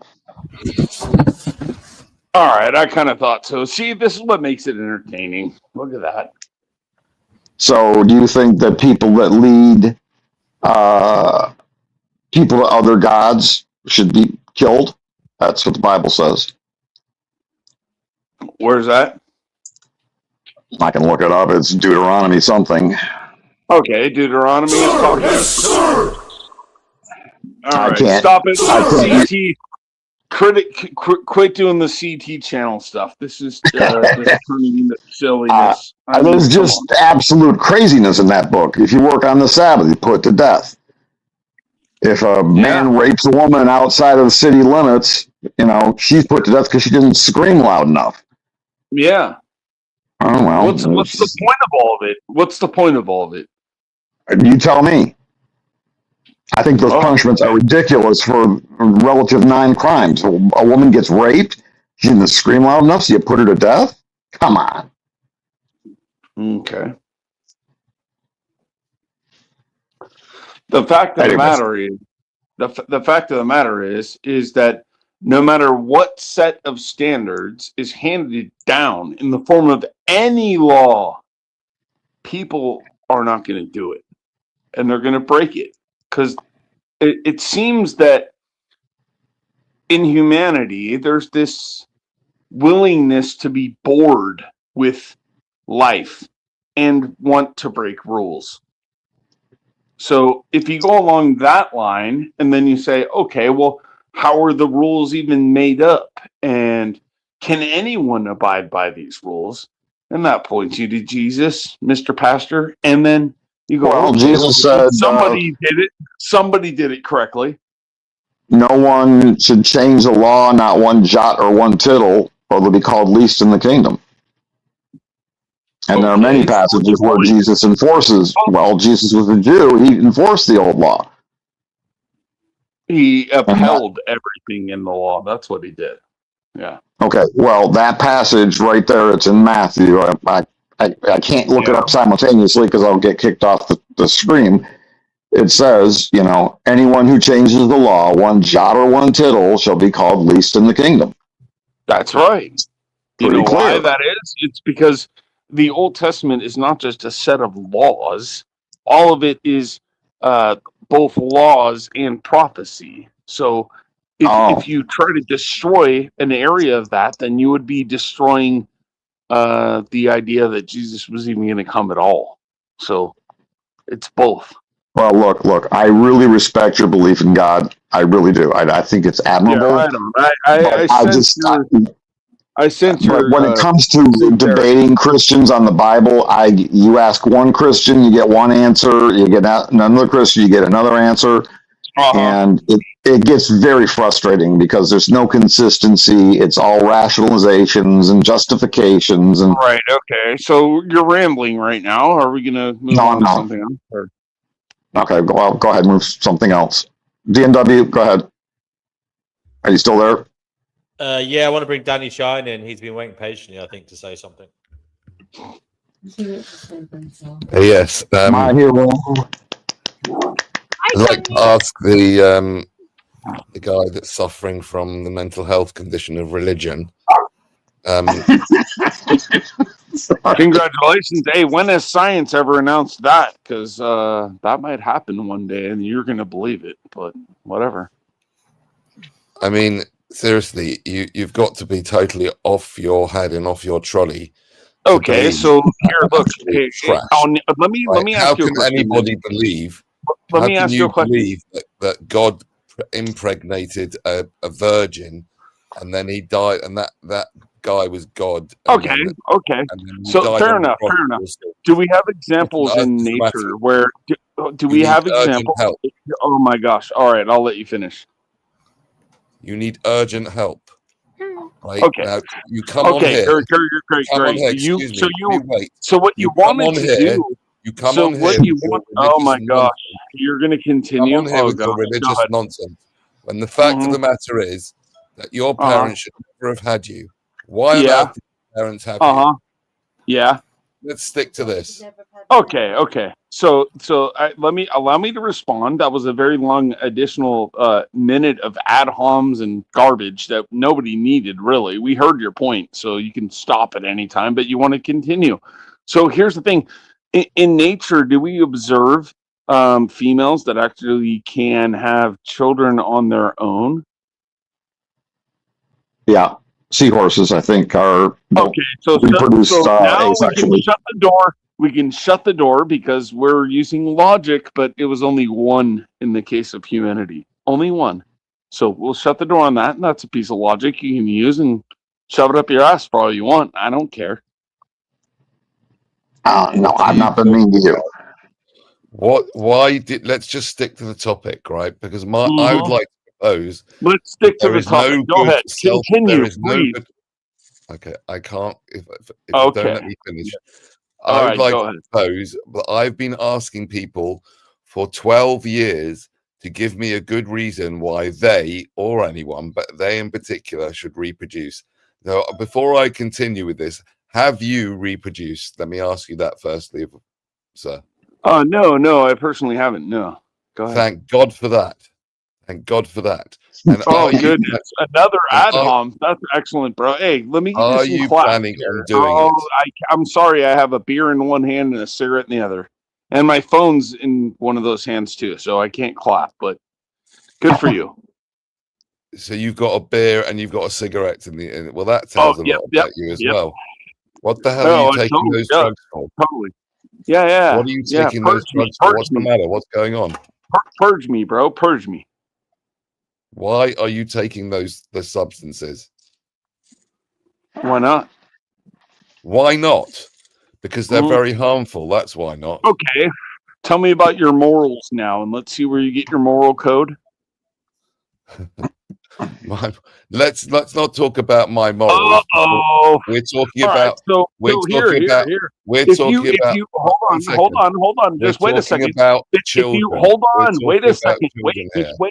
Just wait a second. Now, if you totally agree with me having a beer in my hand and me smoking cigarettes, why don't you go argue with your government and tell them to stop selling these things? Are you a vagina? Am I a vagina? Oh, no. You got stumped? Oh, my God. This is crazy. Okay. I just left for a little bit. Came back, but did I hear this? You're a degenerate Brit. You are degenerate. How dare not you, just a Brit. stupid man? You're a degenerate Brit. There's a difference. W, that's enough. Getting fed up now. Oh, are you? Hey, I left for a little bit and then I came back, but when I left, I think I heard Dub saying that he would get an erection if he was in the bed with a guy, or he could if he No, he could not. No, he could not. Not at all what I said. No, he said you can get an erection. Yeah, clean out your egg. Go get some Q-tips. Go get some Q-tips, bro. You could get an erection. Buy some Q-tips. Buy some Q-tips because you didn't hear me at all. I think you said that if it's a choice. No, I think you're okay. So I think you're a mental degenerate, and you didn't hear correctly. From anything. Come on, we don't need this. An erection from anything, apparently. Okay, yeah, it's starting to sound like CC's channel again. Doug, can I ask you a question, please? Go ahead. How do you know that you're not going to hell? The answer is I don't know, so I try to act accordingly. Okay, and I respect that, and I'm not being mean, and I'm not trying to be ad hominem, and I'm not trying to be nasty, but the only way to keep a soul out of hell is not to make one. No, because that would be denying that hell actually exists. What? How? So, what did you just say? I said the only way to guarantee a soul can never go to hell is to not make one. Exactly. Oh. You're just denying that hell exists. Period. No, I'm not. Yeah, you are. How am I denying hell exists? I think it's I don't know, but it's a real thing for a lot of Christians. Dub, do you hear yourself speak when people ask you a question, man? Do you even listen to what they have to say? Yes, I did. So your parents and my parents and Danny's parents and everybody's parents here possibly put their soul in hell for eternity. They possibly did.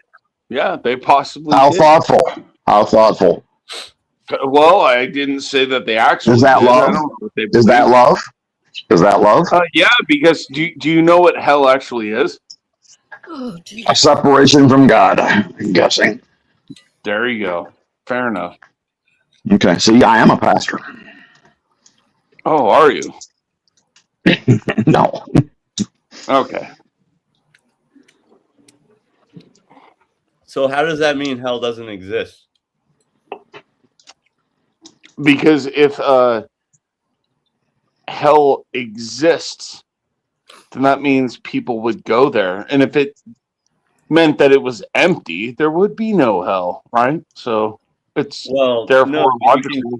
The point he's making is the soul that is not brought into existence cannot go to hell.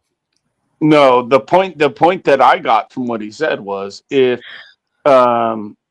it basically souls are made, but then the idea of hell, if it does not exist, then no one will go there. That's what he was saying. What he said. He was saying that if you don't procreate, you can't bring. If you don't procreate, bro, you wouldn't even be here. What I mean, I'm failing to see You're not tracking. You're not. No, I am tracking. I'm tracking. He basically eliminates the idea of hell. He eliminates the idea of hell. Listen. This is gonna. Hopefully, this helps you understand. You have two scenarios.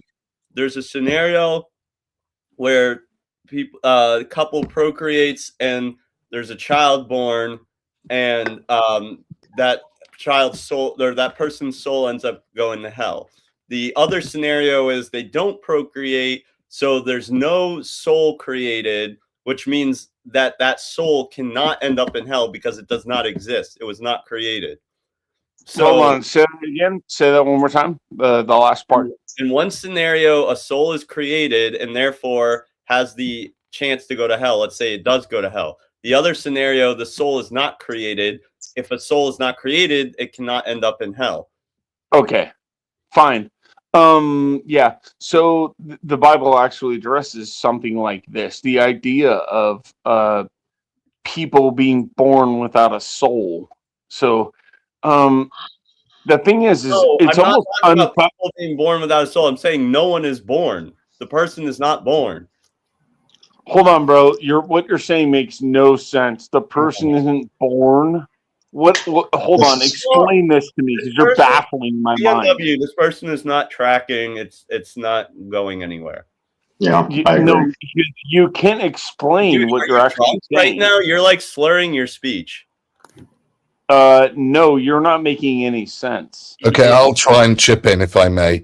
What they're trying to say is, let me ask you a very simple question. Are you planning on bringing a child into this world? I hope that I can, yeah. Okay, so I'm saying if you do that, that child could end up in hell.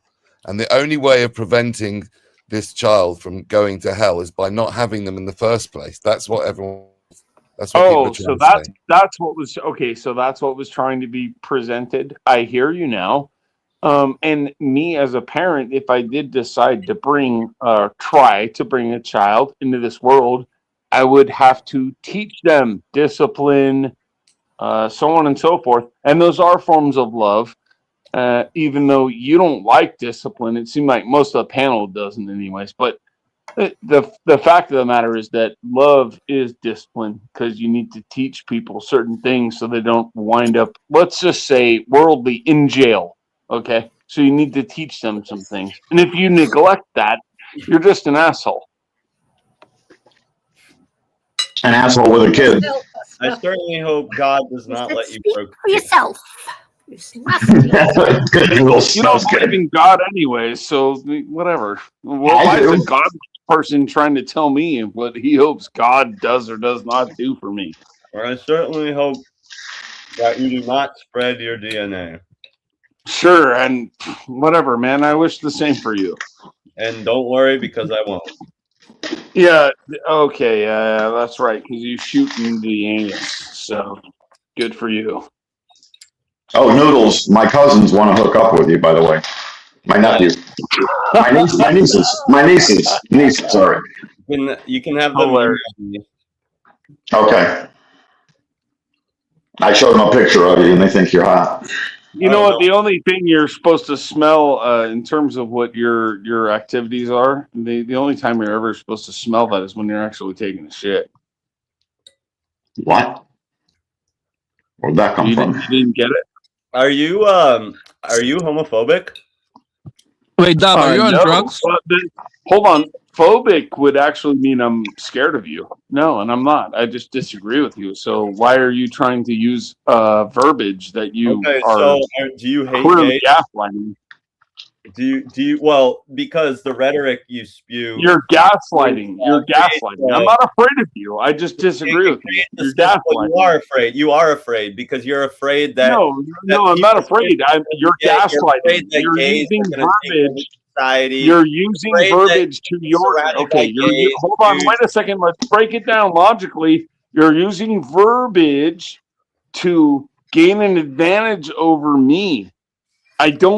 I'm not afraid of you, so therefore I'm not phobic. I just disagree with you. So can you accept that or not? Because you are phobic because you are scared of society being overrun by gays. No, I'm not. You don't think it would be a bad thing if there was more gays in society, and if it doesn't mean I can't walk around and hate and not agree with all of you.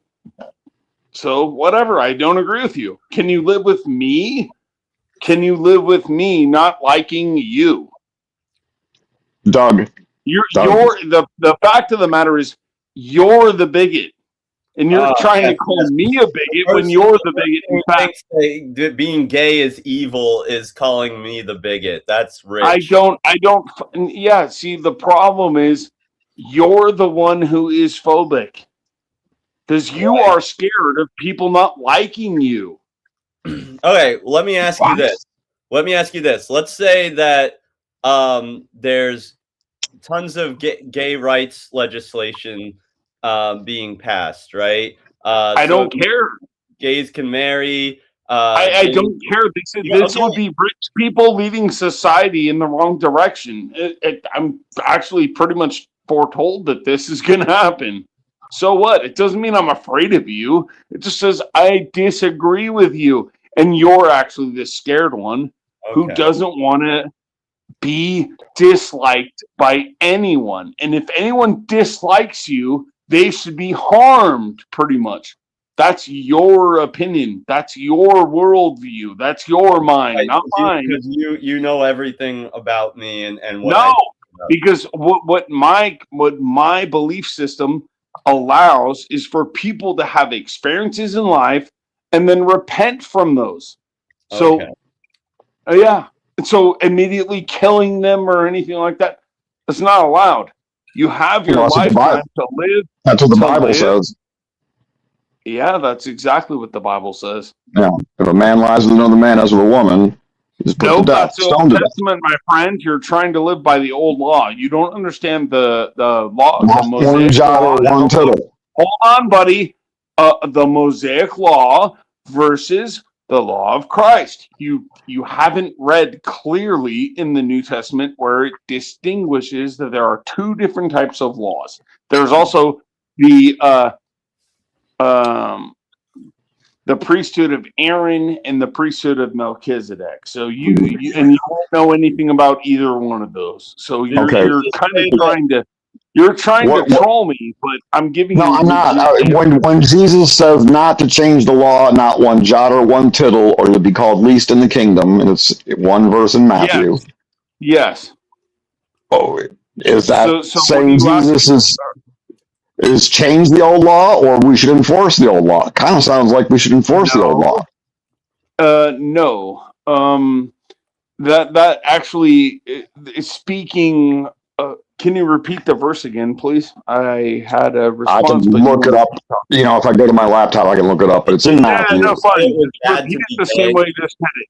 Just repeat it the same way you said it. Nobody else interrupts. So let me think. Jesus said not to change the law, not one jot or one tittle, for whoever does so will be called least in the kingdom of heaven. Someone who has access to a laptop, look it up. Did Jesus here's the thing. Will you just shut up for a second? Hold on. Did Jesus now, ever say it was bad to be gay? Let me get here. So, does everyone make the kingdom?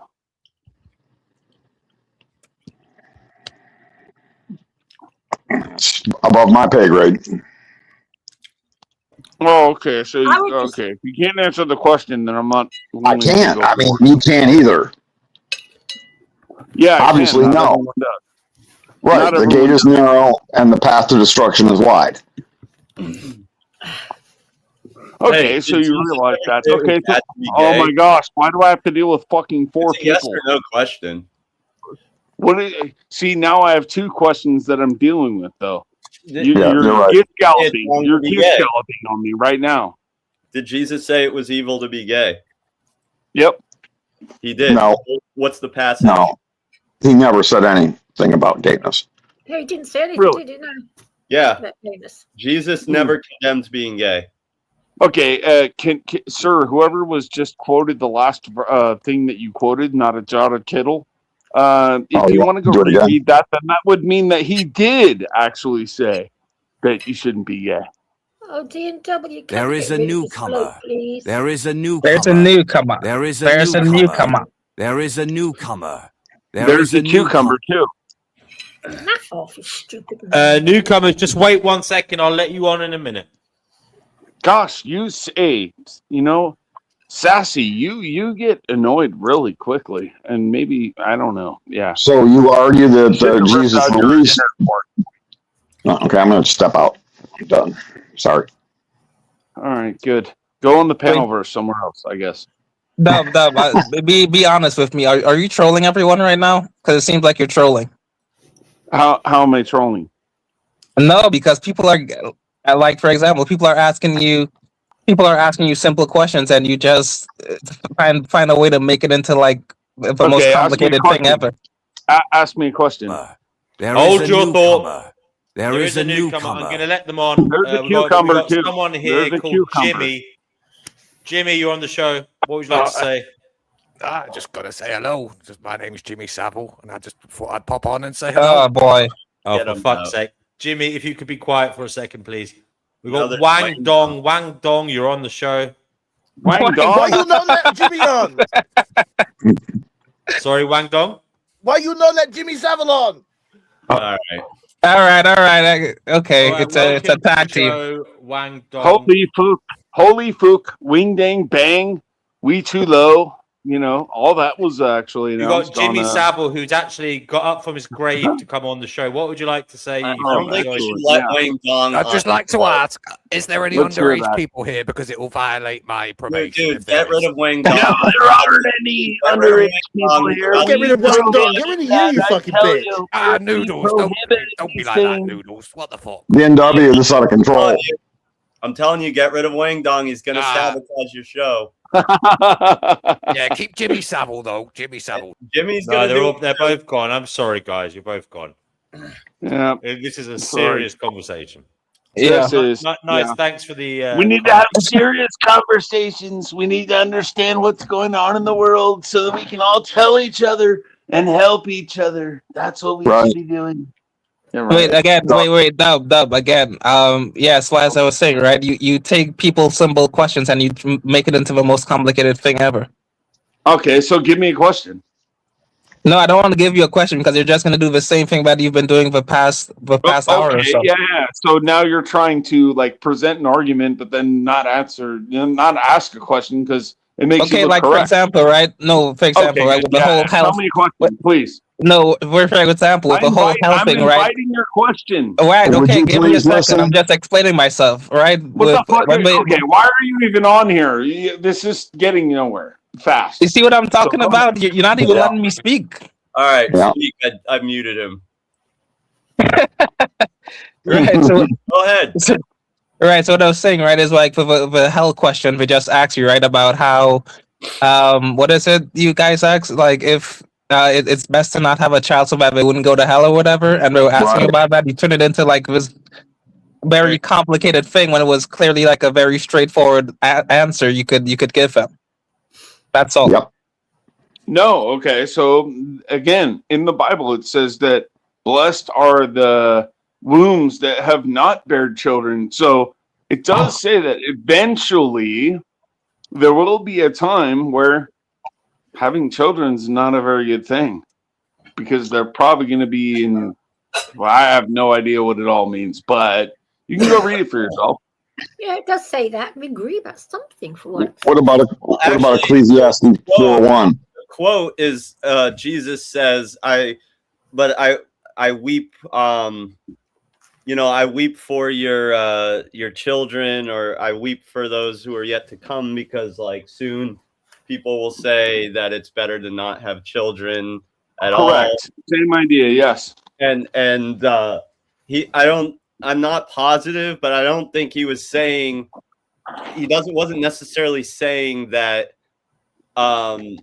it's better to not have children. He's saying that he's sad because people will think that. No. It doesn't. Got to be your side for once. The first. What about Ecclesiastes 4:1? Go ahead. I'm paraphrasing because, again, I don't have internet access while I'm on the show, but, better, blessed is the one, blessed are the dead, for they've not seen the evil under the sun, but better than both is the one who's never born at all. If someone wants to look up. Was that King? That was King. Which king was that speaking? That was it's Ecclesiastes 4:1. I know the verse, but I just can't. That was one of the king. Was that King David? I'm not sure. Who knows which king was King speaking? Solomon. King Solomon. Okay, so my understanding is that was King Solomon speaking before he was saved.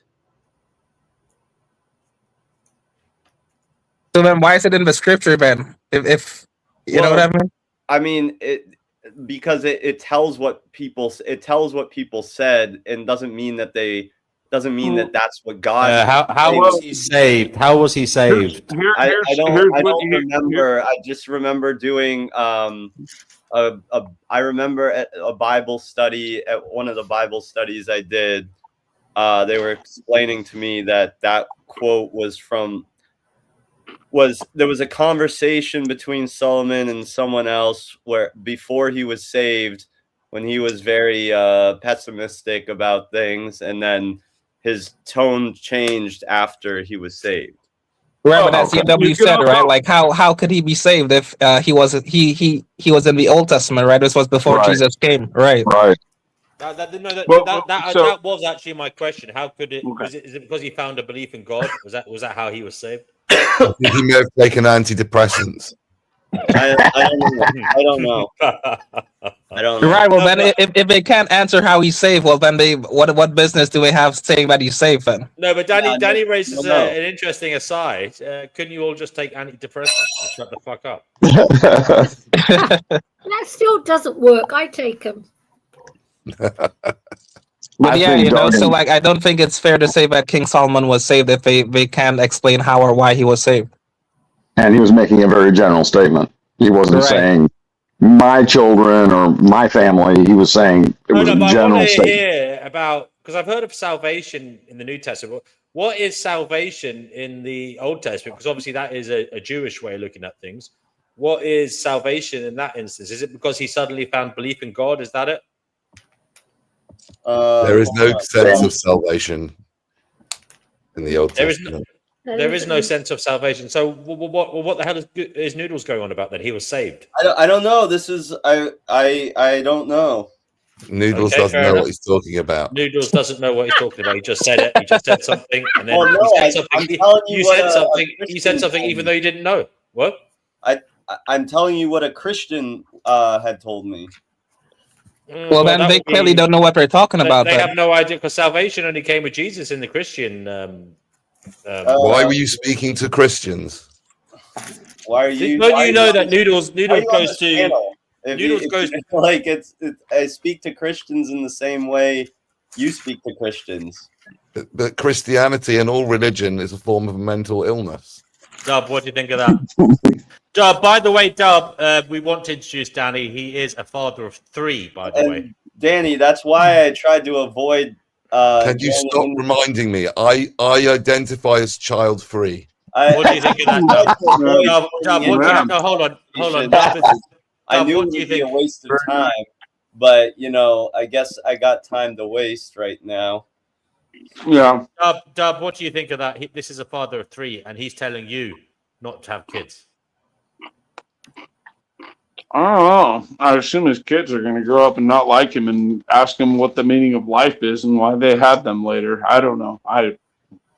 Apparently, his kids love him.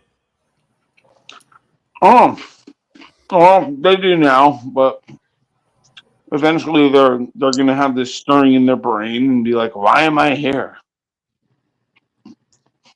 Okay, wait. Before, hold on. I looked it up. Yeah. Ecclesiastes' conclusion.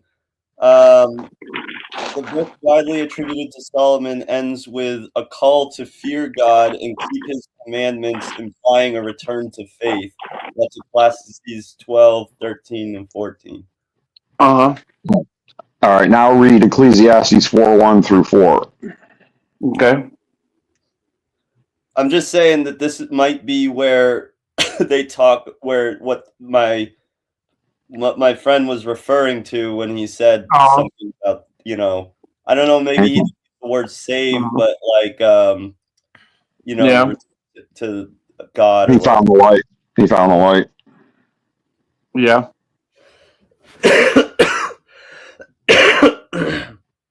You see, you can't really just like throw out Bible verses and expect people to answer, because you guys are all like arguing amongst yourself. Somebody threw one out there, and I have an example. Okay, so it says something about not being born, but then also, if you think about it in terms of a Christian perspective, there are those who are born again. So for those who are just born and not born again, you're in trouble. So. Okay, but it's talking about all the evil that's done under the sun. Yeah. Okay. Noodles, look up Ecclesiastes 4:1 You're through just 4. trying to go elsewhere, but what I'm saying is, No, I'm not. But this is those who are born. It's saying those it's who are saying born better than are not both. necessarily are not necessarily reborn. So they're not necessarily born again. They're going to wish they were never born if they weren't born again. That's what it's saying. Fair enough. 4:1. Right. I didn't think so. I didn't think you'd accept that anyways, but it's fun. So go ahead. 4:1 what? Ecclesiastes 4:1 through 4.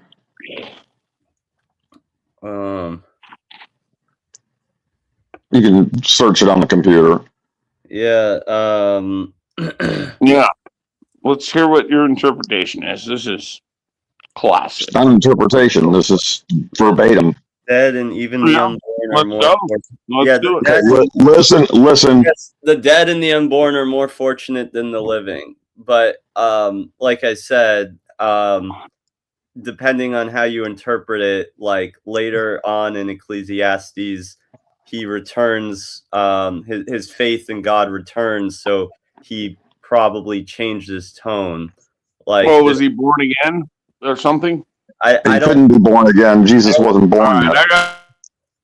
He returns to saying we should keep the commandments and fear God and all that shit. So they say, so there's like, I guess what, this was what my buddy was saying, is that he changed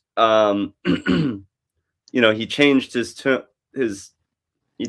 tune about God, and he found God again, and that this statement was when he was in a very dark place without God.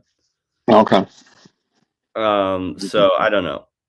And this is why there's 40,000 denominations of Christianity. I've heard a few different Christians say that to me. There was a Christian couple that I was talking to when I was doing SHK stuff, and the lady said that same shit to me about King Solomon. And I think she was also the one who was saying about the Jesus quote, that basically it wasn't Jesus saying like he should, that like we shouldn't have, that it's better not to have kids. He was saying that he's sad that people will think that they shouldn't. Oh, okay. Okay.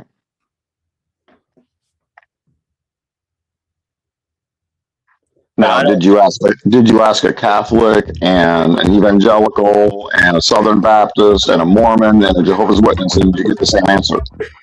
No, you can go do the research you like.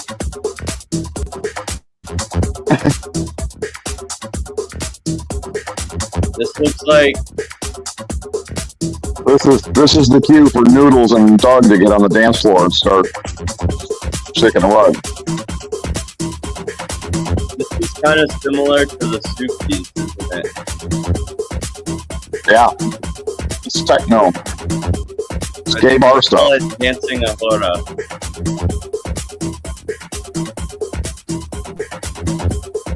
Doug, I think you just need to hook up with Noodles and just get this tension over with.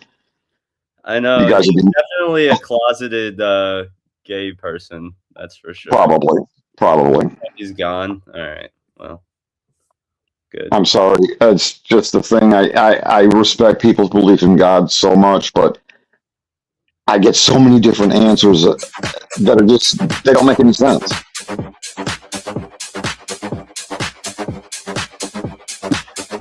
I don't really understand what the purpose of this is right here.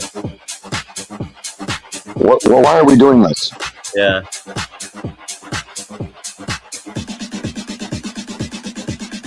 Everybody dance now. Down, down, down, down, down, down, down.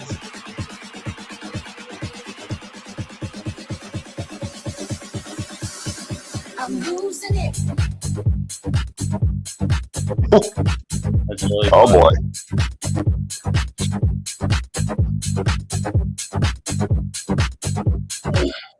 Do you hear the satanic undertones in that melody?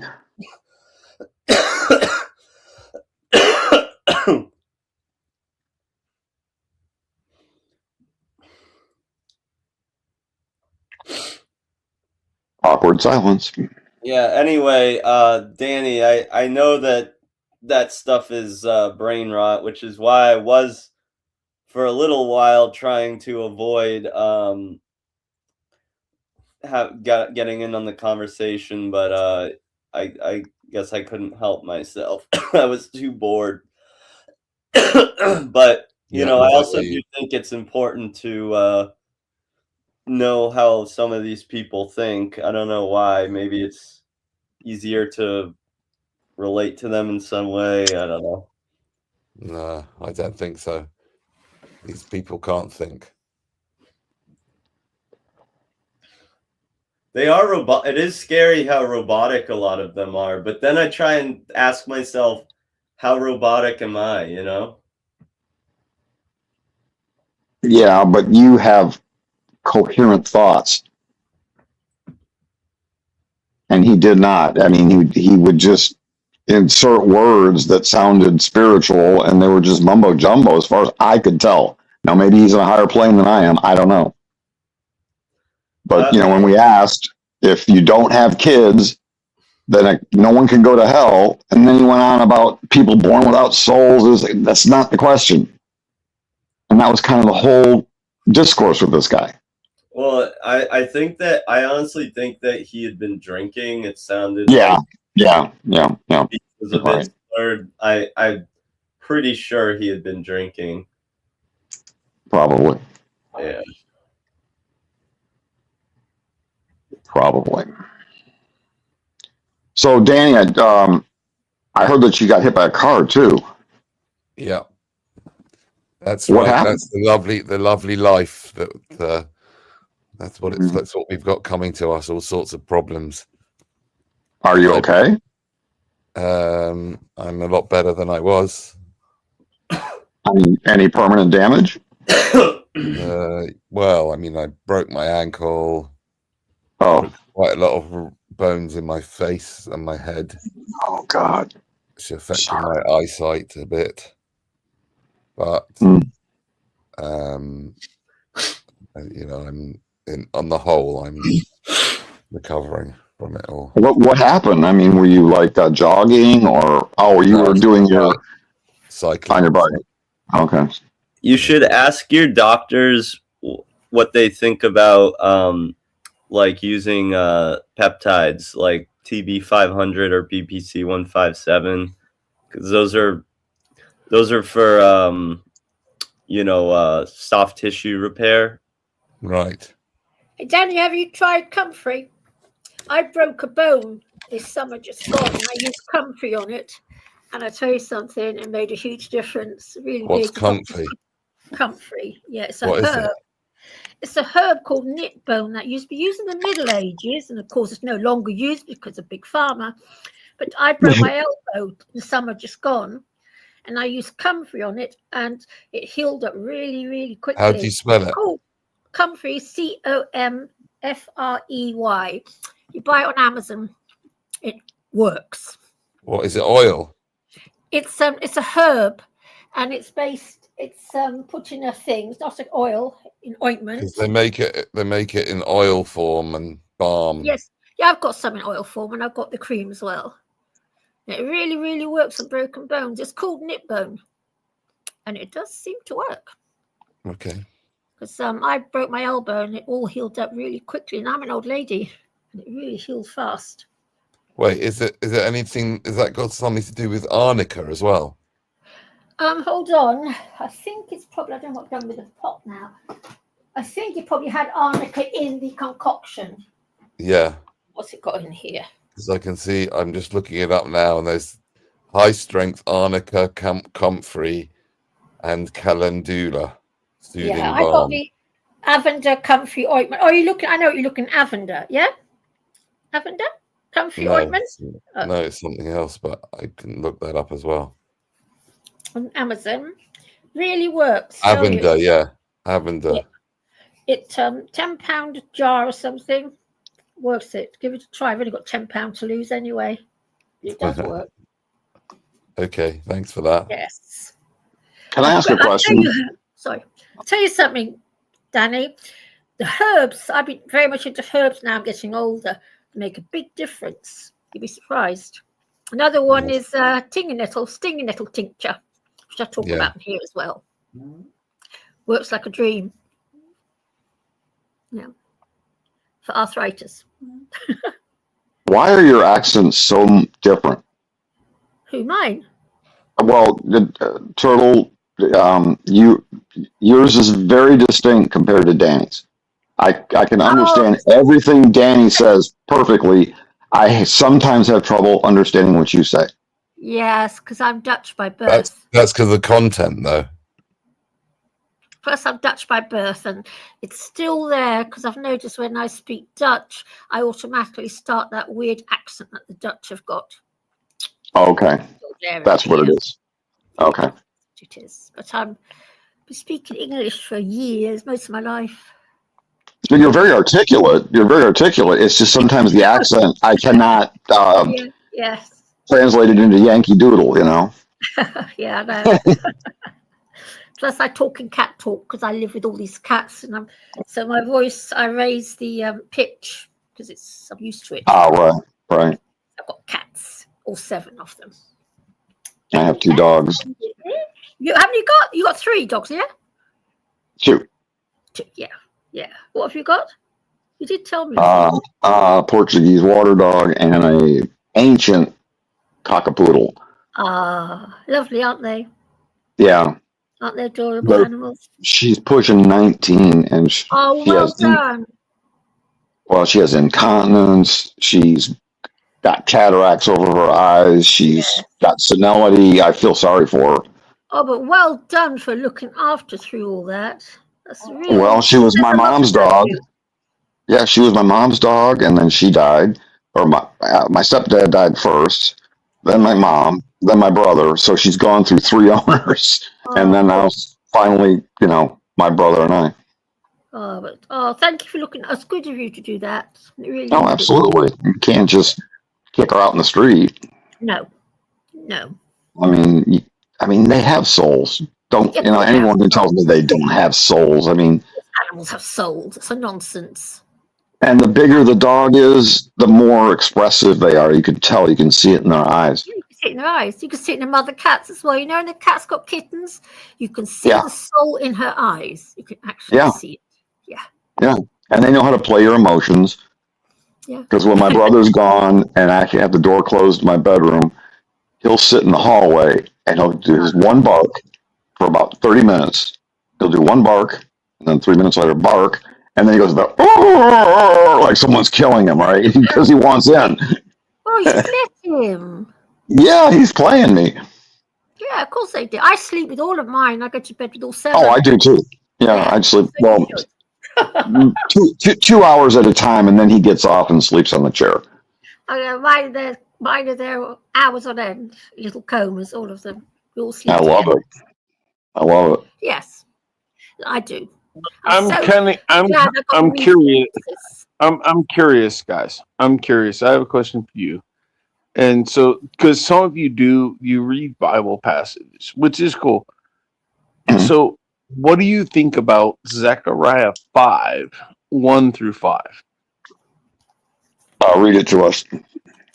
I don't have it in front of me, but it basically says, so you're aware that Jesus calls the Jews of his day thieves, correct? Like, it's pretty common knowledge. There was a lot of anti-Semitism in the New Testament, especially the Book of John. Sure, well, you can call it anti-Semitism, but he's a Jew himself, so I don't think that's correct to say that. But anyway, well, the things he says, or the things that are said allegedly. But go ahead. But he followed all their laws. So anti-Semitism, I can't really go there. But so Jesus refers to the Jews of his day as thieves, and that's kind of common like knowledge. But if you don't know that, it does say that. So then to read Zechariah 1-5, it basically says that people will lie. Number one, on one side of the page, they're going to be thieves. And then on the second side of the page, they're going to be false teachers or something to that effect. So I'm curious, like when we look at what's going on in society, and you have Jesus already mentioned who the thieves were. So those would be Jews who don't believe in Christ. And then the second half would be anyone who's just claiming Christ isn't who he says he was. So that would include you, I guess, if you're not believers. But when specifically applying this to Islam, because it says a curse will come across the land and the curse will go forward, I believe that Islam is definitely some sort of curse. But, why? Why are they cursed? Yeah. No, they're cursed. They're cursed for the rest of the world, I believe, because they want to believe in their own laws. They don't respect any laws of any nation. They'll just move in. They don't want to assimilate. In quotations, that's a way to put it these days. It's a fancy way of saying it, I guess, a buzzword. But they don't. New Testament? Did you say New or Old? What's that? Did you say New Testament or Old Testament? Oh, Zechariah 5. That's Old Testament, yeah. Zechariah 5:1-5. I apologize. You do realize that no apology necessary. It's all good. You do demographers are projecting that Islam will be larger than Christianity by the year 2050, right? Yeah. No, I know that. It doesn't change anything. Like there will be many who are of that ilk. That's just the way it is. But what kind of God would create 70% of the world's population who don't believe in Christianity, and many who could never believe in Christianity because they never heard of it, and send them to hell? That's just bogus. That's rough. Okay. All right. Well, number one, I think that most people by now have heard of Christianity. If not, well, it's very close. It's almost all. So okay. They have no. Okay. Yeah, because it's almost like saying Well, not all Muslims are bad, like just this one bad apple over here. Oh, okay. I know, but Like, we're I'm not talking. trying Okay, 8 billion people times 70%. That's 5.6 billion people are going to be roasting in hell. And if you look out, eternity since Christ's time, you're probably looking at It 50 is billion okay. people. So here's the thing. Okay, so I hear what you're saying, and yet it doesn't seem for me to look at it from your perspective to be a problem. Because if you don't even believe in hell, anyways, what's the problem with having Christians around? They would appear to you to just be nonsensical medical patients. They're all That's just not what I lunatics. said. I said, what kind Okay. of God would create 50 billion people from Christ's time to now who've ever existed and roast them in hell? Yeah, that's a question for God. It's not a question for Okay. me. It's above my pay grade. My pay grade too. It's just things that go through my head. I understand that, and I get it. They're great questions. However, I will say that in the Old Testament, basically, some are made for destruction purposes, probably just to create some kind of chaos, i.e., Job with Satan gets to make the house come down on his entire family or something, so they all die or whatever Yeah. it was. Well, he got a new family, so he was made whole. He got a new family. I don't remember where that actually is, but it is. could be there. I don't know. What's the verse? Or you got to read the whole thing. But you just read the whole Job story.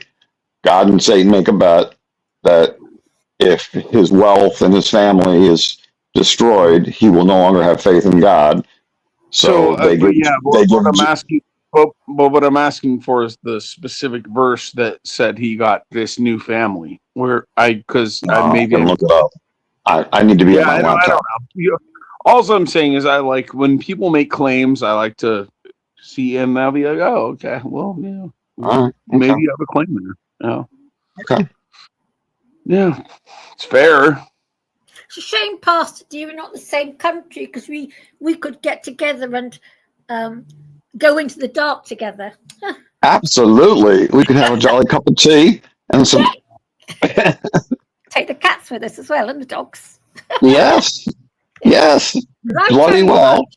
I'm so scared because, I'm 71, so it's not far now. It's one of the reasons why I come here, because I'm scared. Oh, I love the conversation in this room. Why are you scared? What is the reason to be scared? Because I believe in Gnosticism. I even have read the Bible. I believe in Gnosticism. And in Gnosticism, basically, when you die, you're going through a checkpoint to the next thing on the Gnostic ladder. And I believe in reincarnation, and I believe that we're recycled, and I don't want to be recycled again. I don't either. Oh, me too. How do you, so if you say, but you just said you believe in the Bible, so where are you getting that? Because I just believe in it, because I've been a little Christian. I was a Christian since I was a little girl. Yeah, but where are you getting this belief from? Let me finish. And then my beliefs started changing when I started coming here. It's all very new to me, this. It's also very new, but I used to be a Christian, yes. I used to believe in God and the devil and everything. But I'm not okay, so your Gnosticism is not based on biblical anything. No, it's all just something you online. fell into. Yeah, you fell into that somewhere along the way. Okay. Also, I have discovered to my utter horror that I existed in another dimension before entering this one. And I found that out through hypnosis. I was hypnotized, and this is what came out of it all. Oh, why do you believe that? Doesn't that just seem like a bunch of puppyism? My mother confirmed it. My mother confirmed something that happened in my recall. She confirmed it. Oh, well, your mother wouldn't lie to you, now would she? No, don't be so facetious, okay? I'm just telling you what I believe. It's how I came to it. Now, D&W believes in Gnosticism. This is how I came to it. And I have decided that when I believe that when we die, there's a tunnel of light, there's a dark, blah, blah, blah. I want to go into the dark. But I'm petrified. Just let me sleep forever, please. What? Yeah. I just want to sleep forever. I hope that's what happens. Yes, I would like. Yes, I want oblivion. So what happens? Wait a second. What happens when you sleep? Well, when I'm in a deep sleep and I'm not dreaming, it's 11 o'clock at night, and then it's 5 o'clock in the morning, and it's like a millisecond. Okay, so, but you still wake up though. So you're asking for. But that period between 11 and 5. You're asking for eternal sleep. That's what you're asking. Absolutely. That's Okay. what I pray to God for. So yes. What I'm asking you is, so eternal sleep means you don't get the go to sleep at 10, wake up at 7, whatever, like this, because you don't wake up. You're asking for eternal sleep. So what you're asking for is a form of dreaming, which dreams are great. We can all relate to this. Yeah, we can all relate to this. Dreams are great. And when you have the lucid ones, and they can also be nightmares. So this is the problem. Yes, Chick. What you have said, you should have said you're looking for eternal death. I want eternal death. No. You want eternal death? What does that even mean? You don't even know what death is. I just want nothing. I want to return to the state I was before I was born. Before I was created. Yeah. Oh, but how do you come? Okay, so you would have to listen to someone else's story to tell you what that actually is. Yeah, well, I've read. I know I existed before I was born. I do know that, and I think I've been reincarnated. I know you don't believe in this sort of thing, but we do. Okay, so if you believed in that, then why would you believe that you have been reincarnated into a form that you feel like shit? Yes, because unfortunately, I believe the Gnostic trap. The Gnostics believe in reincarnation. Is what they believe in. All right, that's fine. I don't care what they believe, but what I'm asking you is, if you just said that you believe that you have been reincarnated and that's why you're here right now, why did you get reincarnated into a shithole? That's what they do. That's what they do to people. They reincarnate us with some kind of leash to them. This is Gnostic belief. This isn't Christianity. This isn't. Yeah, but what I'm saying is it doesn't make sense. If you were going to be reincarnated, but wait. Okay, I'm asking you a question. I'm just trying to ask you a question. If you were to believe in what you're saying, why weren't you reincarnated as, I don't know, Marilyn Monroe? She can do whatever she wants. She's just in the spotlight, all this good stuff. I don't like but being you in the feel like spotlight. you feel like your life is pretty much a shithole. So why were you reincarnated? No, I don't. DW, I haven't said my life's a shithole, actually. I think this world is a shithole. I don't think my life is. Well, then, but that's okay. So let me rephrase the question. Why were you reincarnated into this world, which is a shithole? No bloody idea, because the Gnostics, that's what happens. They just keep reincarnating us. Into a shithole? They just reincarnate you into a shithole? Why would you want to believe that? That means... Why do you believe in hell? Why do you believe in hell? Why do Christians believe in hell? Gnosis, Dub. Right, it's called finding Gnosis. Okay, why do Christians believe in hell? I can handle that question after. We'll let her get all of her feelings. It's kind of the same. It's kind of the same concept. It's not though. Yeah, it kind of is. It's way different. If she wanted to get something off her chest and continue her, to let herself. I'm sorry. Yeah, I'm sorry. Yeah, I don't want to interrupt her like that. That's fucked up. But it's called finding Gnosis. That's why I come here. If this was called finding heaven, I wouldn't be here, and I wouldn't be. That's why I come here. That's why I come here all the time, because I'm looking for something. I'm trying to build up the courage to deal with it. Oh no, I don't understand what. So you accept that you're just going to be. Great song. I like that one. But so why is what I'm wondering is so you are accepting that you're just going to be reincarnated all the time and eternally into the shithole that you don't agree with. Well, that sounds like hell. But that's what the Gnostics believe, which is why I come here. If this was about Christianity, I wouldn't come here, would I?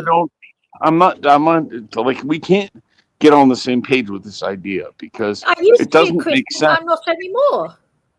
Doug, do you realize that there were many sects of many sects of Christianity that existed before basically the Catholic Church annihilated them all? There were Cathars, there were Bogomils, there were all these different belief systems within Christianity, and even in the Roman Empire. You know, when what was his name?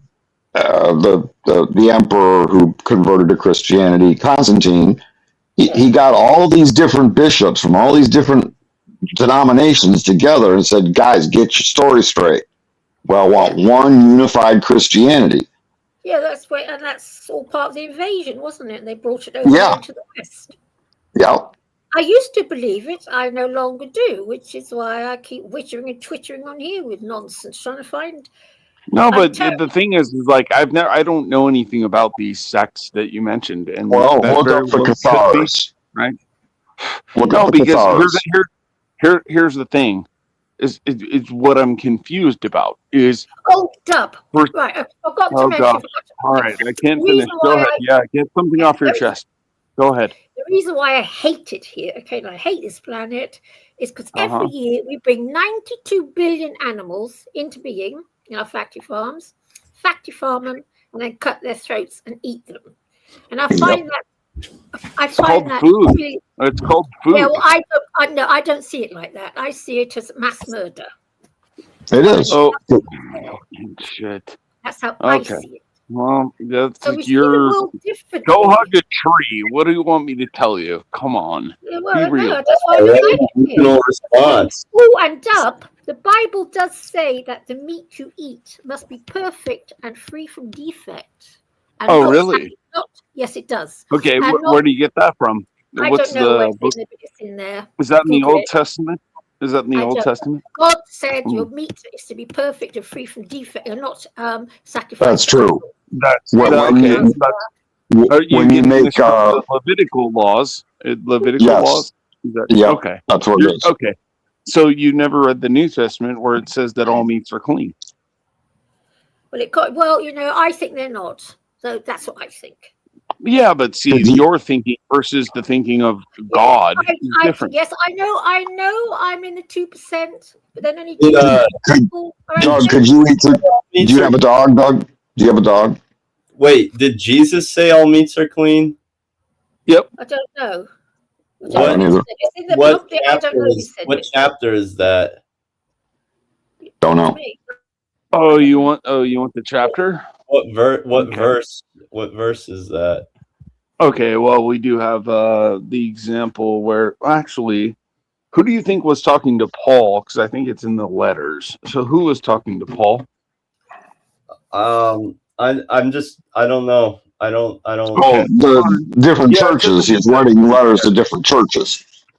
Yeah, but who was talking to Paul when he said the meats are cleaned? And furthermore, he said Jesus himself said something about it's not what you actually put in your mouth that comes out your digestive system. No, that's what you actually say. I'm asking if Jesus said that thing about meats being clean. Yeah, yes, that's what I just told you. Hold on. Like Jesus said, it's not what you put in your mouth that defiles a person. It's what comes out of your mouth that defiles a person. That is why I'm no longer Christian. You see, I said I'm an ex-Christian. Wait, I'm no longer Christian. She keeps going on, and she's actually not. She's the detractor from the conversation. Wait, but by that logic, we could assume that he meant that it's okay to eat human flesh too. Yes. No, actually, because flesh, human flesh specifically, that would be killing another person for the purposes of not necessarily. The person could be scavenged. No, actually, so the Old Testament does speak about eating children. Yes, it does. If you don't follow the commands of Yahweh, you will. One of the things that will happen to you is you'll be so starved you'll eat your own children. That's in Deuteronomy. I don't know exactly. Yeah, it's somewhere in there. It does say they will eat their own flesh, their children, or something like that. I hope that's not. I hope that's not physical. I hope not. But I don't want to be here for any of that. Eating human flesh per se. Yeah, come on, man. You're trying to use hyper examples, and you're trying to make a case. It's not working. First of all, there's a couple things going on. There's a couple things going on here. Like,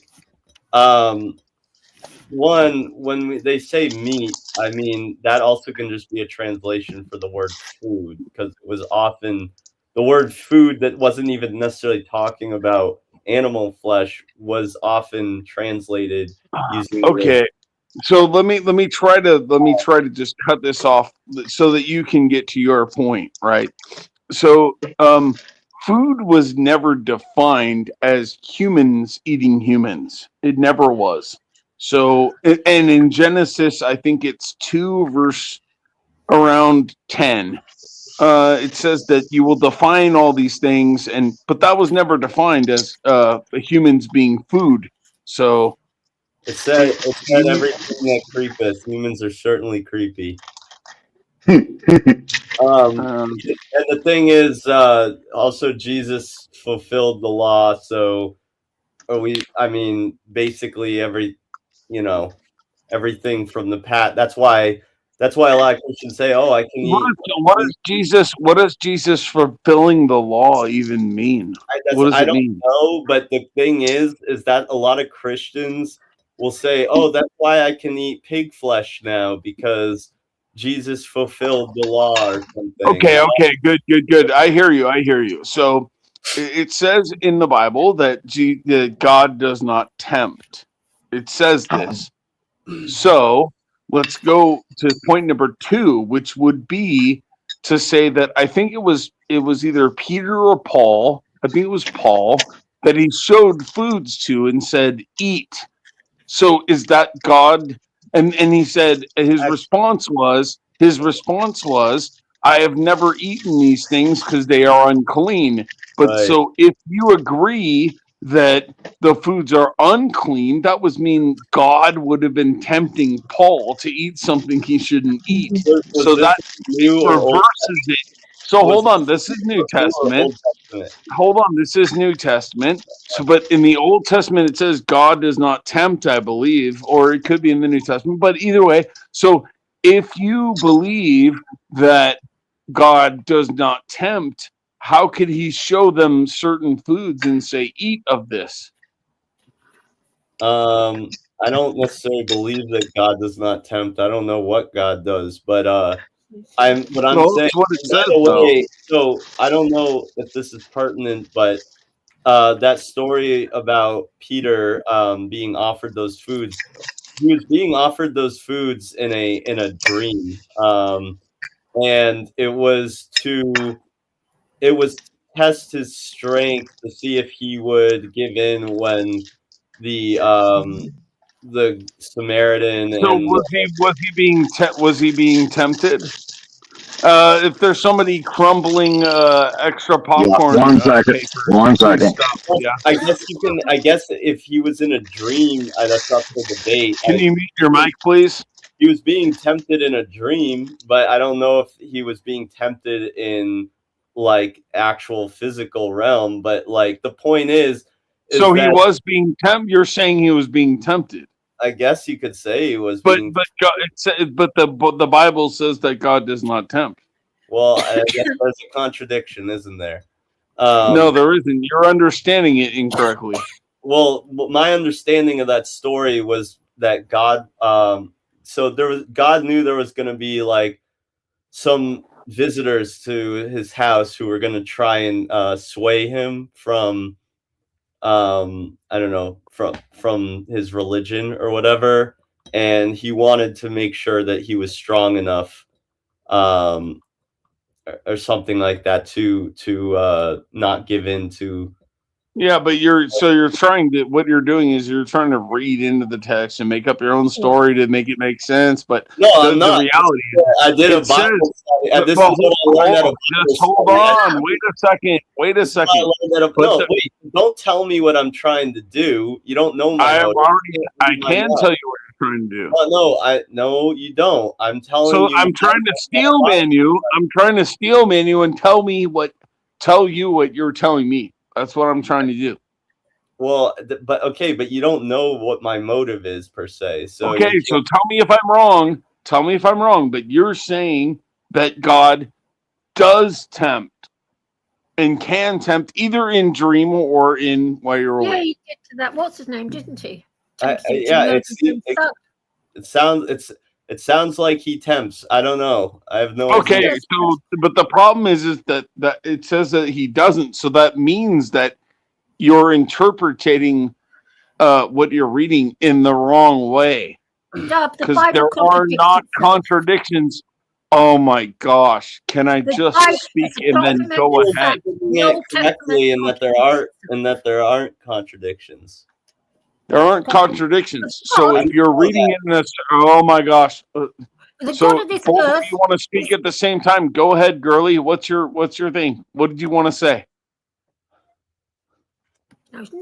The God of this earth is a murderous fucking asshole. That's what I think of him, and I hate him. Sure, that's fine. The God of this world is called Satan, actually, and we're from somewhere else. So I'm talking about the God that's called God. The God that's called God. Jehovah, call him what you like. Okay, well, I mean, anyone but that thinks that's okay. You just said the word Jehovah in the Old Testament. It says you should be stoned for that. Who, me? Yeah.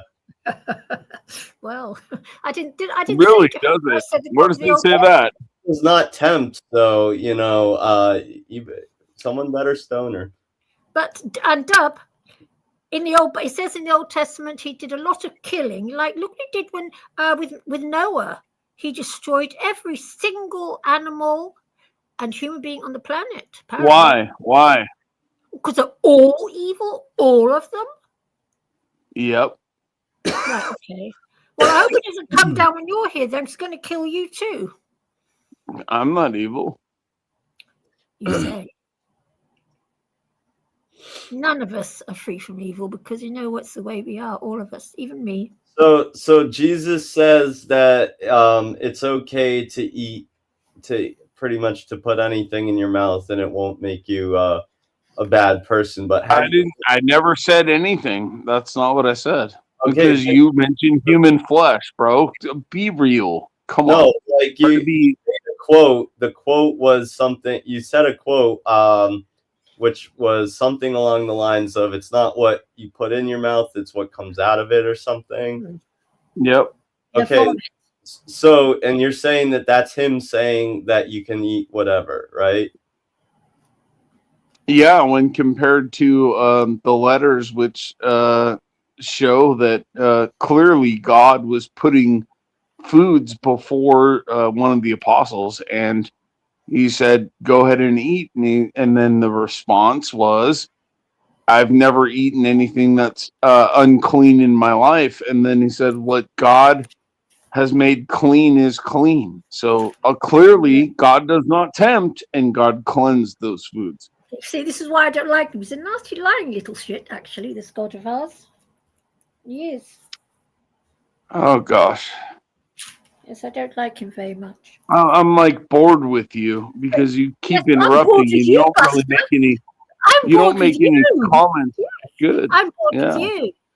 Actually, I think I'm pretty much the prime.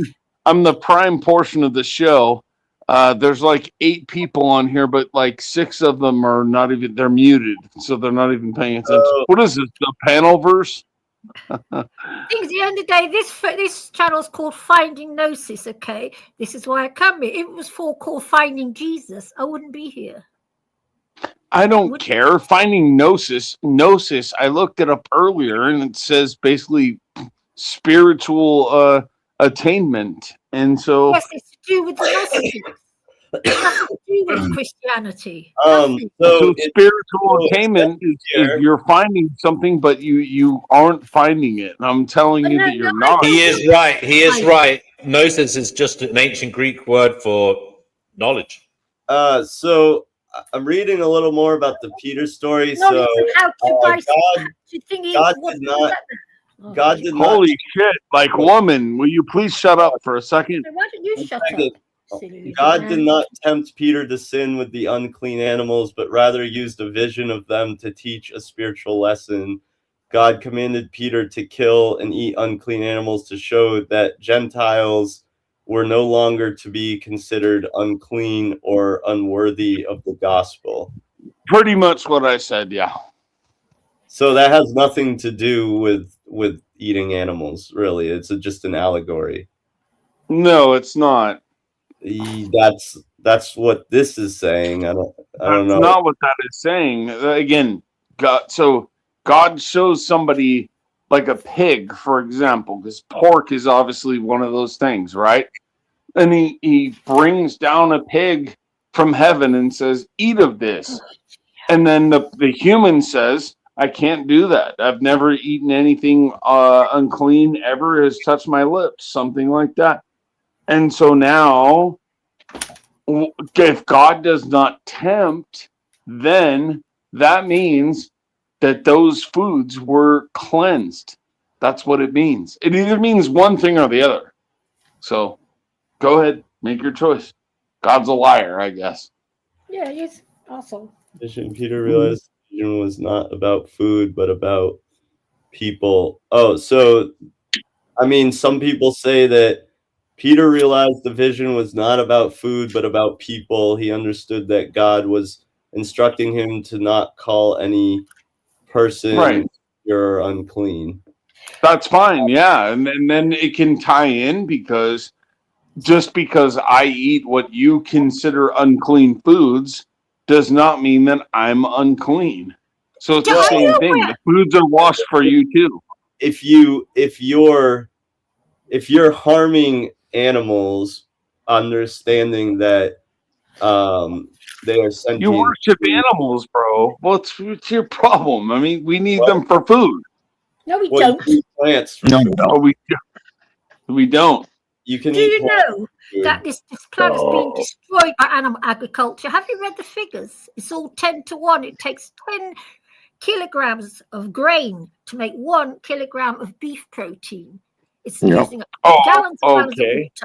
In the third world, children are starving from dying of starvation because the grain that's grown in the I can accept everything that you want to. I can accept everything that you want to rattle off.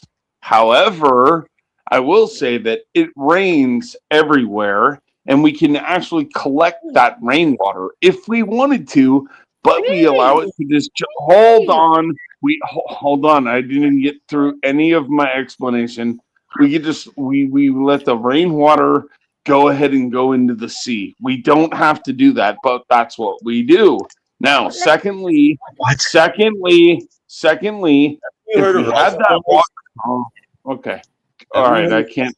I'm never going to be able to fucking say anything. So go ahead.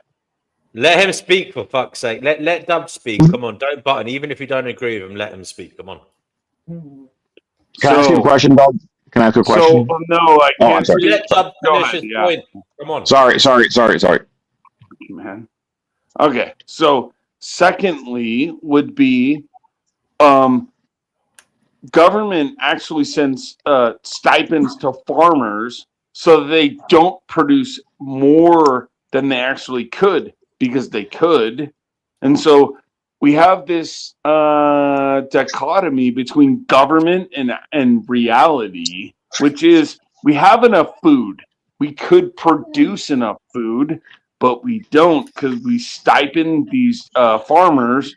And so that's a made up fictitious bullshit. We don't have enough food. Yeah, we could produce it, but we stipend these damn farmers, and so they don't produce what they should. That's just fact. Wait, so what does Cougar Doomer think? Because he's a scientist. Who? Cougar Doomer. Are you there? Care. I'm here. What's the question you want to ask? Yeah, so Dub is saying... But, oh, you're a scientist?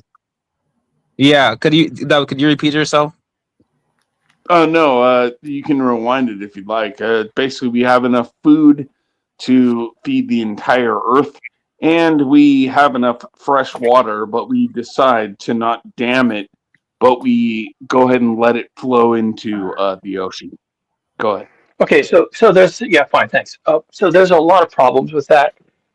A lot of the land that we have has been put into production with modern agriculture, which is rapidly destroying the land. So we're having less of it all the time. The water that goes to the sea often does so because we pretty much have all the dams we can have. It's not easy to just build a dam. Bullshit. You have to have whatever. Okay, I don't want to talk to you. I'm just answering the question. Dams are easy to build, and they built almost all of them that they want to. Here in California, they've dammed all the major rivers and streams. Okay, the reason why I will only Wait. Could you let Cougar Doomer finish his point first, please, Dub? Dub, let him finish his point first, and then you can talk to him. Here in California, where water is a big deal, they're actually going to dam a canyon that doesn't have a river. They're going to put a dam around it, and then they're going to fill it with water that's been pumped from other rivers. So it's not easy to find rivers that don't have dams on them or that are in a good place to do that. I want to say that every place has been dammed, but like in Iran, which is currently in a major water catastrophe, they're about to reach 0 day. They have dams everywhere, and yet they've run out of water. They've dammed everything that can be dammed, and they are running out of water anyway. So there are massive problems with just saying there's going to be a technological solution and then wipe your hands of it. If there was, then it would be implemented because water is so valuable. But there isn't. And desalinization requires energy. It's harmful to the environment. That's what I hear. I don't really care one way or the other. I'm not an environmentalist, to be honest. But if there were easy solutions, they would be in place. But they're not. And Iran has just run out of water because there are no easy solutions. So if you need data, wait a minute. I have to disagree with you there. There is actually, and I guess you could argue that it's not an easy solution because not everybody's willing to adhere to it. But one of the easy solutions, if we got the majority of people on board, would be to switch to a plant-based food system. That would greatly reduce the amount of land that's being used for agriculture, and it would just improve. I literally told myself that that Noodles is gonna say everyone should go vegan. I literally told myself that before you said that. Whoa! Did I even say that? First of all, right, plant-based, same thing. All right, but whatever. Go ahead. Whoever was gonna talk. No. Okay, I was asked a question. And I'm not done yet. The question was, can we feed everyone on the planet? I think that's a legitimate question. And you can argue about whether we should be vegan or not, or where the water is or isn't. We're actually doing about as good a job as we can, apart from politics and food distribution. And we have the same problem with wealth distribution. According to who? Okay.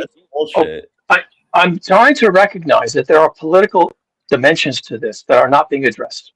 If we could fairly distribute food, then we could probably also turn around, use the same logic, fairly distribute wealth. But we're not doing either one. Why that is, I don't know.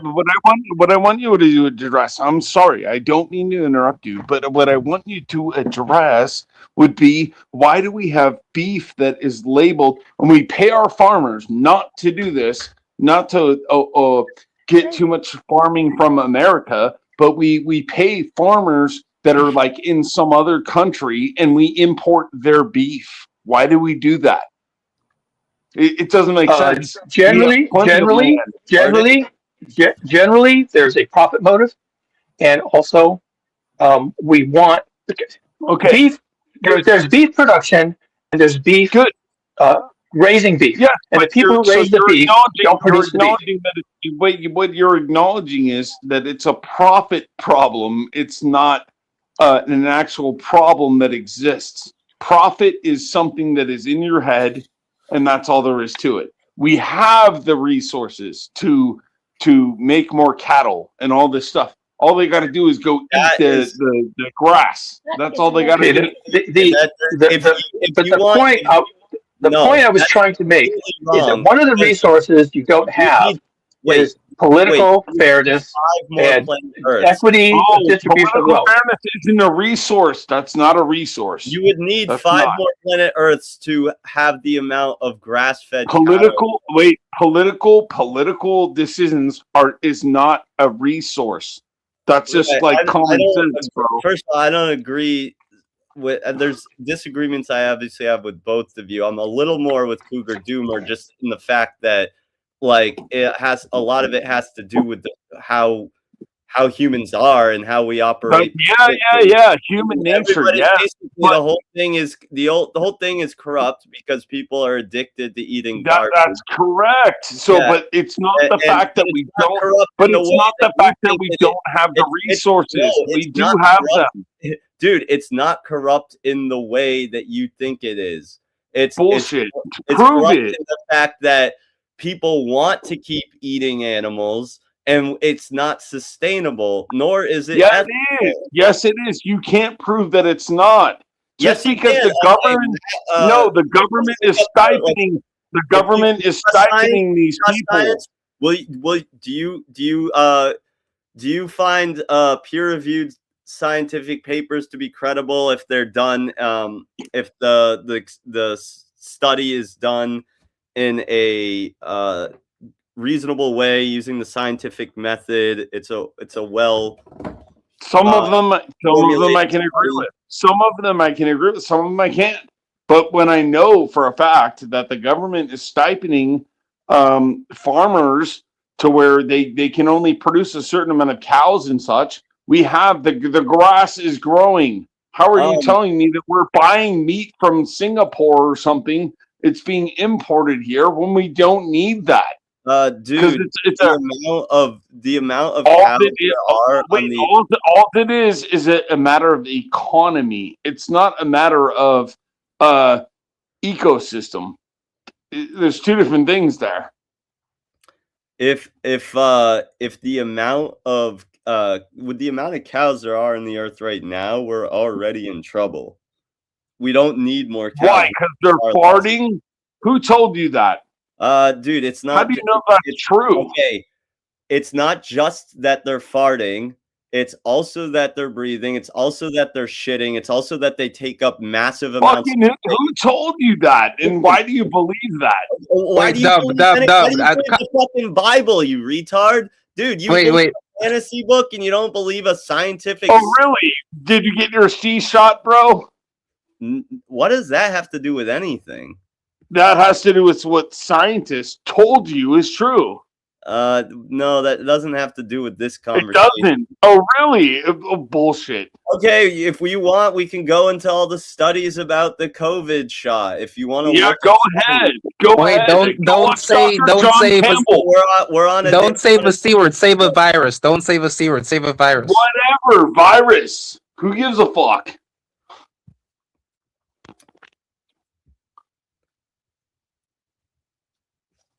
But yeah, but noodles is actually right, Phil. Like the amount of cows and stuff, they do take up a lot of resources to maintain. He is right. What resources don't we have to accommodate cows? Prove it. You can't. We have tons of land. I've driven for 4 hours straight, not seen one house, and I see tons of land.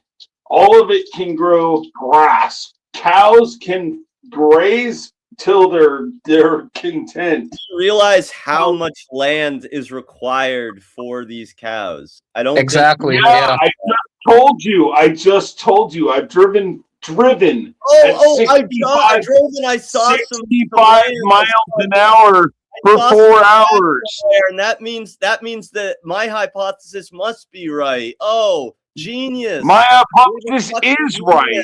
There. Wait, my hypothesis is right because it makes logical sense. Retard. Okay, so look here. Let's play out my hypothesis. Even if there was nobody watching over these cows, they were just made wild cows or whatever you want to call it. That would be fine. And then the wild population, some of these coyotes and whatever, they're going to eat those, which is good. It's fine. Doesn't matter anyway.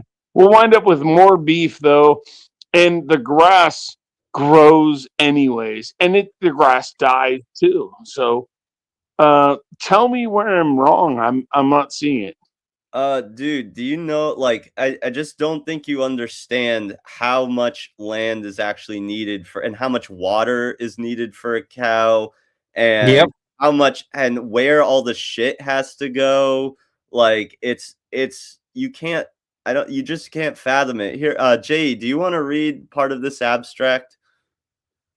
Yeah, I guess I can read it. So in the US, there is growing interest in producing more beef from cattle raised in exclusively pasture-based systems rather than grain finishing feedlot systems due to the perception that it is more environmentally sustainable. Yet existing understanding of the environmental impacts of exclusively pasture-based systems is limited by a lack of clarity about cattle herd dynamics. We model a nationwide transition from grain to grass finishing systems using the demographics of present-day beef cattle. In order to produce the same quantity of beef as the present-day system, we find that a nationwide shift to exclusively grass-fed beef would require increasing the national cattle herd from 77 to 100 million cattle, an increase of 30%. We also find that the current pasture land grass resource can support only 27% of the current beef supply, or 27 million cattle, and amount 30% smaller than prior this is going, man. You don't need to read the whole thing. I get where this is going. However, raised, foraged, and definition that conforms typical grass. These supplemental feeds can support an additional 34 million cattle to produce up to 61% of the you want to keep breeding? Fine. The potential of forage feed croplands to compete ridiculous food crop production. Ridiculous. Is required to determine optimal agricultural land uses. Don't worry. U.S. demand in an entirely grass and forage raised beef scenario can only be met domestically if beef consumption is reduced due to higher prices or other factors. If beef consumption is not reduced and is instead satisfied by greater grass-fed beef, a switch to purely grass-fed systems would likely result in higher environmental costs, including higher overall methane emissions. Only reductions in beef consumption can guarantee reduction in the environmental impact of U.S. food systems. So here's your problem. Here's the problem with your study. The problem with your study is that it just so happens that companies like Campbell's Soup just recently came out and were exposed for creating artificial meat. So don't you think that they want to do that instead of actually breed cows? Sure they do. It's their lower bottom dollar. Why do they care? So then this article... They have there's a lot of idiots. Do you understand what I just said? Like you out there that have a religious fervor when it comes to sir, do you understand what I did? Sir, do you understand what I did? Yeah. You're not going to let me talk. Okay. You're not addressing my question. You're not addressing my question. I'm sorry, you're just not. You're not addressing my question. All right, guys, just calm down a little bit. I'm going to please, Dubs, let Noodles talk, and then please, Noodles, don't talk too long. Be as brief as possible, guys, when you're speaking. Can't we listen to make your point, and then we'll move on. So, Noodles, go ahead, make your point. Listen to Danny for a while. Make your point, Noodles, and then yes, Dub, you make your point with some brevity. Danny. I do believe that there are plenty of people that that don't want to move to lab grown meat or anything like that because they have this religious like they have this stupid religious attachment to killing and eating animals. And you know, like you see DeSantis banned lab grown meat, or he's trying to ban lab grown meat in Florida or something, which goes against the whole free market thing, which is, you know, I thought that's what Republicans are all about. But yeah, there are plenty of idiots out there that want to keep us in the dark ages and that don't give a shit about the environment and don't give a shit about what it does to animals or anyone else. And they just think, oh, I'm making money doing this. I make a lot of money doing this. If this goes away, I'll stop making money, and I don't know how to change to anything else. And in the Bible it says this is what we're supposed to do. So it must be the right thing, and everybody else must be evil. So we need to make sure we can load the earth up with as many fucking cows as possible and fuck it up for everyone, as long as we keep getting meat and money, you know. Just fucking idiots. Yeah, there's lots of idiots on the planet like you. That's the problem. Okay, now you cannot prove that cow farts have anything to do with any. All right, did you want to say something, girly? Yeah, Girly. that anyone else exists but you. You talk to me. Girly. Yeah. Talk to Noodle. Oh, sorry. Yeah, you're the only girl on the panel. Go ahead. You wanted to say something. No, it's all right. Go ahead. Chickpea would be. Shut up. How about that? Fuck off. Oh. All right. Good. Found a strong one, huh? Okay. Anyways, well, you know, women should be silent in the church. God. Okay. All right. Anyways, 1 Timothy 2:12. Just because. Yes, I know. That's why I became a priestess. I knew that when I was a little girl, being a priest. And you don't believe in outer space. All right, so I'm not looking for a gish gallop here, so you can shut the fuck up and let everyone else that didn't get to speak for 5 minutes, 10 minutes, let them speak, not you. All right, they can go. Take their own advice. Take their own advice. I wasn't speaking for 5 minutes, so all right. Is it my turn? Is it my turn? All right, I don't know. All right, yeah, let Dub speak and make his point. Okay, good. All right, so now, just because a scientist says that they can recreate some kind of meat doesn't necessarily mean anything. You don't know what's in there, and therefore it makes it unnatural for a purpose that you might not understand. Now, I'm an advocate for let's get the cows going. And there's no reason, you have not demonstrated why there's any reason why we can't put more cows out there, get the grass growing, all these kind of things. You haven't said shit. All you're saying is, oh, it's bad to kill cows. We've done that forever, bro. What is your the entire throughout? Hold on, I'm landing right now. Throughout the entire human. No, you used the I'm fallacy, fucking landing right now. Shut up. Fallacy. If throughout in the entire human history we have been eating animals, why has it been bad? And raped and pillaged each other. You're doing an appeal to history. Oh, shut up, dude. Your argument is lame, and you don't even listen to anyone who wants to oppose your argument anyway. Yeah, you want to keep talking.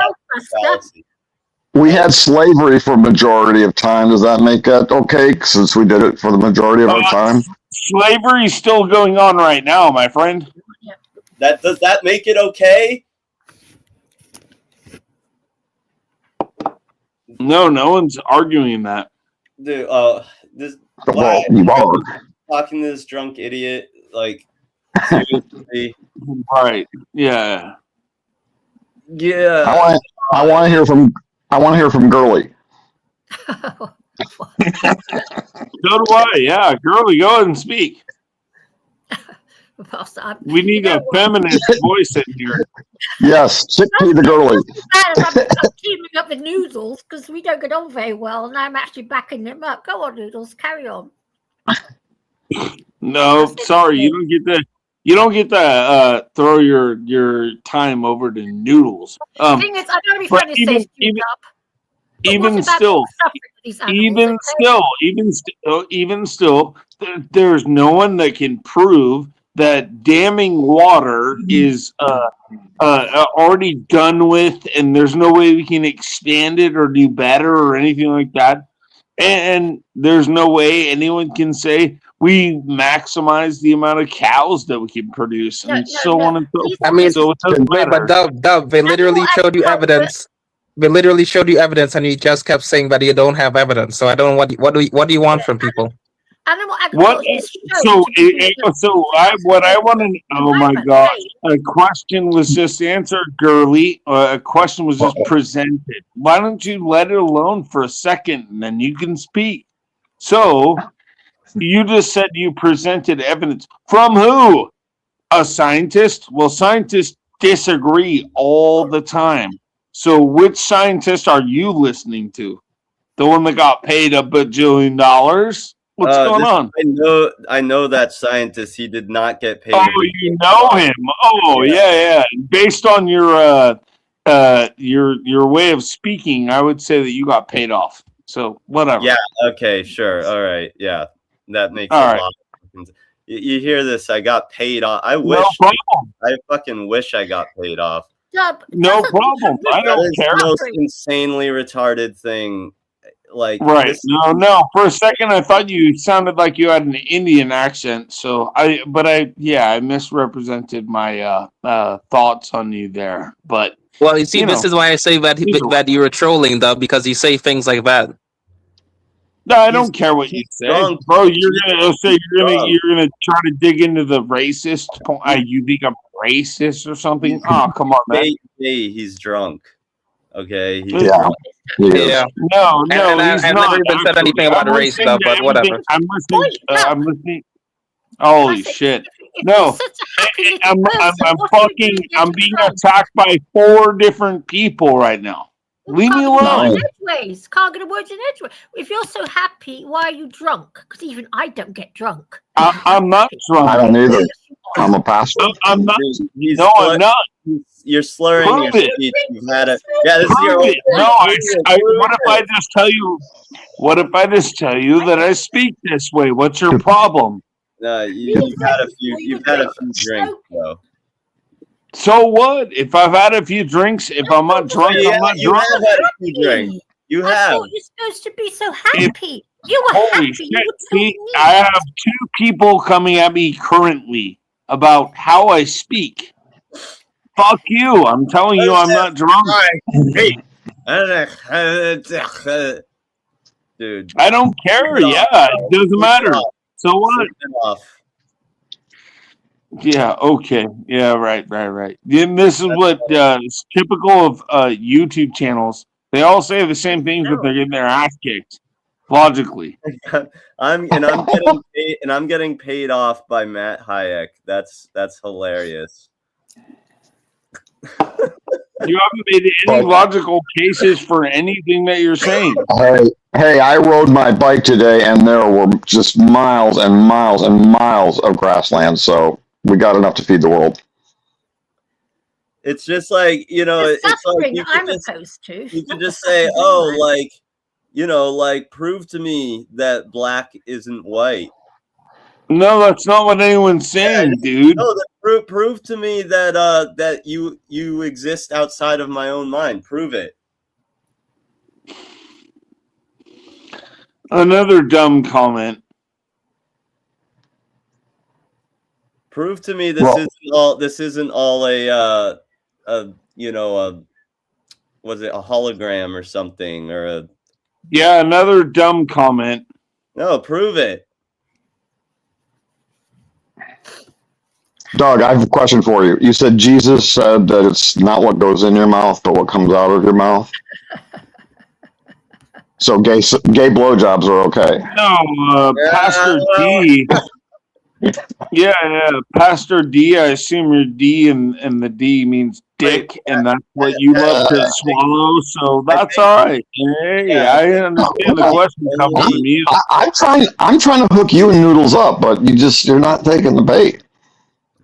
I think he means only if you swallow the dick and it doesn't come back out. All right, yeah, I'm off here now because you guys are just CT bullshit porn garbage. I spit, so I guess I spit, so I guess I'm not going to qualify.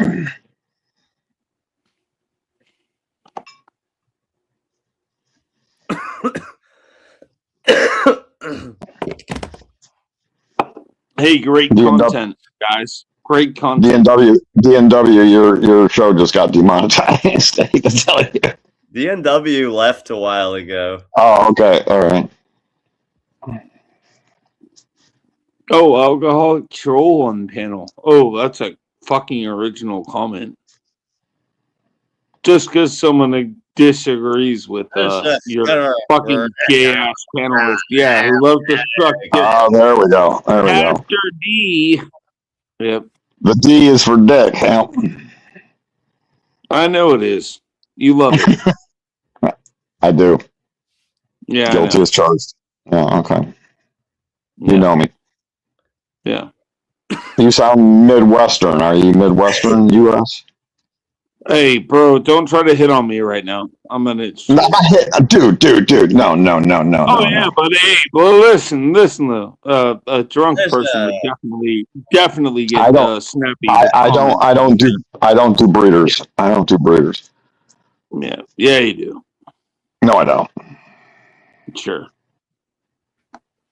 It's against my religion. Well, so there actually is enough food to feed the entire world because we feed about 70 to 90 billion land animals. Food that humans can be eating, and there's only 8 billion humans. So we know that there's enough food to feed the humans if we stop breeding. Yeah. I mean, and we also do know that homosexuals like to drink sperm, so we could feed them that way. Oh, Jesus Christ! That's a viable. Pastor D is all over that. Actually, Doug, you're onto something. If we had sperm-rich diets, all the protein would reduce animal killing in. And Dub, because he lives on sperm, don't you, Dub? He probably does. If by Dub you mean Pastor D, then you found it. If by Dub you mean Pastor D, yeah, that's what I drink per days. Oh, I think I'm going to call the FDA and we should go on a sperm-based diet.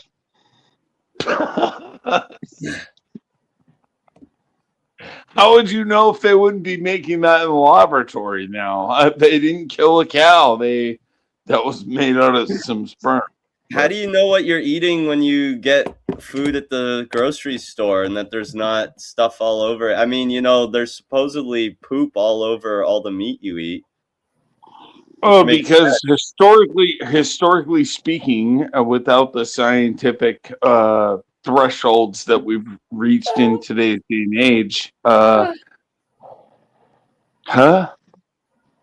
made a lot of sense. Do you have anything? Did the woman on the panel want to say something? Because she said, "Huh."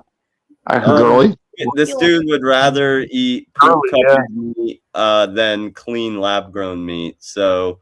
No one's interested in lab-grown meat, bro. No one. It's the minority. It's the minority. No, it's the minority. I will tell you. Oh God! You want to keep talking? Go ahead. Clean piece of meat that no animal had to die for, and that does not. Oh God! You're so noble. And that doesn't have any poop on it. I know you like to eat. So noble.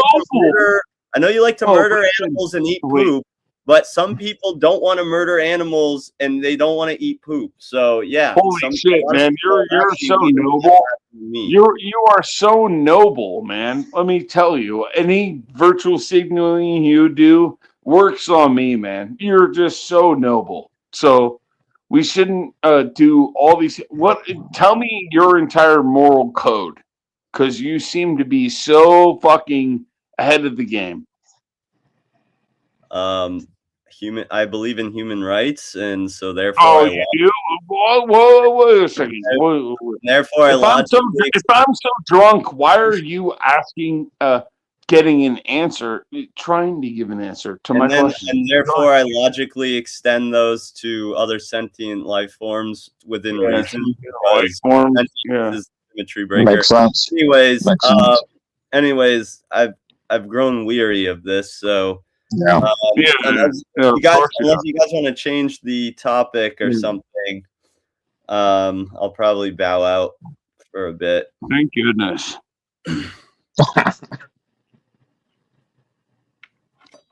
There's that Christian kindness I hear so much about.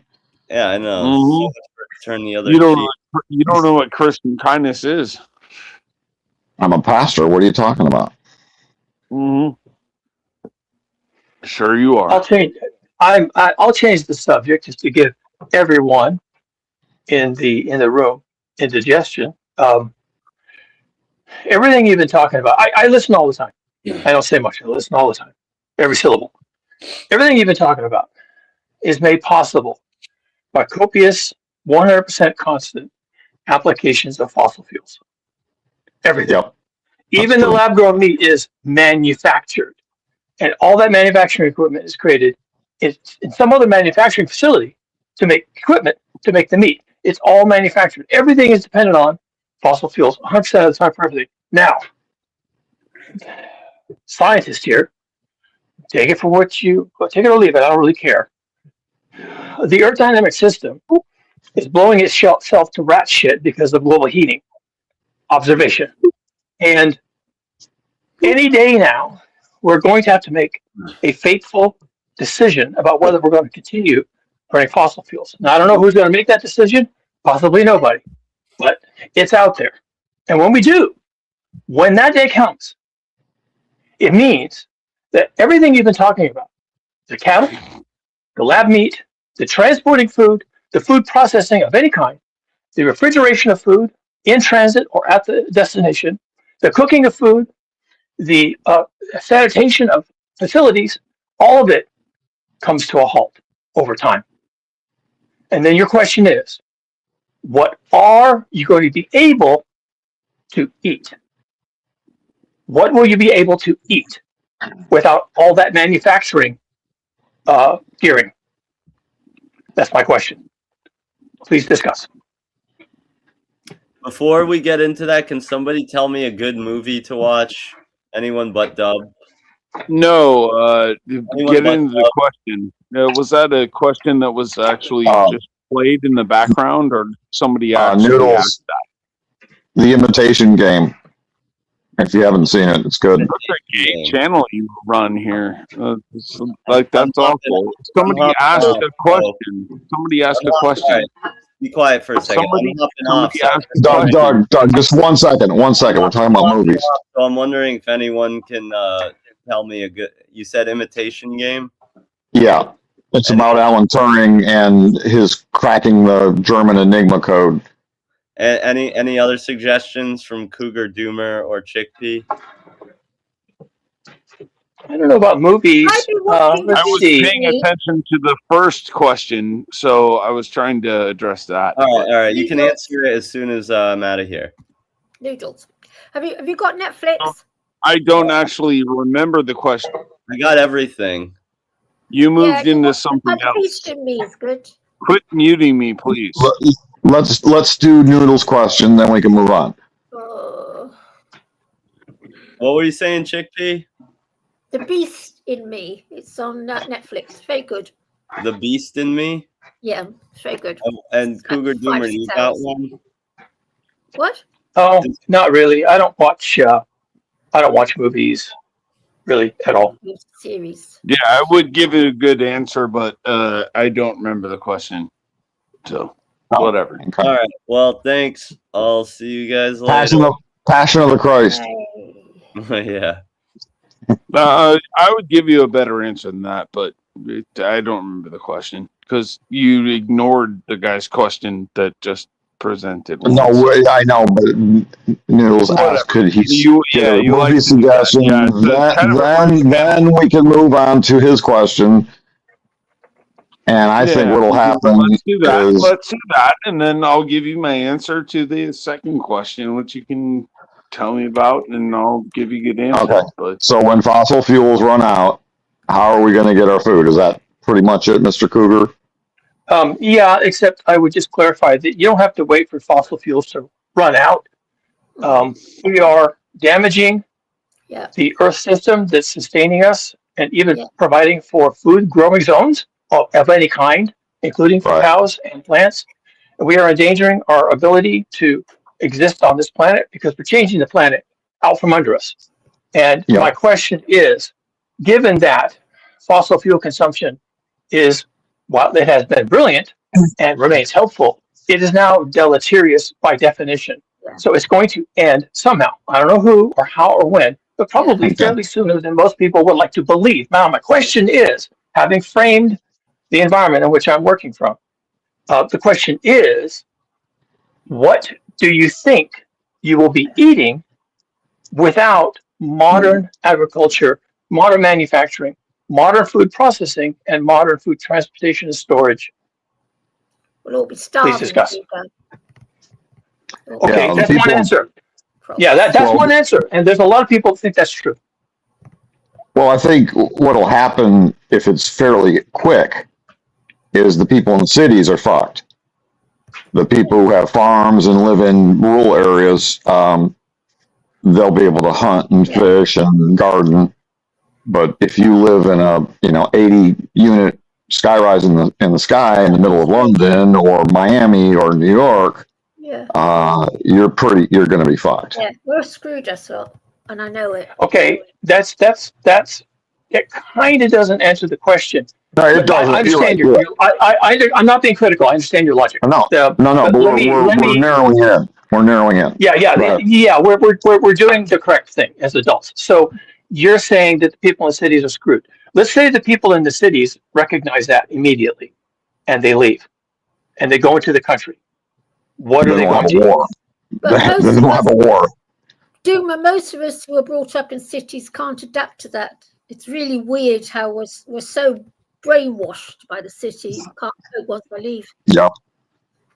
Okay, there's 20 million people. There's 20 million people living in Southern California, in the larger area. 20 million people. 40 million people live in California. Half the population of California is in the South, essentially. Los Angeles and the surrounding urban area, all the way to Mexico, will shortly be uninhabitable for human purposes.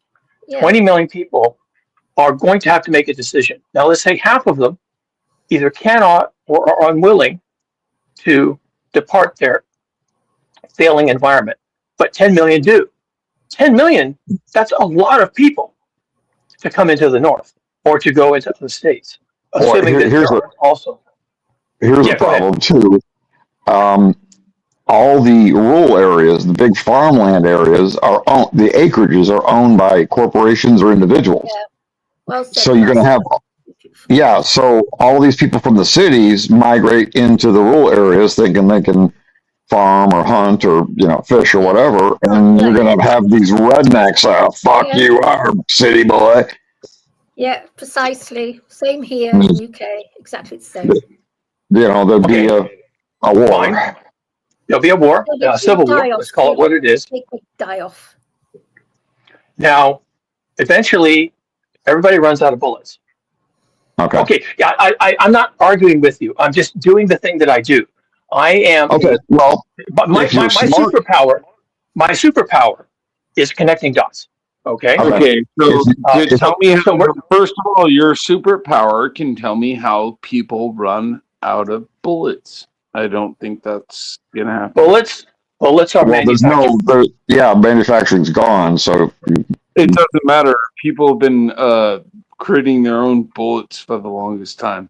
So, but nobody could process the lead into bullets. Okay, all right. For the sake of argument, just moving it along. Let's say that 1% of rural occupants make their own bullets and have an infinite supply of powder and lead and casings, and have perfect defenses. That's still 1% of people who have a story that they can tell. Okay. You have 10 million people on the move. Okay. The smart ones will go to the landowners and say, look, can I work for you? I'll harvest. I'll do whatever you need in exchange for room and board. And the smart landowners will say, what do you believe in? Because I'm not allowing you on my land to live Unless here. you're a Christian. Unless you're a Christian. Right. Hold up now. Wait a second. No one said that. No one said that. But, however, you run into the same contradiction that exists right now. So. Okay, well, you got an overpopulation problem, and you believe in making more people, so already that defeats the purpose. Got too many people.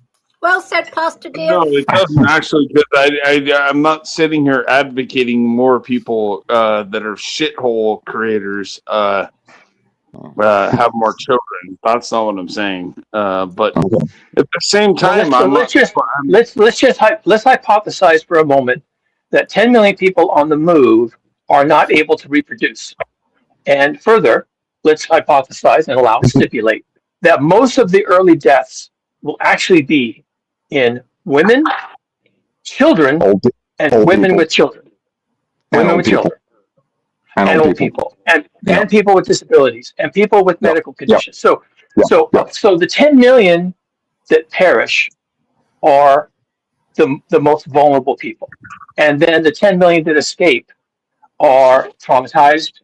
They don't have any food. They're not traveling with food or water. Many of them will be on foot. And the farmer says, okay, I can take in 2 people who can work for me because I just ran out of fossil fuels. So I don't have a tractor. I have a horse who maybe, if we can figure it out, can pull a plow if we have a plow. So they can maybe figure it out. You still don't have an answer to the question. And I'm not being mean here. I'm just doing what I do. I have to think through these things. You still don't have an answer. I'm not saying intellectually. I'm saying we collectively still don't have an answer to what are we going to eat. It's going to be a massive wipeout. Huge wipeout. Yeah, it's going to be bad for the women and children. I'm sorry, Chicky, go ahead. No, sorry. I could see immediately these little medieval fiefdom, what do you call them, kingdoms, where you have these bands of people that defend the farmer or the farmer's land in exchange for having the right to stay there and ward off people, meanders that are up to no good. That's interesting because that's the exact same scenario I came to. I wrote a book. So I'm going to promote my book a little bit. I thought about this. I thought about this a lot, and I'm enjoying this conversation because you're helping me think about it further. I wrote a book available on Amazon called "It Was 100 Days," and after the wheels have come off, there's a period of time when people are scrambling around. Some people are leaving, some people are staying, some people are turning to crime. But everybody, after about day 21 or 25, everyone has to answer the same question. What are we going to eat? And some people, a group of people, decide that they're going to eat other people. And there's other people who say, what you just said, we're going to form something like a village. We're going to basically circle our wagons. We're going to put up fences. We're going to defend the perimeter, and we're going to hunker down, and we're going to get into the business of growing food. And you have to account that not every human believes in eating other humans, so they'd rather starve. So, Okay, I didn't say everyone. In fact, the people, I call them cannibal zombies. The people who end up doing this, are actually people who were waiting for the rapture. And they were religious fanatics. They went into the hills, so they escaped whatever trauma so was again, taking place. They went into the hills. You're playing out your own story. You're telling a bedtime story right now, and that's just not appreciated. Well, no, he's playing a hypothetical. Pretty weak. And I'm just saying that the cannibal zombies survived. Yeah. And they were waiting for the rapture. But they survived because they fought the community. Is it anywhere near Christian theology to eat another person? Is cannibalism synonymous with Christians? It doesn't have to be. You eat the Holy Spirit with that cracker. Anyways, I'm just saying that, ironically enough, one of the groups that does survive are the people who as a community accepted that they had to survive to wait for the rapture, and so they did whatever they had to do. Another group of people decided they would cooperate. You're telling bedtime stories right now.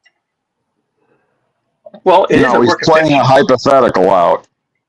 Yeah, exactly. Bedtime stories. Okay. Yes, it's a work of fiction, and I'm the author, and I get to write it however I want to. Here's something you can fall back on. That no one else should really listen to. It's just bullshit. Not really. There was a plane crash in the Andes Mountains in the early 70s. Tell me why not really. Well, I'll tell you why. Because there was a plane crash in the Andes in the early 70s. And this is a real story. It's the movie's called Alive. What happened? Go ahead. Well, the plane crashed. There's a bunch of young soccer players. And let me finish the whole thing before you interject, please. And it was like a group of 30 of them. They were all chartered a plane. They crashed. They ran out of food. And they were stuck in the Andes in the middle of nowhere.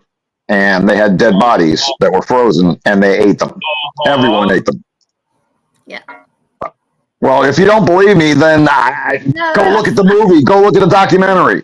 No, what I'm asking you for by saying is get to the fucking point. So who ate who? Well, the point is all these good Christians, because they were Catholics. Who said the Christians ate those people? I'm just saying these were proper people from a civilized society. They were just people, for all you know. Or were they Christians? Well, yeah, they were from Colombia or one of those Catholic countries down there. Oh, wait! So you sound like, with your stuttering, that you're backpedaling on your storytelling now. Oh, my God. No, I'm not. Go look at the movie. Bye, Pastor. I said bye. Hello? I said bye. Oh, are you leaving? No. Yeah. Girlie, no. You can't leave unless a man tells you to leave. And actually, to go a little bit further, who's to tell you that a movie is telling the truth and saying that Christians ever ate? There are newspaper clippings about it. Really, you just gotta look it up. Yeah, show me one. Yeah. Happened in Russia too. They were eating their own children during the Second World War. Documented fact. Yeah. Yes, Russians ate each other when Hitler starved Stalingrad and Leningrad. Yeah. Excellent. So then now, who are these of those Christians? I don't really know what the religion was, but chances are, if they were from like Argentina or Colombia. Come on! I thought you were talking about Christians. It's irrelevant. It's irrelevant. They were westernized people. No, it's not. It's not irrelevant. Come on, man. That was your whole point. Okay, whatever, dude. I'm just trying to tell you that civilized people, when they are starving in a mountain, will do things. Yeah. Yeah. Just like the Russians, who are Russian Orthodox Christian. Civilized means two different things, according to me and according to you. So that's fine. Russia, they were selling their own. They were cutting their dead children up and selling the parts to other people to eat. It's happened in Russia. Is this in Russia? Yeah. Yeah, during the Second It was World War. bad. It was bad, yes. Yeah. I wouldn't put anything past humanity. Nothing.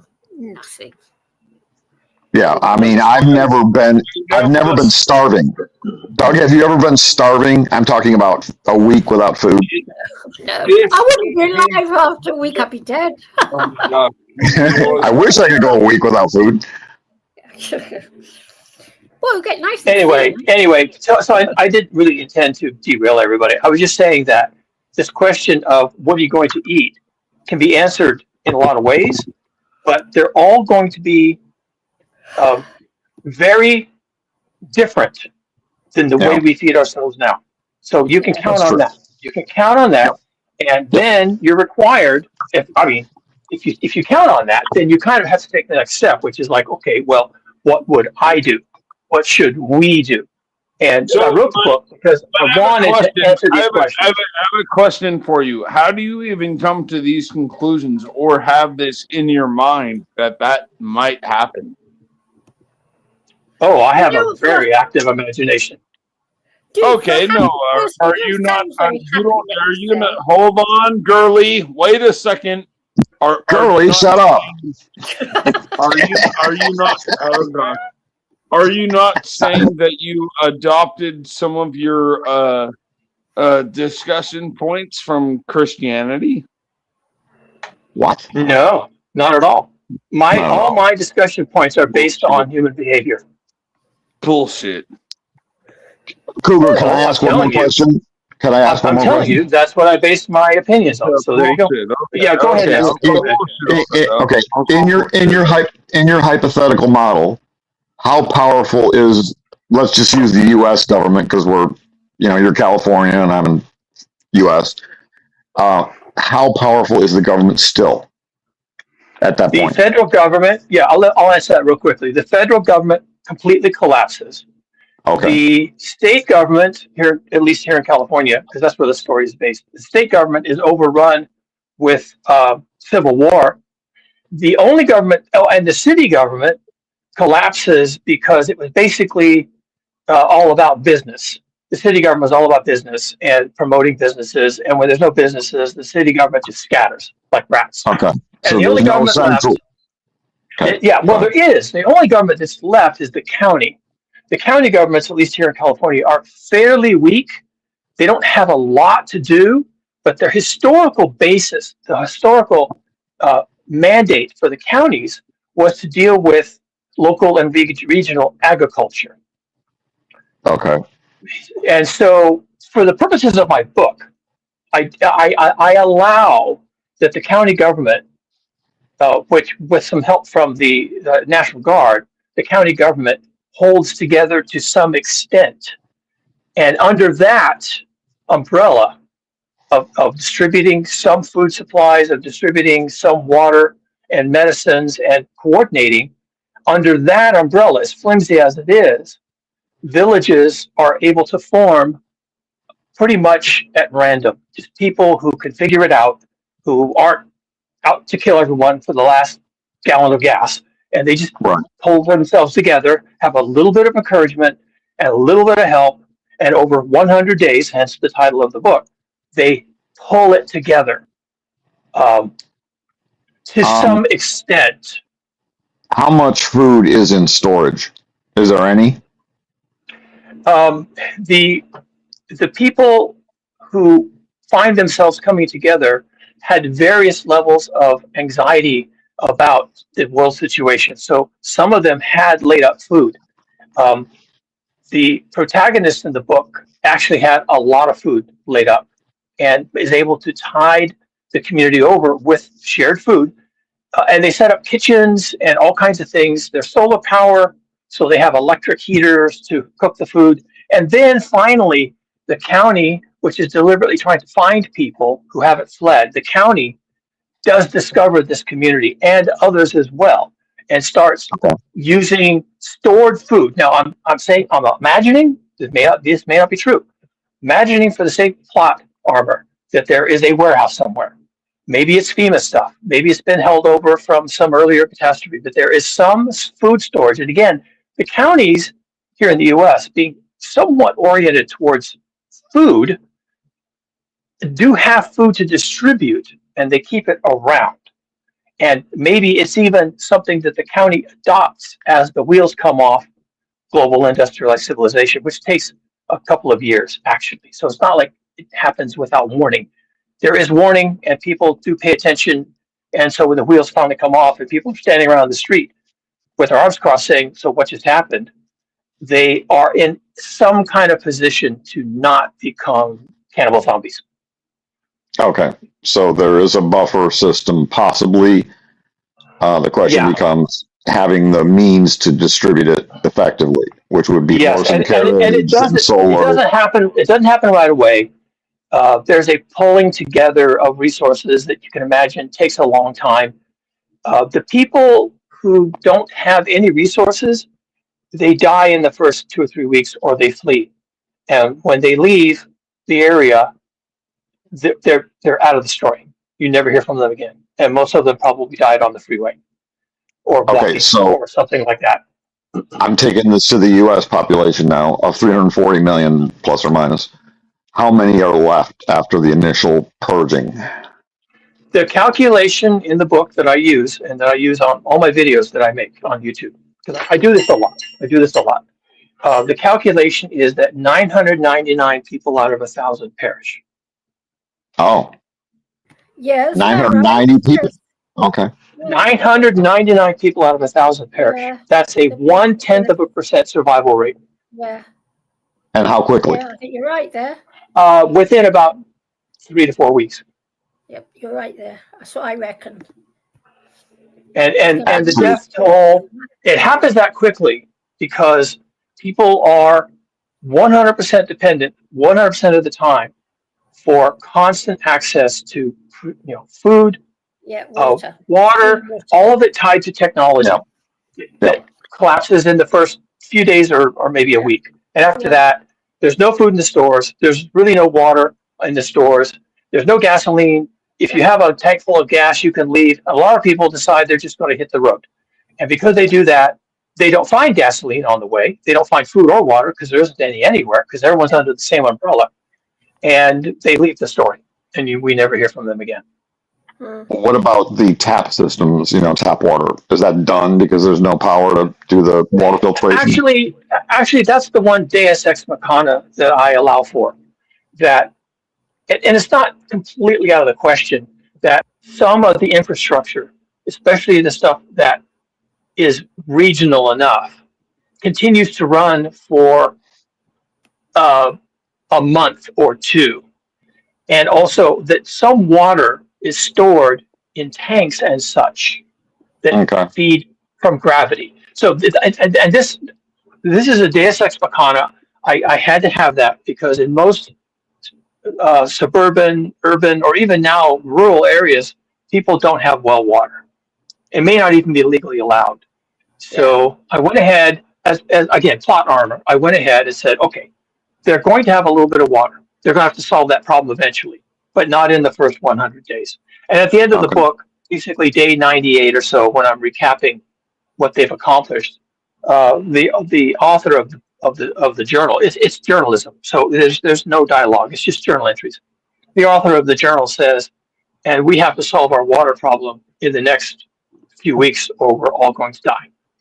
And so it's acknowledged that there are massive infrastructure failures that are going to lead to immediate mortality, but not that one. I just have to jump over it. Okay.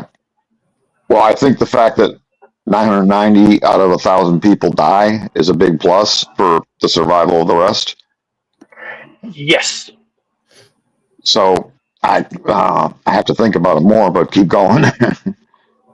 Well, that kind of is why I asked the question, what are you going to eat? Because that's the question I had to ask. And the answer, unfortunately, is either not much or each other. And I don't think there's a middle road there. Yeah. Yeah, I think all hell's going to break loose soon. I really think it. But Pastor D, it does say it in our favourite book there's only going to be a tiny few of us left. Well, I won't be here, obviously. Only a tiny few of us will survive what's coming. Because I believe what it says for some obscure reason. Girly, I'm getting raptured. I don't know about you. No, I won't be getting raptured. No rapture for you? Oh. No, I'm here to. No, I've got a horrible feeling I will see. I'm going to have a bad end. I know it. That's why 3 days. I'm terrified. 3 days before all the shit goes down, I'm getting raptured. That's my plan. You. Well, it's good. It's good to have a plan. Right. I'm going to be sitting on the street starving to death. I think what'll happen is the relatively young and strong will form like Amish villages. And since you're talking about, let's see, how many people will be left? 3.4 million? I mean, I think the actual number is like 8 million. Is 8 million? Okay. So like the size, a little less than the state of Michigan. This is dispersed amongst all this land. Now remember, it was just 200 years ago. We didn't have all this electricity and technology. We had wells, and we used we turned them either with horses or, by big screws that were man-powered. It'll take some time, and a lot of people will die, but I think what you'll see is a bunch of Amish communities. Yeah, some will survive. But the thing is that today's young pastor, they're so stupid that the young people who do survive, they could barely make a cup of coffee nowadays. Right, that's true. But if they go to the farmers who are pretty adept at this stuff, now granted they're going to have to fall back on technology that's 200 years old, the farmers can teach them if they're willing to learn. If they don't, the biggest problem we're going to have is the rowdiness. If people decide they want to be assholes and every man for himself, then it's going to be chaos. But if people realize that there's more to be gained by working together, after the initial chaos, I think you'll just see a bunch of small Amish communities throughout the country where there are resources. If you want to see an interesting take on this, it's available on YouTube. I highly recommend it. Okay. It's this guy named Burke. You may have heard of him. He was an Englishman. Burke. James Burke. James Burke, who was a James Burke, yeah. But the name of the season, series that came out of, I guess, the BBC, it was called Connections. Connections, and he did historical analysis of how everything we have today came about. But the most interesting, through a series of connections, going back to Plato, okay, or the Egyptians. And so what's interesting, though, is actually the first episode. The first episode, I go back and I watch it sometimes over and over because his vision, James Burke, Connections, episode 1, and his take on this, of exactly what you've been talking about, his take on this is absolutely breathtaking. He's just been talking about, and back in the 70s, he was talking about what you were just talking about, Pastor D. And it's really interesting how he lays it out. Reverting back to the old technologies? Not even being successful. He's just saying, this is what you're going to have to do. He doesn't say that you're going to accomplish it. He's saying, look, if you lose your technology, and this, like I said, this is back in the 70s, if you lose your technology, this is what your life is going to look like. And keep in mind, you may not be able to get there from here, meaning 1975. Right. Yeah. You may not be able to get there. And he makes a big deal out of this, and it really stuck with me, and it really moved me. I'm going to watch you that. Don't have, long, isn't it? It's a whole load of stuff. I'm going to like you don't have draft animals. You don't have plows. You don't have a harrow. You don't even have seed for your first field. You don't know. Do you know the seeds that are being thingied now are all sterile? Do you know that? Well, back in his day, that wasn't. Back in his day, that wasn't the case yet. So he didn't mention that. But you mentioned that, and you'd be right. Okay. Right. Genetically modified. And this is or just hybridized. But this is where I write about in the book. I write an essay about this. It's called Taft dependency. And the way we got where we are now was a series of paths. This is what James Burke talks about. We got through a series of paths that made sense at the time. We discovered coal. Then we discovered coal mines, so we built them. Then we discovered crude oil. Then we figured out what to do with crude oil. And then we created the steam age. And then we were smelting iron and making big machines. Then we were making sailing ships out of steel powered by steam. And then we were doing this other thing. But the problem with all that is, if we somehow manage to just accidentally collapse civilization, we won't actually have any of those things. Because right now we moved into like a digital age. Yeah. And everything's manufactured in China and it's sent over here on cargo ships that run on fossil fuels. So you can't get there from here. And I did a video. Yeah, it's called path dependency, which is a word I learned recently. And it has really opened my eyes that we have a path forward. We don't know what it is, but it's not going to take you back to where you were. I've done a series of videos on this, but I did one a few days ago about men and women and the types of scenarios they're going to have to cope with. And, a lot of the problems between men and women will have to evaporate.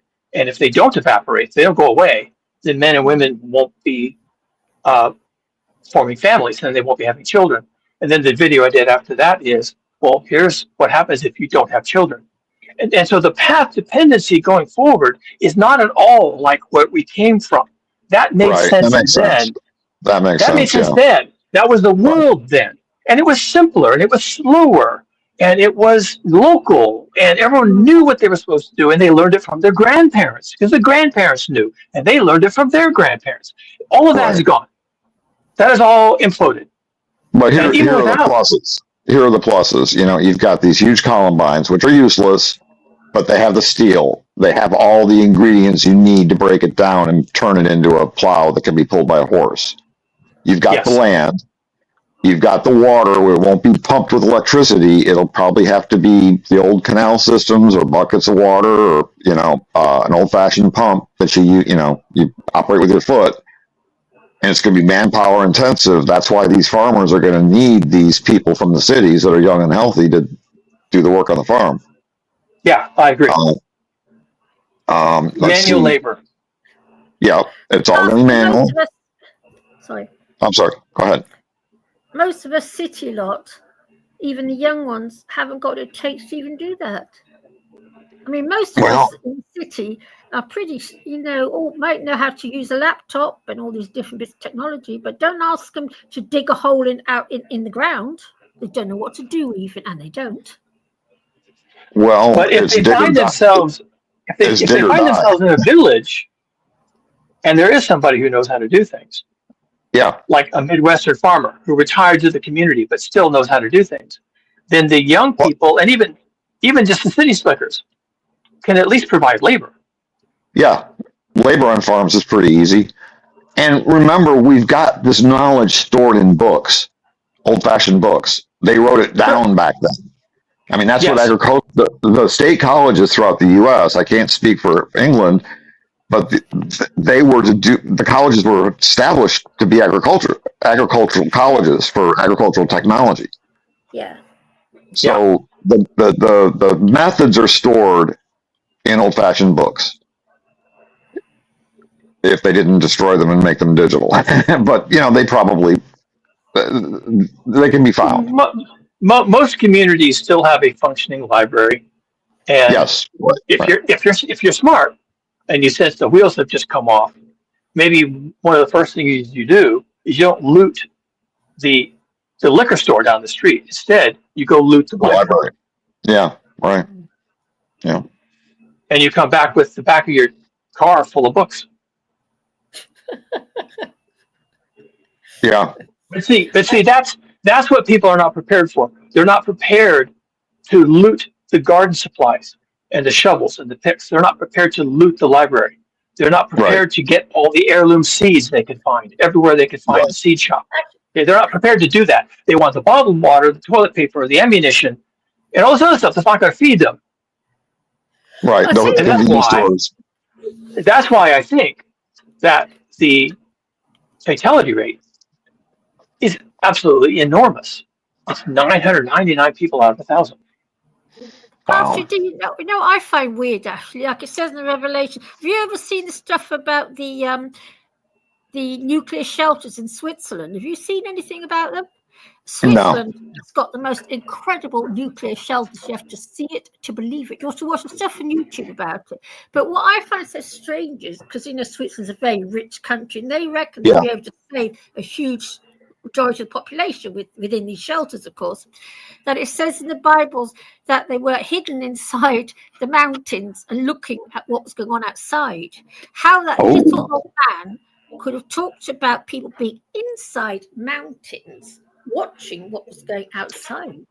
That's It's true. It's written that. Cue the eerie music. No, but seriously, it's weird. And also, do you know that all the rich Americans are all building nuclear shelters in New Zealand because New Zealand will be safe in the coming Third World War? No. Oh, dear. You don't know about that? No, I don't. All these guys from Silicon Valley and all these very rich billionaires, they're building nuclear shelters in New Zealand. Again, New Zealand, because New Zealand will be okay during the next World War. Because that's the position it's in. Yeah, I've heard that Steve Wozniak has built himself a hideout in New Zealand. They all are. And what's his name has bought himself hundreds of thousands of acres of land. Bill Gates. Yeah. Yes.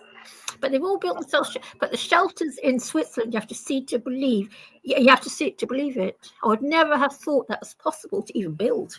Did they film them, and can you see them on like YouTube or? Yeah, you can see them on YouTube. Yeah, just Google Swiss nuclear shelters. Yeah. Okay, I'll take a look. Yes, quite something. But definitely, I gotta sign off here in a minute. Definitely watch James Burke. Episode 1. Yeah, I'm going to watch episode 1. If you don't watch anything else today, go watch that and maybe watch it twice. Yeah. Because he does a very clever, brilliant job of leading you into the recognition that you don't really have a handle on this. No. You really don't. Probably not. Not without a central government that can, keep order. Right. And that's why I kind of allowed in the book that the county, which is just above the city, just below the state, the county was able to keep it together. Okay. And that helped. Would that really happen in reality? You know what? It just might, because it's a small enough organizational unit that it can be overlooked, but it's big enough to have resources and regional vision concerns, right? So county supervisors might be able to say, look, guys, the wheels are coming off. We've got to do something. Whereas the cities basically just have their heads up their ass. Yeah, I mean, Sorry.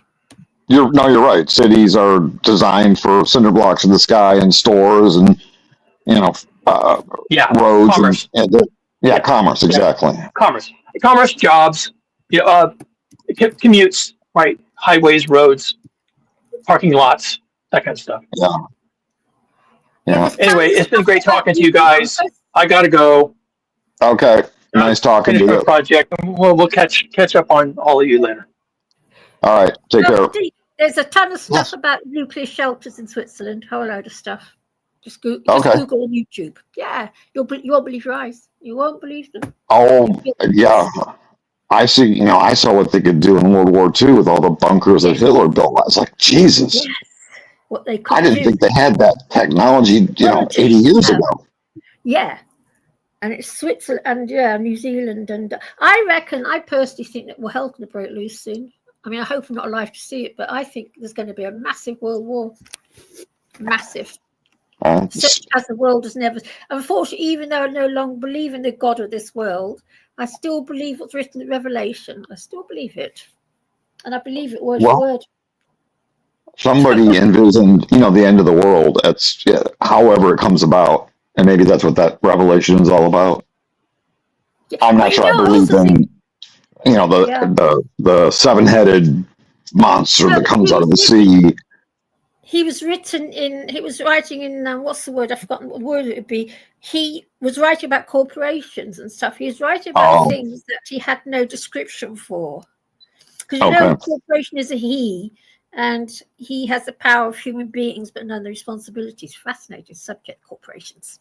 But it's so I mean, yeah, I believe the Bible's a weird book, but then it has been written by about 80 different people. So I don't know why people go completely hissy-fitty on it. It's a combination of stuff, isn't it?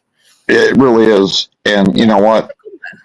I have talked to so many devout Christians, and you will get a different story from a different Christian. That's why there's 40,000 denominations. Is it that many? Wow. Well, there's 4,000 major, but if you break them down, like the Protestant denominations, which have no central figure, like a Catholic Church does. Yeah. You've got the First Baptist Church, and then the Second Baptist Church split from the First Baptist Church over theology. Yeah. And every time you try to get some answer out of the Bible, you get just this mishmash of illogical connections, in my opinion. Yeah, I know what you're talking about. I mean, I know because I hear it too from people because it's my favorite subject. Yeah, I mean, this Doug guy, I think he's very nice. I really admire his commitment to God, but, none of his answers made any sense. It doesn't make sense, no.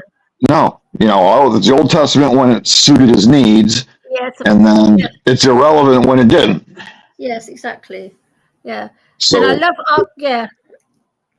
I love arguing Jehovah's Witnesses because we've got loads of them where I live, and they're always yes. Oh yes. And I love it. I bring in the animal thingy, the whole 92 billion thing. That's why I'm the way I am. I'm very animal rights, and good for you. Yeah. Good for you.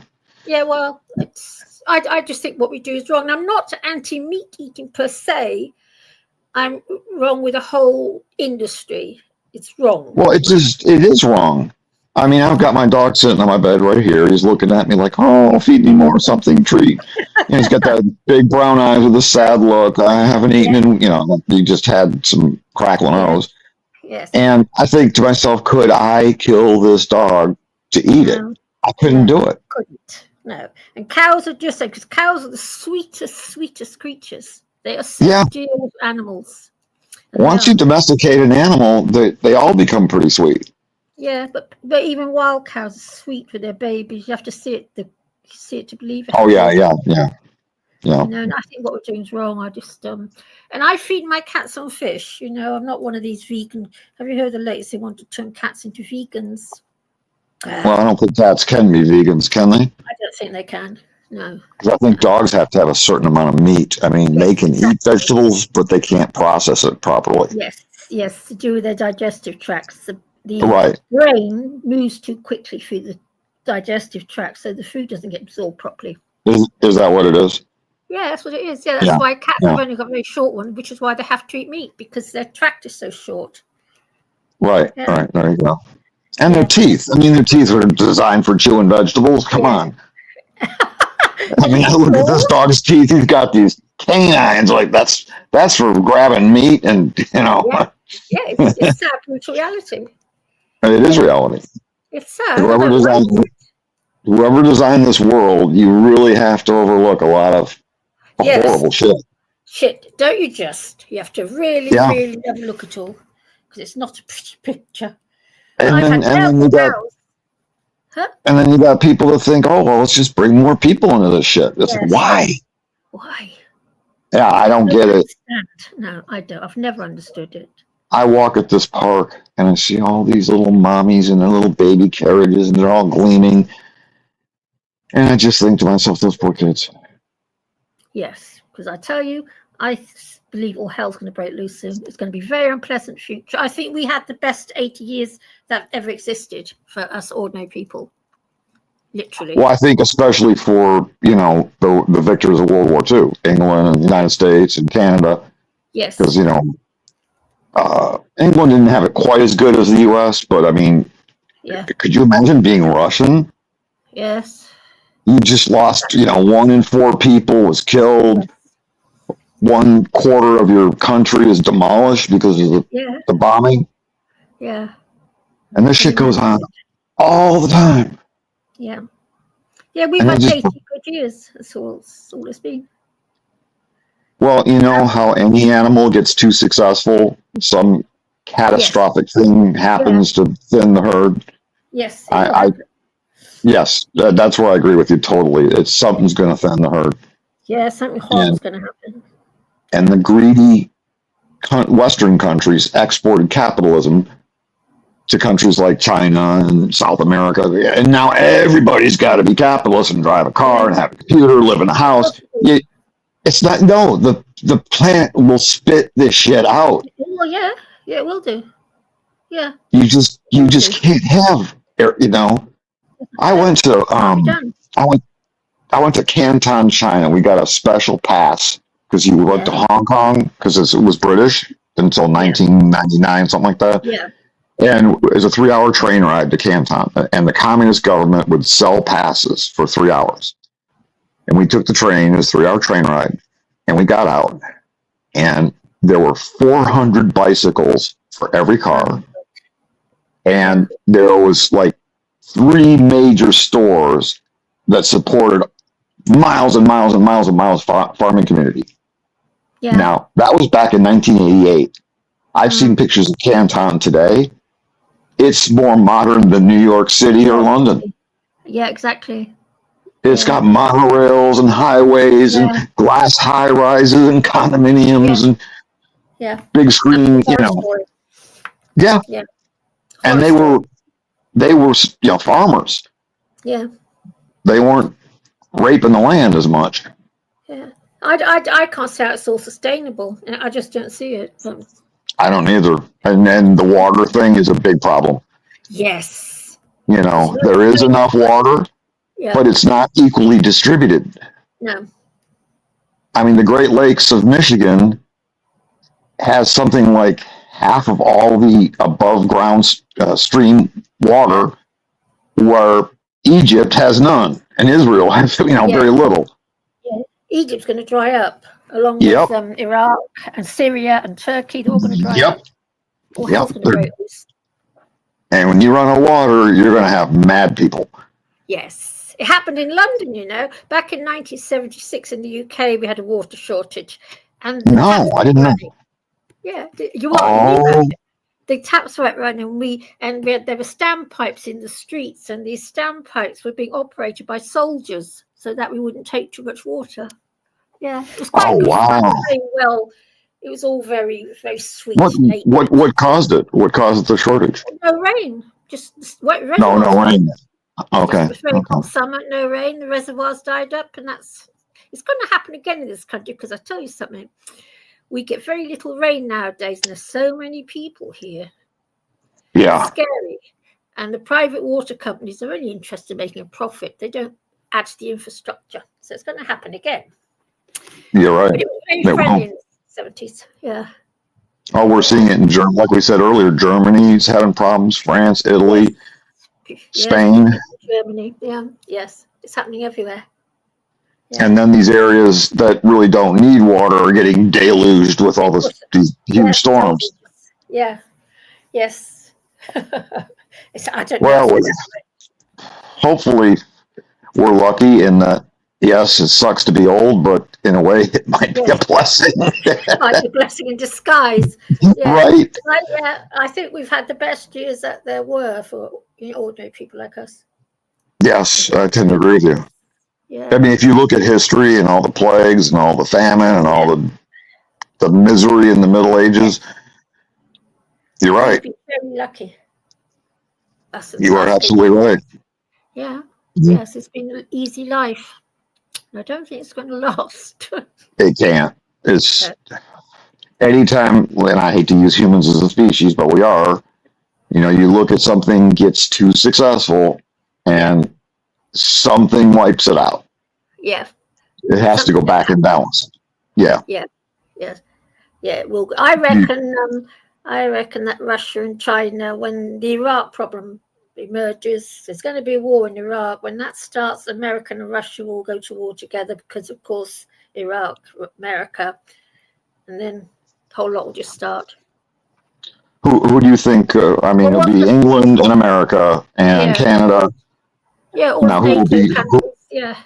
NATO countries. Okay, so Russia and China will be on the other side. Yes, because when the water in Iraq runs out, they will attack Syria and Turkey because they'll be building all these dams, which is what's caused the Euphrates to dry up.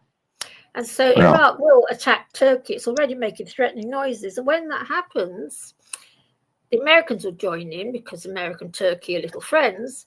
And when that happens, Putin will start. And he will. He'll join in. It will happen. Oh, yeah. You're right. And Putin wants to see the UK under the sea. He's already said that several times, and I think he could do it. He might.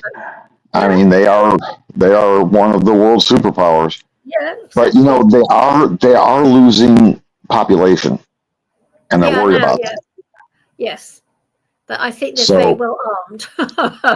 Yeah, that's true. Yeah. You know, one thing Russia's good at, and that's making, you know, military equipment. Yeah, they're very well armed. You know. That is true. Yeah. Yeah, and it's in the Bible, the stuff about the bear, because Russia's the bear. Yep. So, it's all good. Yeah, so weird. So how are your babies? Mine are all laying in my bed on comas. Well, just the big one's lying on my bed. He's like diagonal. Yeah. You know, so I have this little sliver at the edge. Yeah, I have to needle my way in. Yeah, right. And he will move. He's very good about that. He understands. My legs my legs need to go a certain place. Yes. That's what I do. I love and he got a bath today, so see, that's what I love about cats. They keep themselves so clean. They do, and dogs are just like little pig pens, you know, from the Charlie Brown series. Yeah, but cats are such clean animals. I've never tried to bath a cat, but I had one got himself covered in emulsion paint, and I had to take him to the vet, and he had to be knocked unconscious. You know, proper I bet. to get him clean. I bet. Because cats can freak out. Yeah, can't they just? Yeah, it's a defense mechanism. Yeah. But he went in the water, and here we have brackish water. It's a combination of salt water and fresh water. And when he gets out of the water, he's all sticky when he dries off because the salt, you know, it's when you get salt in your hair, it's real sticky. So I have to hose him off, otherwise he just gets crust all over the bed in the house. So, and he gives me an attitude for about an hour, and then we go for a car ride, and he's all better. Hard work though, aren't they, dogs? I've never had a dog, so I'm a cat person. All right, I like cats too. Yeah, I like cats too. They're more independent than I'm used to. You know, I was raised with dogs, so I'm kind of used to dogs. Yeah, I'm a very catty person. But I would like an Italian Greyhound, but I don't think they would stand for that. So, do you live in an apartment? Yeah, ground floor one, so I'm quite lucky. They've got a cat flat and they can just go out and do as they please. Yeah, I've been lucky. I live in central London, but it's just situational. I've got a load of land around me, so they can go out. Oh, good. There you go. Yes. But cats don't really need a lot of yard, do they? No, they don't need much. They've got a big tree to play on. And, beautiful. A load of bushes. Yeah, it's quite lucky that, I just sort of fell into it, thankfully. Yeah, that's nice. Do you have rent control on them? Yeah. You do? Good. Yeah. Although I've been looking to buy a place because I want to leave London because of the air pollution. But I cannot find a flat anywhere where I can get ground floor flat where I can have my pets. So I don't know what I'm going to stay where I am. Yeah. Well, you've got rent control. You know, there's a lot of downsides to owning a house. I mean, everything breaks. Yeah, don't tell me about it. Who knows? You know, stuff you can call your landlord for, you got to deal with it, and it gets more expensive. Yeah. I just replaced an essential air conditioning system. It was $8,500. Oh my God. Yeah. I get everything free. Yeah. I pay rent, obviously. No, but it's included. Yeah, your landlord takes care of it. And the landscaping and, you know, common area maintenance, and if the pipes break, he deals with it. Yep. Everything gets done. But yes, it's actually quite a nice place to live in. I shouldn't moan about. I don't moan about it much actually, because it's actually very nice, and they love my cats. The cats are perfectly welcome here, all 7 of them. They don't mind, and yeah. Yeah, cats they love being indoors. No, mine don't. They like to go out.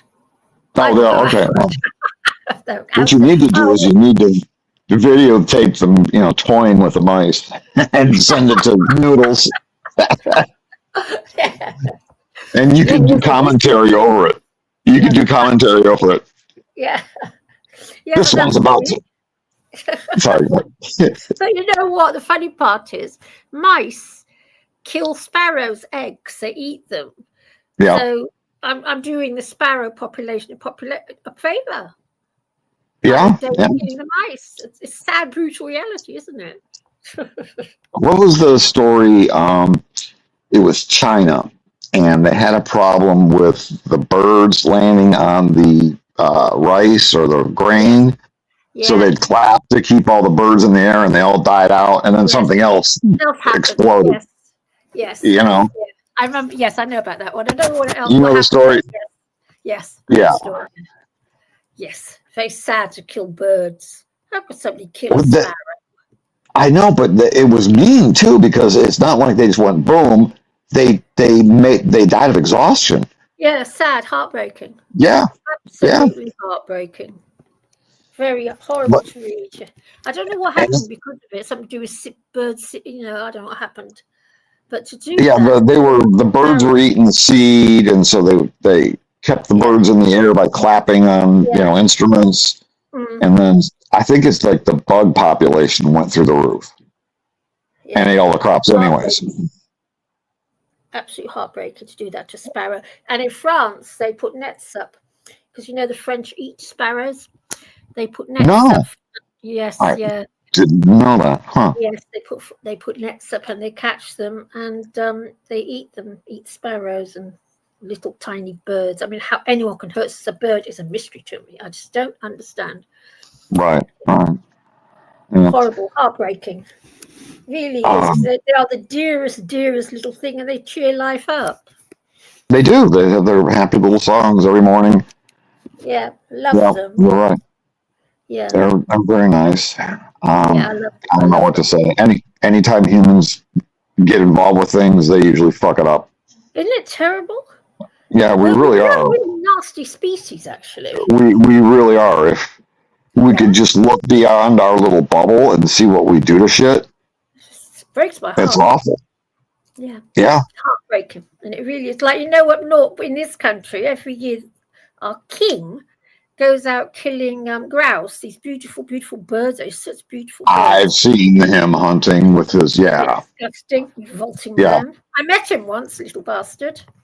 He's horrible. King Charles? King Charles? Yes, I met him. Oh, wow. What? Wow. Well, no, I mean, it's kind of like my brother met President Reagan when he was a little boy, but it's kind of like one of those stories. I've never understood why you guys keep a royal family. I hate them. I totally disagree with it.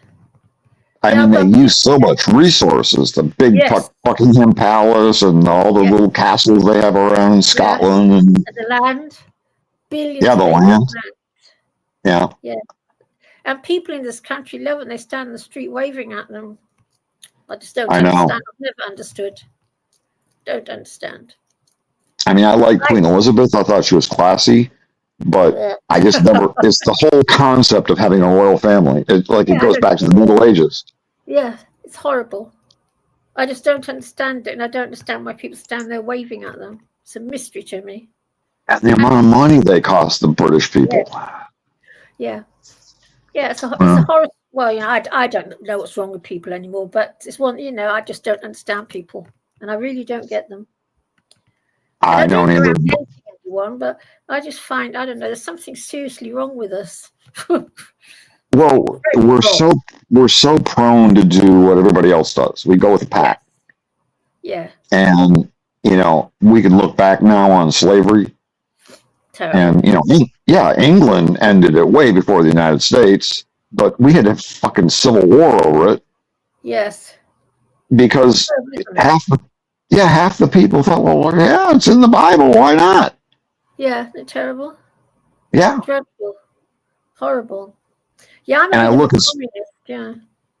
well, you know what? If communism worked real well, Yeah. I'd be more communist. I Yeah, would. I'm very communist minded. I think we I should think, all call each other by our first names, all of us, regardless of status. All of us. do what again, regardless of status? Of We should status? all address each other by our first names. All of Oh, us. yeah. No, Regardless of right. who we are, we should all be addressed by our first names. Yeah. Yeah. No, I think I met Charlie Boy. Yeah, I bumped into him on board the bus because I was in the Navy for 3 years. I think I told you, I was in the Navy for a while as a Wren. No. Yeah, I was in the Wren for 3.25 years, and I bumped into him on board this ship. I was going on board to work, I wasn't going for pleasure, and he did. I just stood there because Wrens don't salute lieutenants, and I don't curtsy. I don't, so I should. And he said to his sidekick, "What is this Wren doing on board my ship?" He didn't address him personally. True. Oh, my. Yes. I was really shocked he was a sub-lieutenant. I mean, just a baby sailor. Right. Yeah, it's not like he's that high in rank. Not a bloody captain or something, no. Then I would have saluted. But even then, you'd be nice to people regardless of their rank. Yeah. I was working. I was in my uniform working. Yeah, you were supporting the effort. I didn't know they had Wrens after World War II. Yeah, but yes, oh yeah. And then back in mid-70s, the Wrens became, prior to mid-70s, we were classed as civilians in uniform. And then they changed it to, that we were part of the actual Navy itself. But I didn't I wasn't in then by then. Yeah, it was good fun. I loved the ships because I like ships. And I loved the Navy and I absolutely loved it. But I didn't like the Wrens. I just did not like it. Okay. Yeah. And my natural father was a sailor. So, yeah. Oh, okay. Did you have a good relationship with your parents? No. I never knew my father at all. The marriage broke up when I was 2 years old. And my mother became very violent when she married my stepfather when I was 7. She should never have married him, and then she got pregnant. And then God. she wasn't happy, and she took it out on me. I got all the shit. She got really violent, and it was quite scary. And she destroyed all my love for her. She did. And I had years of therapy. And I'm finally over it, and I've finally forgiven her. And I miss her because you're still my mother. And everything. Since I've been coming here, I discuss it a lot with D&W. It's been good therapy for me. Yeah. Yeah. But she's dead now. Yeah. Yeah. Well, my parents are dead too. What were yours like? Well, my dad died when I was 12. Yeah. And he was a good guy. Just didn't stick around long enough. Yeah. And he left a 12-year-old, 8-year-old, and a 5-year-old. Yeah. So that kind of fucked them up. My mother was very stern, but she was a fair lady. She was a nice lady. She had some fucked up ideas, but yes, don't they all? Don't they just? Yeah. We had my mother's side of the family was very English. Lamberson was their name. All right. Very English. Yeah. I don't know if they have Lambersons in your area or not, but so no, I've never heard it, but yeah. Have you ever seen documentaries like about how Winston Churchill was raised? Yes. Yes. Ship them off to school. Yes. You're very hands off. Yes. Your job is done in the world. It really does. It's a cold way of living. Yes, don't tell me about it. I know. My grandfather was the same way. He was very, matter of fact. All we talked about were stocks and business and no emotion. Yeah. But he was a product of his family. Yeah. Yeah, that's on I never saw my mother actually hug or kiss my stepfather or hug or kiss her son. Never saw it once. She never hugged or kissed me. She hit me. She never got a hug or kiss. Ever. Yeah, I never got one from her. And she would. Same. Yeah. she thought her, when she became the single parent after my dad died, she thought using the belt was the thing to do. Oh, yeah. My mother wasn't quite that bad, but she used to hit me with a wooden spoon sometimes. Oh, yeah, the wooden spoon. Yeah, the wooden spoon. But terrible. Spare the rod, spoil the child. But they don't realize that you begin to hate them. Because I did. I hated her in the end. Isn't it terrible? What I resented about my mother, she was reasonable. She wasn't a bad person. She wasn't irrational. But she had to keep up these facades. And anything that didn't fit the picture perfect family, then she pushed it away, or she tried to hide it, or she'd make up some lie. We had a gay uncle that got married to a woman, but everybody in the family knew he was gay, including the wife. And of course, they couldn't have children. Right. It was just one lie after the next. One lie after the next. It's sickening. Because you got to, keep the facade up. Yes, it's sickening. Yeah. And I blame Hollywood. Yes, screwed me up, Hollywood. But I just find it also, I don't know what to make of it. But I decided when I was 7 I wasn't going to have any kids. I made my mind up very young. Me too. Sort of screw up. Yeah, I saw very young. But my brother's gay. Well, he's bisexual. And I'm not surprised he's gay, because one thing I noticed about the whole thing, if you never get hugged or kissed as a child, you have to learn how to do all that when you grow up. Yeah, makes sense. That's happened to me, and it's happened to Raymond too. And I can see now how Raymond become gay, because obviously I don't know how that all happened. Yeah, it was very unpleasant. Yeah. I can't speak for English youth, male youth, but when I was growing up, the bisexuality was rampant until college. Until college, and then you learn fag was bad. What? Yeah. You learned that fag poofta was bad. Oh, right. And then you didn't do it anymore, because that's, real men don't do that. Oh. I had sex with the neighbor across the street. He was a pastor's son when we were 15 or 16 or 17. Then I had another friend whose parents had a pool in the backyard, and we would go skinny dipping and shit would happen. Oh, yeah.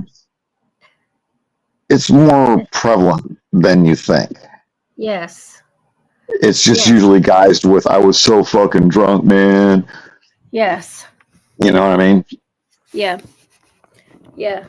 But it does screw you up being coming with that sort of background, because I know what it did to me. When I was young, I was a real madam. I really played up. And when I look back on it, I'm surprised I came out of it unscathed. And I am. Me too. Yeah, because we grew up in the AIDS era. Yeah. I'm surprised I came out of it unscathed. Because I tell you something, oh God, when I look back on it all, yeah. And Raymond's the same, my brother. I dread to see what he gets up to. I cannot begin to imagine. Don't even know. Well, I mean, I don't know what the kids are doing now, but dread to think. From what I'm seeing from like the people that study this stuff, like the Gallup surveys and the Gen Z, 18 to 20% identify as LGBT, mostly bisexual. Yes. Yeah. And that's unthinkable, because I remember in what we call junior high, which would have been, I don't know what you call it in England. Junior high, primary. Primary, okay. Yeah. Right when you were hitting puberty, that's when everybody used the word fag. Secondary, secondary, yeah. Okay, you're 7th, 8th, 9th grade. Oh yeah, primary school. No, secondary school. Yeah. Right, when you're 13, 14, 15. Yeah, secondary school. Yeah. Every other word out of people's mouth. Fag this, fag that, fag this, fag that. Oh yeah, it was real bad. Oh my goodness. Wow. Because I had that time in my 70s. It wasn't like that then. It was still very sane, looking back on it all. In fact, I didn't come across LGBT or anything. In fact, most of the boys were straight. Yeah. Homosexuality. They are, for the most part. You know, that seems to be something that started in the late 70s, didn't it? I don't know. Yeah, and Well, did you ever know a guy named Kinsey? No. Here, a guy. He's a professor. He was a professor at the University of Indiana, and he was a entomologist. You know, they studied the bugs. Yeah. But he had so many of his students coming up to him asking questions about sex and marriage and babies, and no one had a clue because, you know, we're very puritanical here. Yeah, no one gets taught it, do they? No. No, they really don't. Yeah. So Alfred Kinsey, you can Google him. He wrote a book on sexuality in the human male, and it was in the early 1950s in this country. Yeah. And he did a graph, and he said that most guys, most people, but especially guys, if 0 is 100% heterosexual and 10 is 100% homosexual, most guys fall in the 4 to 6 range, if they're very honest about it. Right. God. I don't know if it's true or not. I can just relate it to my growing up, you know. Yeah. You know what else I found when I was young? You know, girls have their periods. Thing is, when that's very upsetting when that starts. You don't I bet. Yeah. Oh, no one yeah. talks about it. No one ever talked about it, ever. Nope. When I was young, nobody uttered a word about it. No one at school, at home, no. As if it was some sort of, I don't know what. I mean, bearing in mind it affects half the population. Right. I thought people talk about it, but no. And of course, I've never understood that about even my own mother. Didn't want to talk about it. Couldn't talk about sanitary towels. I mean, for heaven's sakes. Really? Half the population uses them. Yeah, right. That's how insane it all is. And it really is. It's mad.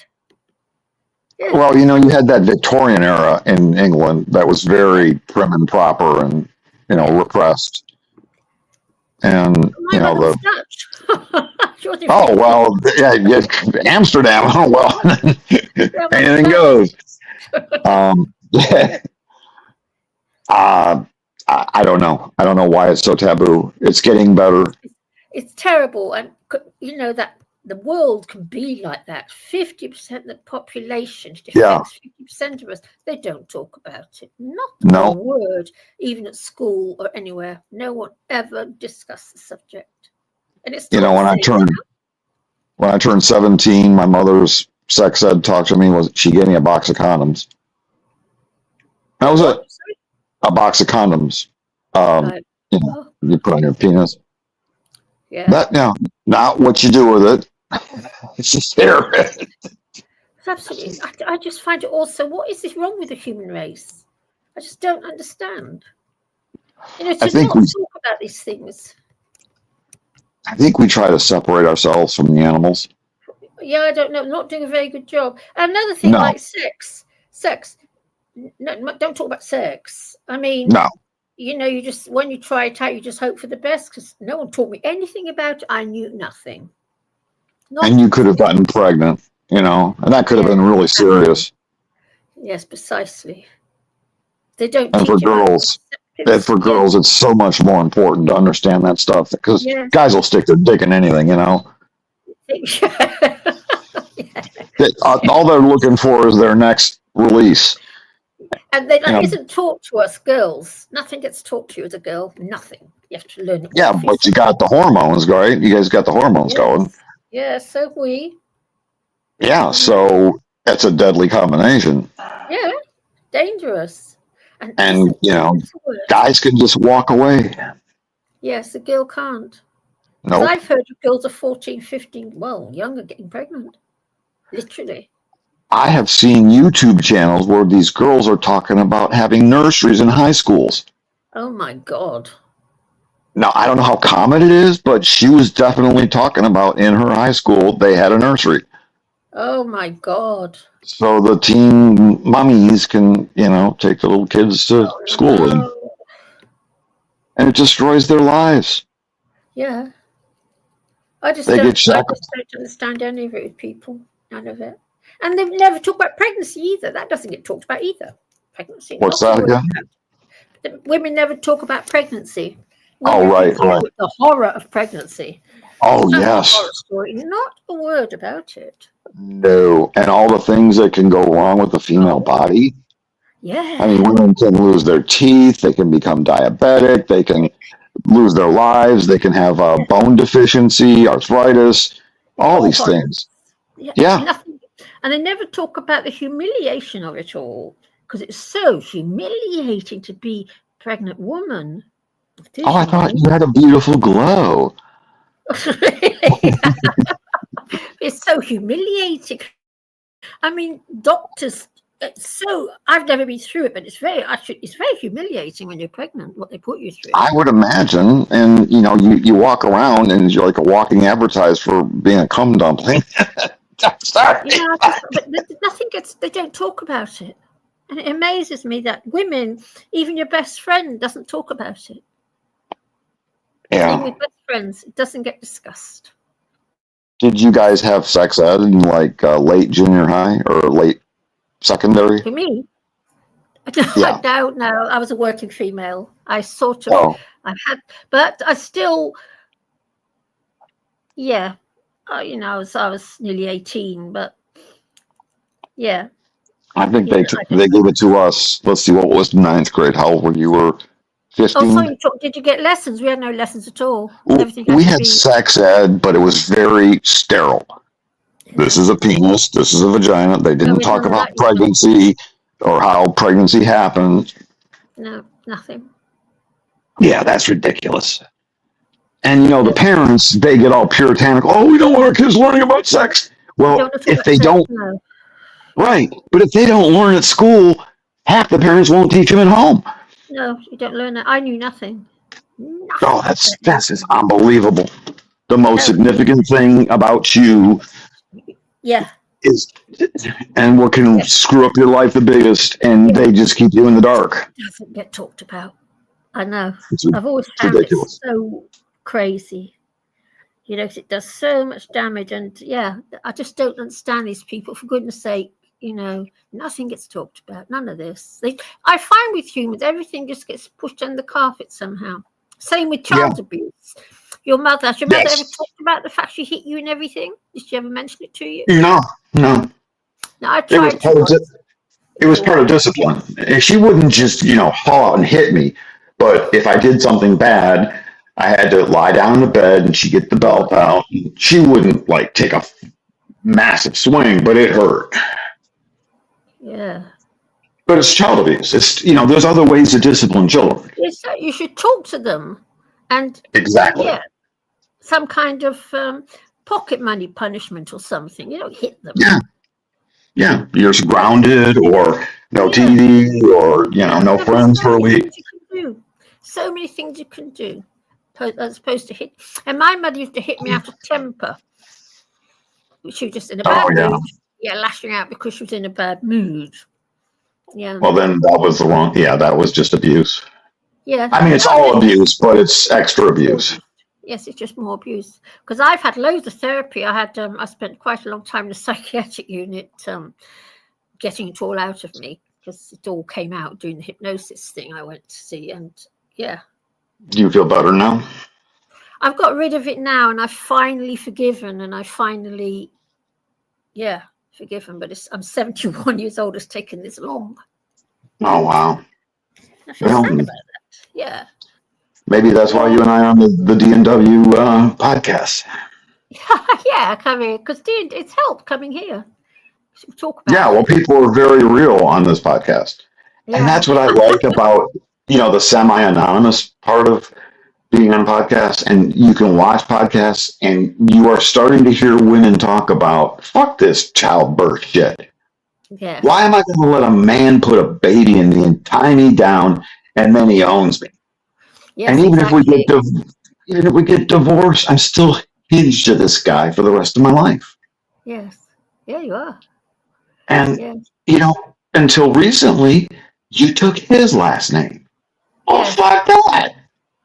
Yes. I didn't take my husband's name. No, I must admit. Oh, good for you. My mother didn't take her second husband's last name. She reverted back to her maiden name, but I just thought this is an ownership thing. If you're a married couple, you should either come up with a new name or merge your last two names. Yes, merge them. Or new name. Yeah. Why should the woman completely erase her identity and the man keeps his name and his little seedlings have his last name? Yes. Yes. It's so patriarchal. Yeah. Yeah. It doesn't that yes it does. I mean, I kept my own name because I was working off freelancing, so I did it for financial reasons, but yeah. Yeah. I find the whole, I don't know what to make it all anymore, the human race. I'm at a loss to understand it anymore, which is why I come here. Right. Try to get some grasp. I like to watch the World War II documentaries, and I thought to myself, what makes these people fight for Nazism or communism? Or any of it? Any of it. What is so worthwhile? What do you make of the Battle of the Somme? What do you make of the Battle of the Somme?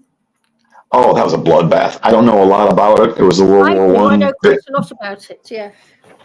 It was the World War One battle, right? Yeah. What gets me about the whole thing? The building of the trenches took about 6 months. So they used to talk to each other.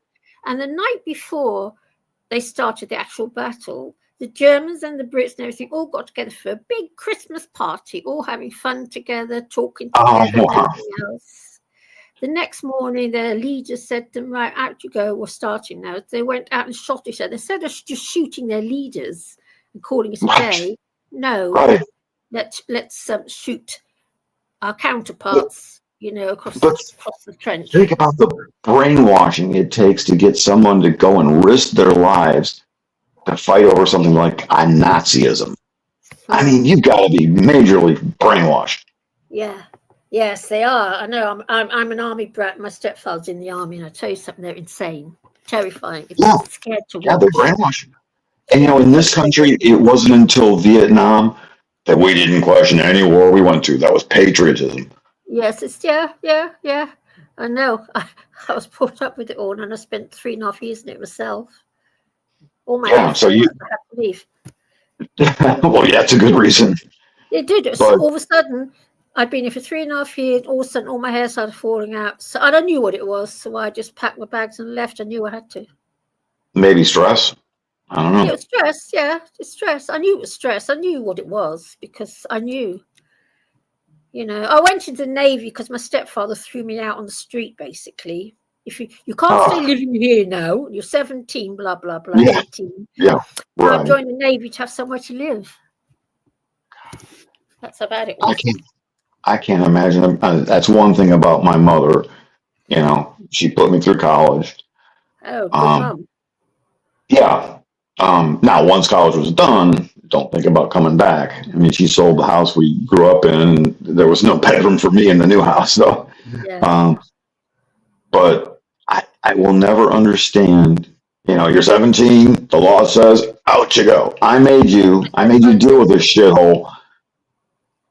But the law says I can kick you out. Yeah, but my stepfather hated me. He did. Yeah, that's a different dynamic. That's a different dynamic.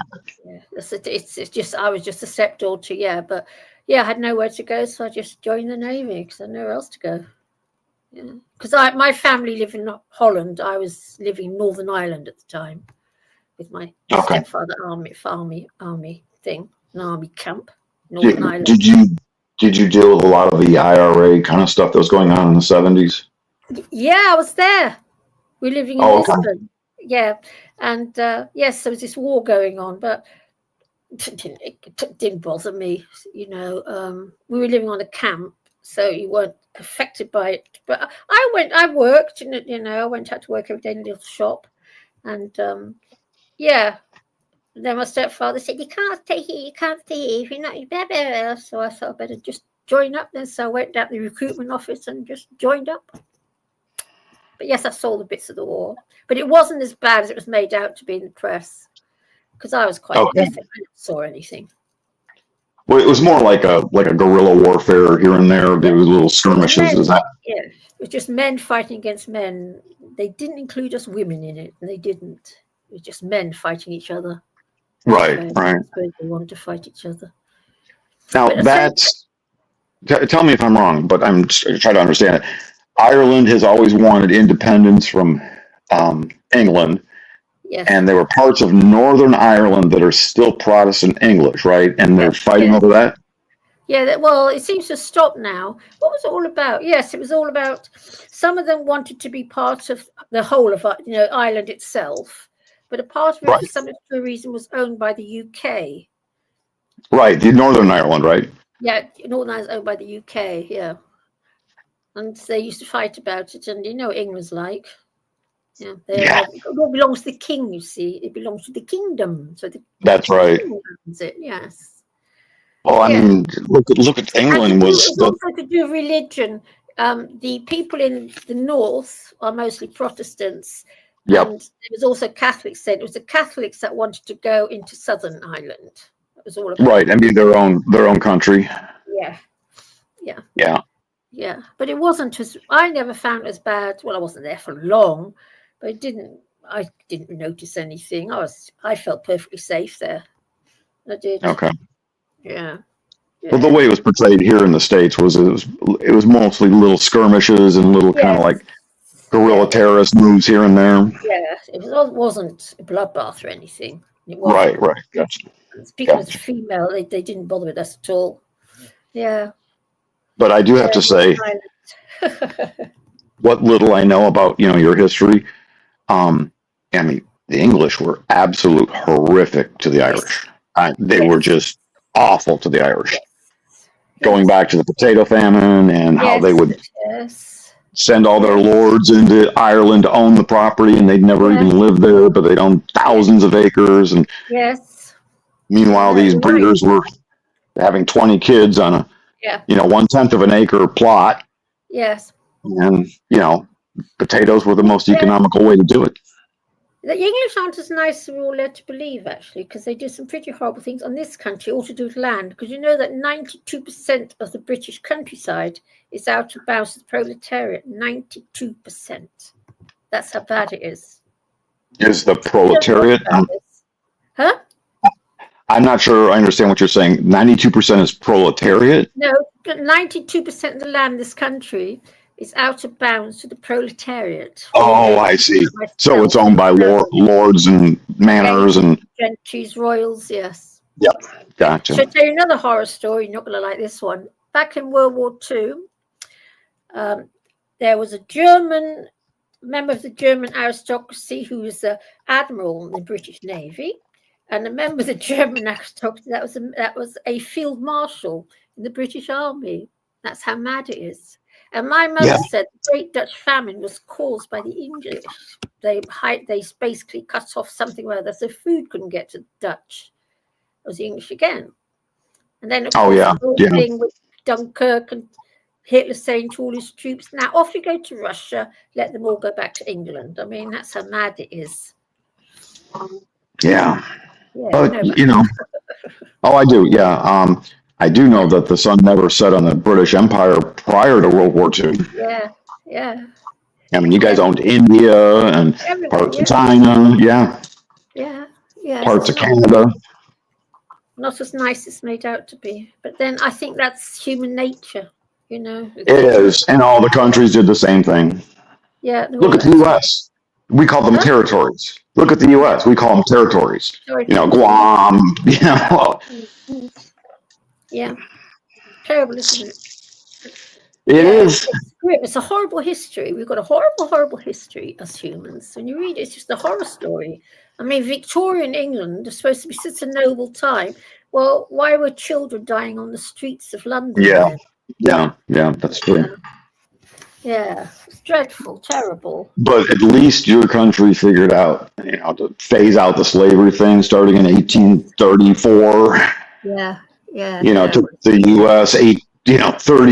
30 years later and 600,000 people dead to figure out, slavery's going to end. Yeah. That one, we'll never live that one down. No, but no one ever mentions the fact that it was Nigerians that went into Africa to kidnap these people. Yes, that's true. It's true. You're right. Yeah. But we created the market. We did create the market. Yeah, you create the market. Yes. Yes. It's yeah. It's all. I don't know what to make of this. I really don't. I don't know what to make of it all anymore. It's Just, a mystery to me. put one foot in front of the other. Yeah. You know? But I'll tell you something. 30 years ago, I was thrown off the treadmill with the RA. All of a sudden, I was in all this pain all the time. And you know what? Should I tell you something terrible? It's been a blessing in disguise. Why is that? Because it's through, even though I liked my job, I was a little slave to the system. I used to drink and smoke like a devil to put up with it all. Because it threw me off the system, and I became part of the welfare state, and the system had to take care of me. So I've been able to stay at home with my cats, read my books, and have a nice, easy life. Well, that's nice. Now, listening to me. what happened? What happened 30 years ago? RA hit. All of a sudden, I woke up one day and I had this terrible pain in my joints. Rheumatoid arthritis. Okay, gotcha. Yeah. And I went to the doctor to find out what it was. They took a blood test. You've got RA, and that was the end of it. Yeah. Yeah. I can sympathize. I had a spinal cord injury in 1998. Oh, God. I'm walking, but it's painful, and I'll never walk normal, and I'll never run, and I'll never have the full range of motion I had. Oh my and goodness. now age is catching up, as you know. Yes, it very does, well. doesn't It just compounds everything. Yeah, don't tell me about it. Yeah. Don't tell me. I do know. But apart from my RA, I'm very healthy. And of course, I'm depressed, of course. But the rest of me is going just fine. Yeah. Yeah, me too. I'm depressed too, but I was depressed before my injury, so it didn't really help. Do you take drugs for yours? Duloxetine. Oh yeah, fluoxetine. I take Seroxat. That's fluoxetine, isn't it? I don't know. I just know duloxetine. I take paroxetine, yeah. Okay. And that doesn't really help that much. It helps with the pain a little bit. Oh, right. Because I find it doesn't make me happy clappy, but I don't act on it anymore like I used to. I just don't act on it. So I don't go around pressing all the self-destruct buttons, I just... Mm-hmm. But it has worked. It works on me, certainly. And I also take St. John's wort as well, a couple of 100 milligrams every day. Now, I haven't taken that recently. I used to take that. I haven't taken it recently. Yeah, I take that as well, especially in the winter, because I need, I need extra in the winter. But the doctors won't give it to me, so I take St. John's wort. Does that help with your mood? Does it? I wake up depressed. I'm okay. Long as the day goes on, I tend to cheer up.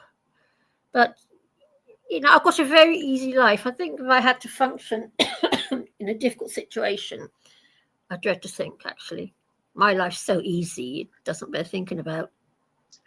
I've got a relatively easy life too, but it doesn't seem to help. Yeah, it's it's very difficult to. I've been up now for a long time. So as the day goes on, I tend to cheer up, become a bit more positive. But if you spoke to me in the mornings when I wake up, oh dear, groggy, or groggy. Oh, I'm in a bad mood. Oh, terrible, miserable as sin. But of course, I've been up for a long time now. Well, what time is it in England or in London right now? It's 10 to 3 in the morning. Oh my goodness! Oh my goodness!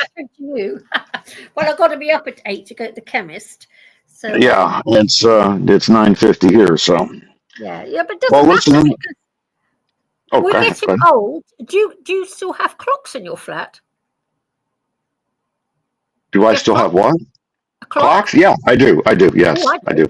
Oh no, I don't have any clocks at all in my home, so I never know what time it is. It was brilliant.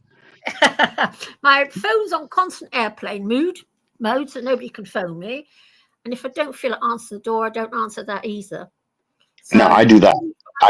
Because sometimes I don't want, I'm not shaving and I look like a slob and I don't want to deal with people. I don't speak to anyone because we don't need to, because at the end of the day, the government takes care of everything. Well, there you go. Well, I can't complain about it. You know, I mean, I've got worn. You know, they look after. No, I mean, you have a serious injury or serious. It's probably something you inherited from your parents. You know. Yeah, my father had it. My natural father, he had. Yeah, wasn't that thoughtful?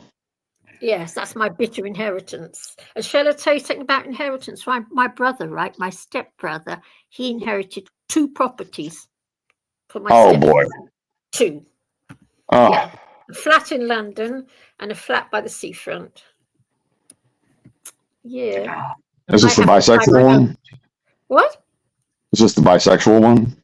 Yes, that's my stepbrother's son. Yeah, yeah. Your parents didn't disown him?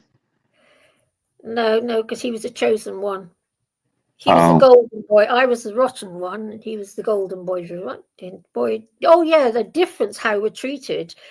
It was very stressful for me to have to deal with it because my mother preferred him because he was male, because she prefers men to women, which is fair enough, I suppose. And that was a horrible time. I had several years of psychiatric treatment to get me to. Because what happened was I blocked everything out, and then I went to see a hypnotherapist back in the 80s to stop smoking. Everything was remembered. A few other things remembered too, and I landed up in hospital. I pressed all the self-destruct buttons, and I went on a little killing spree, my own killing spree. Yeah, I've They tried took that me to too. hospital. Uh-oh. Hold on. Yes. No, hold on. Done. You there? Yeah. Hello? Yeah. What happened? Hello? Nothing. Hold on. Yeah. What are you doing?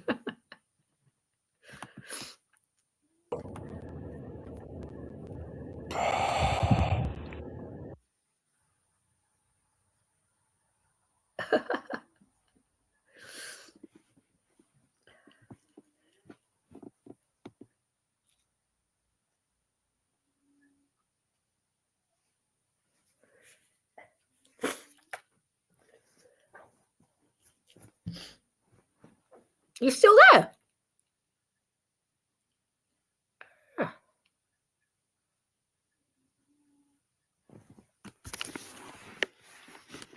Hey, Poppy poos, Papa poo.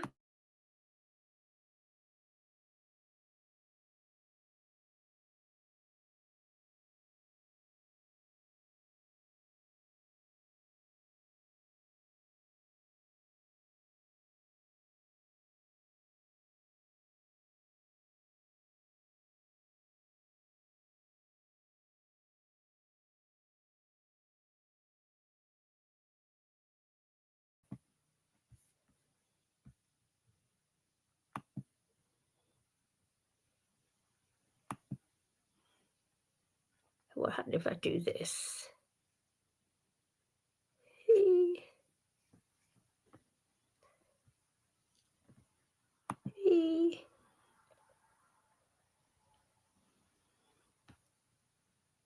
Hey.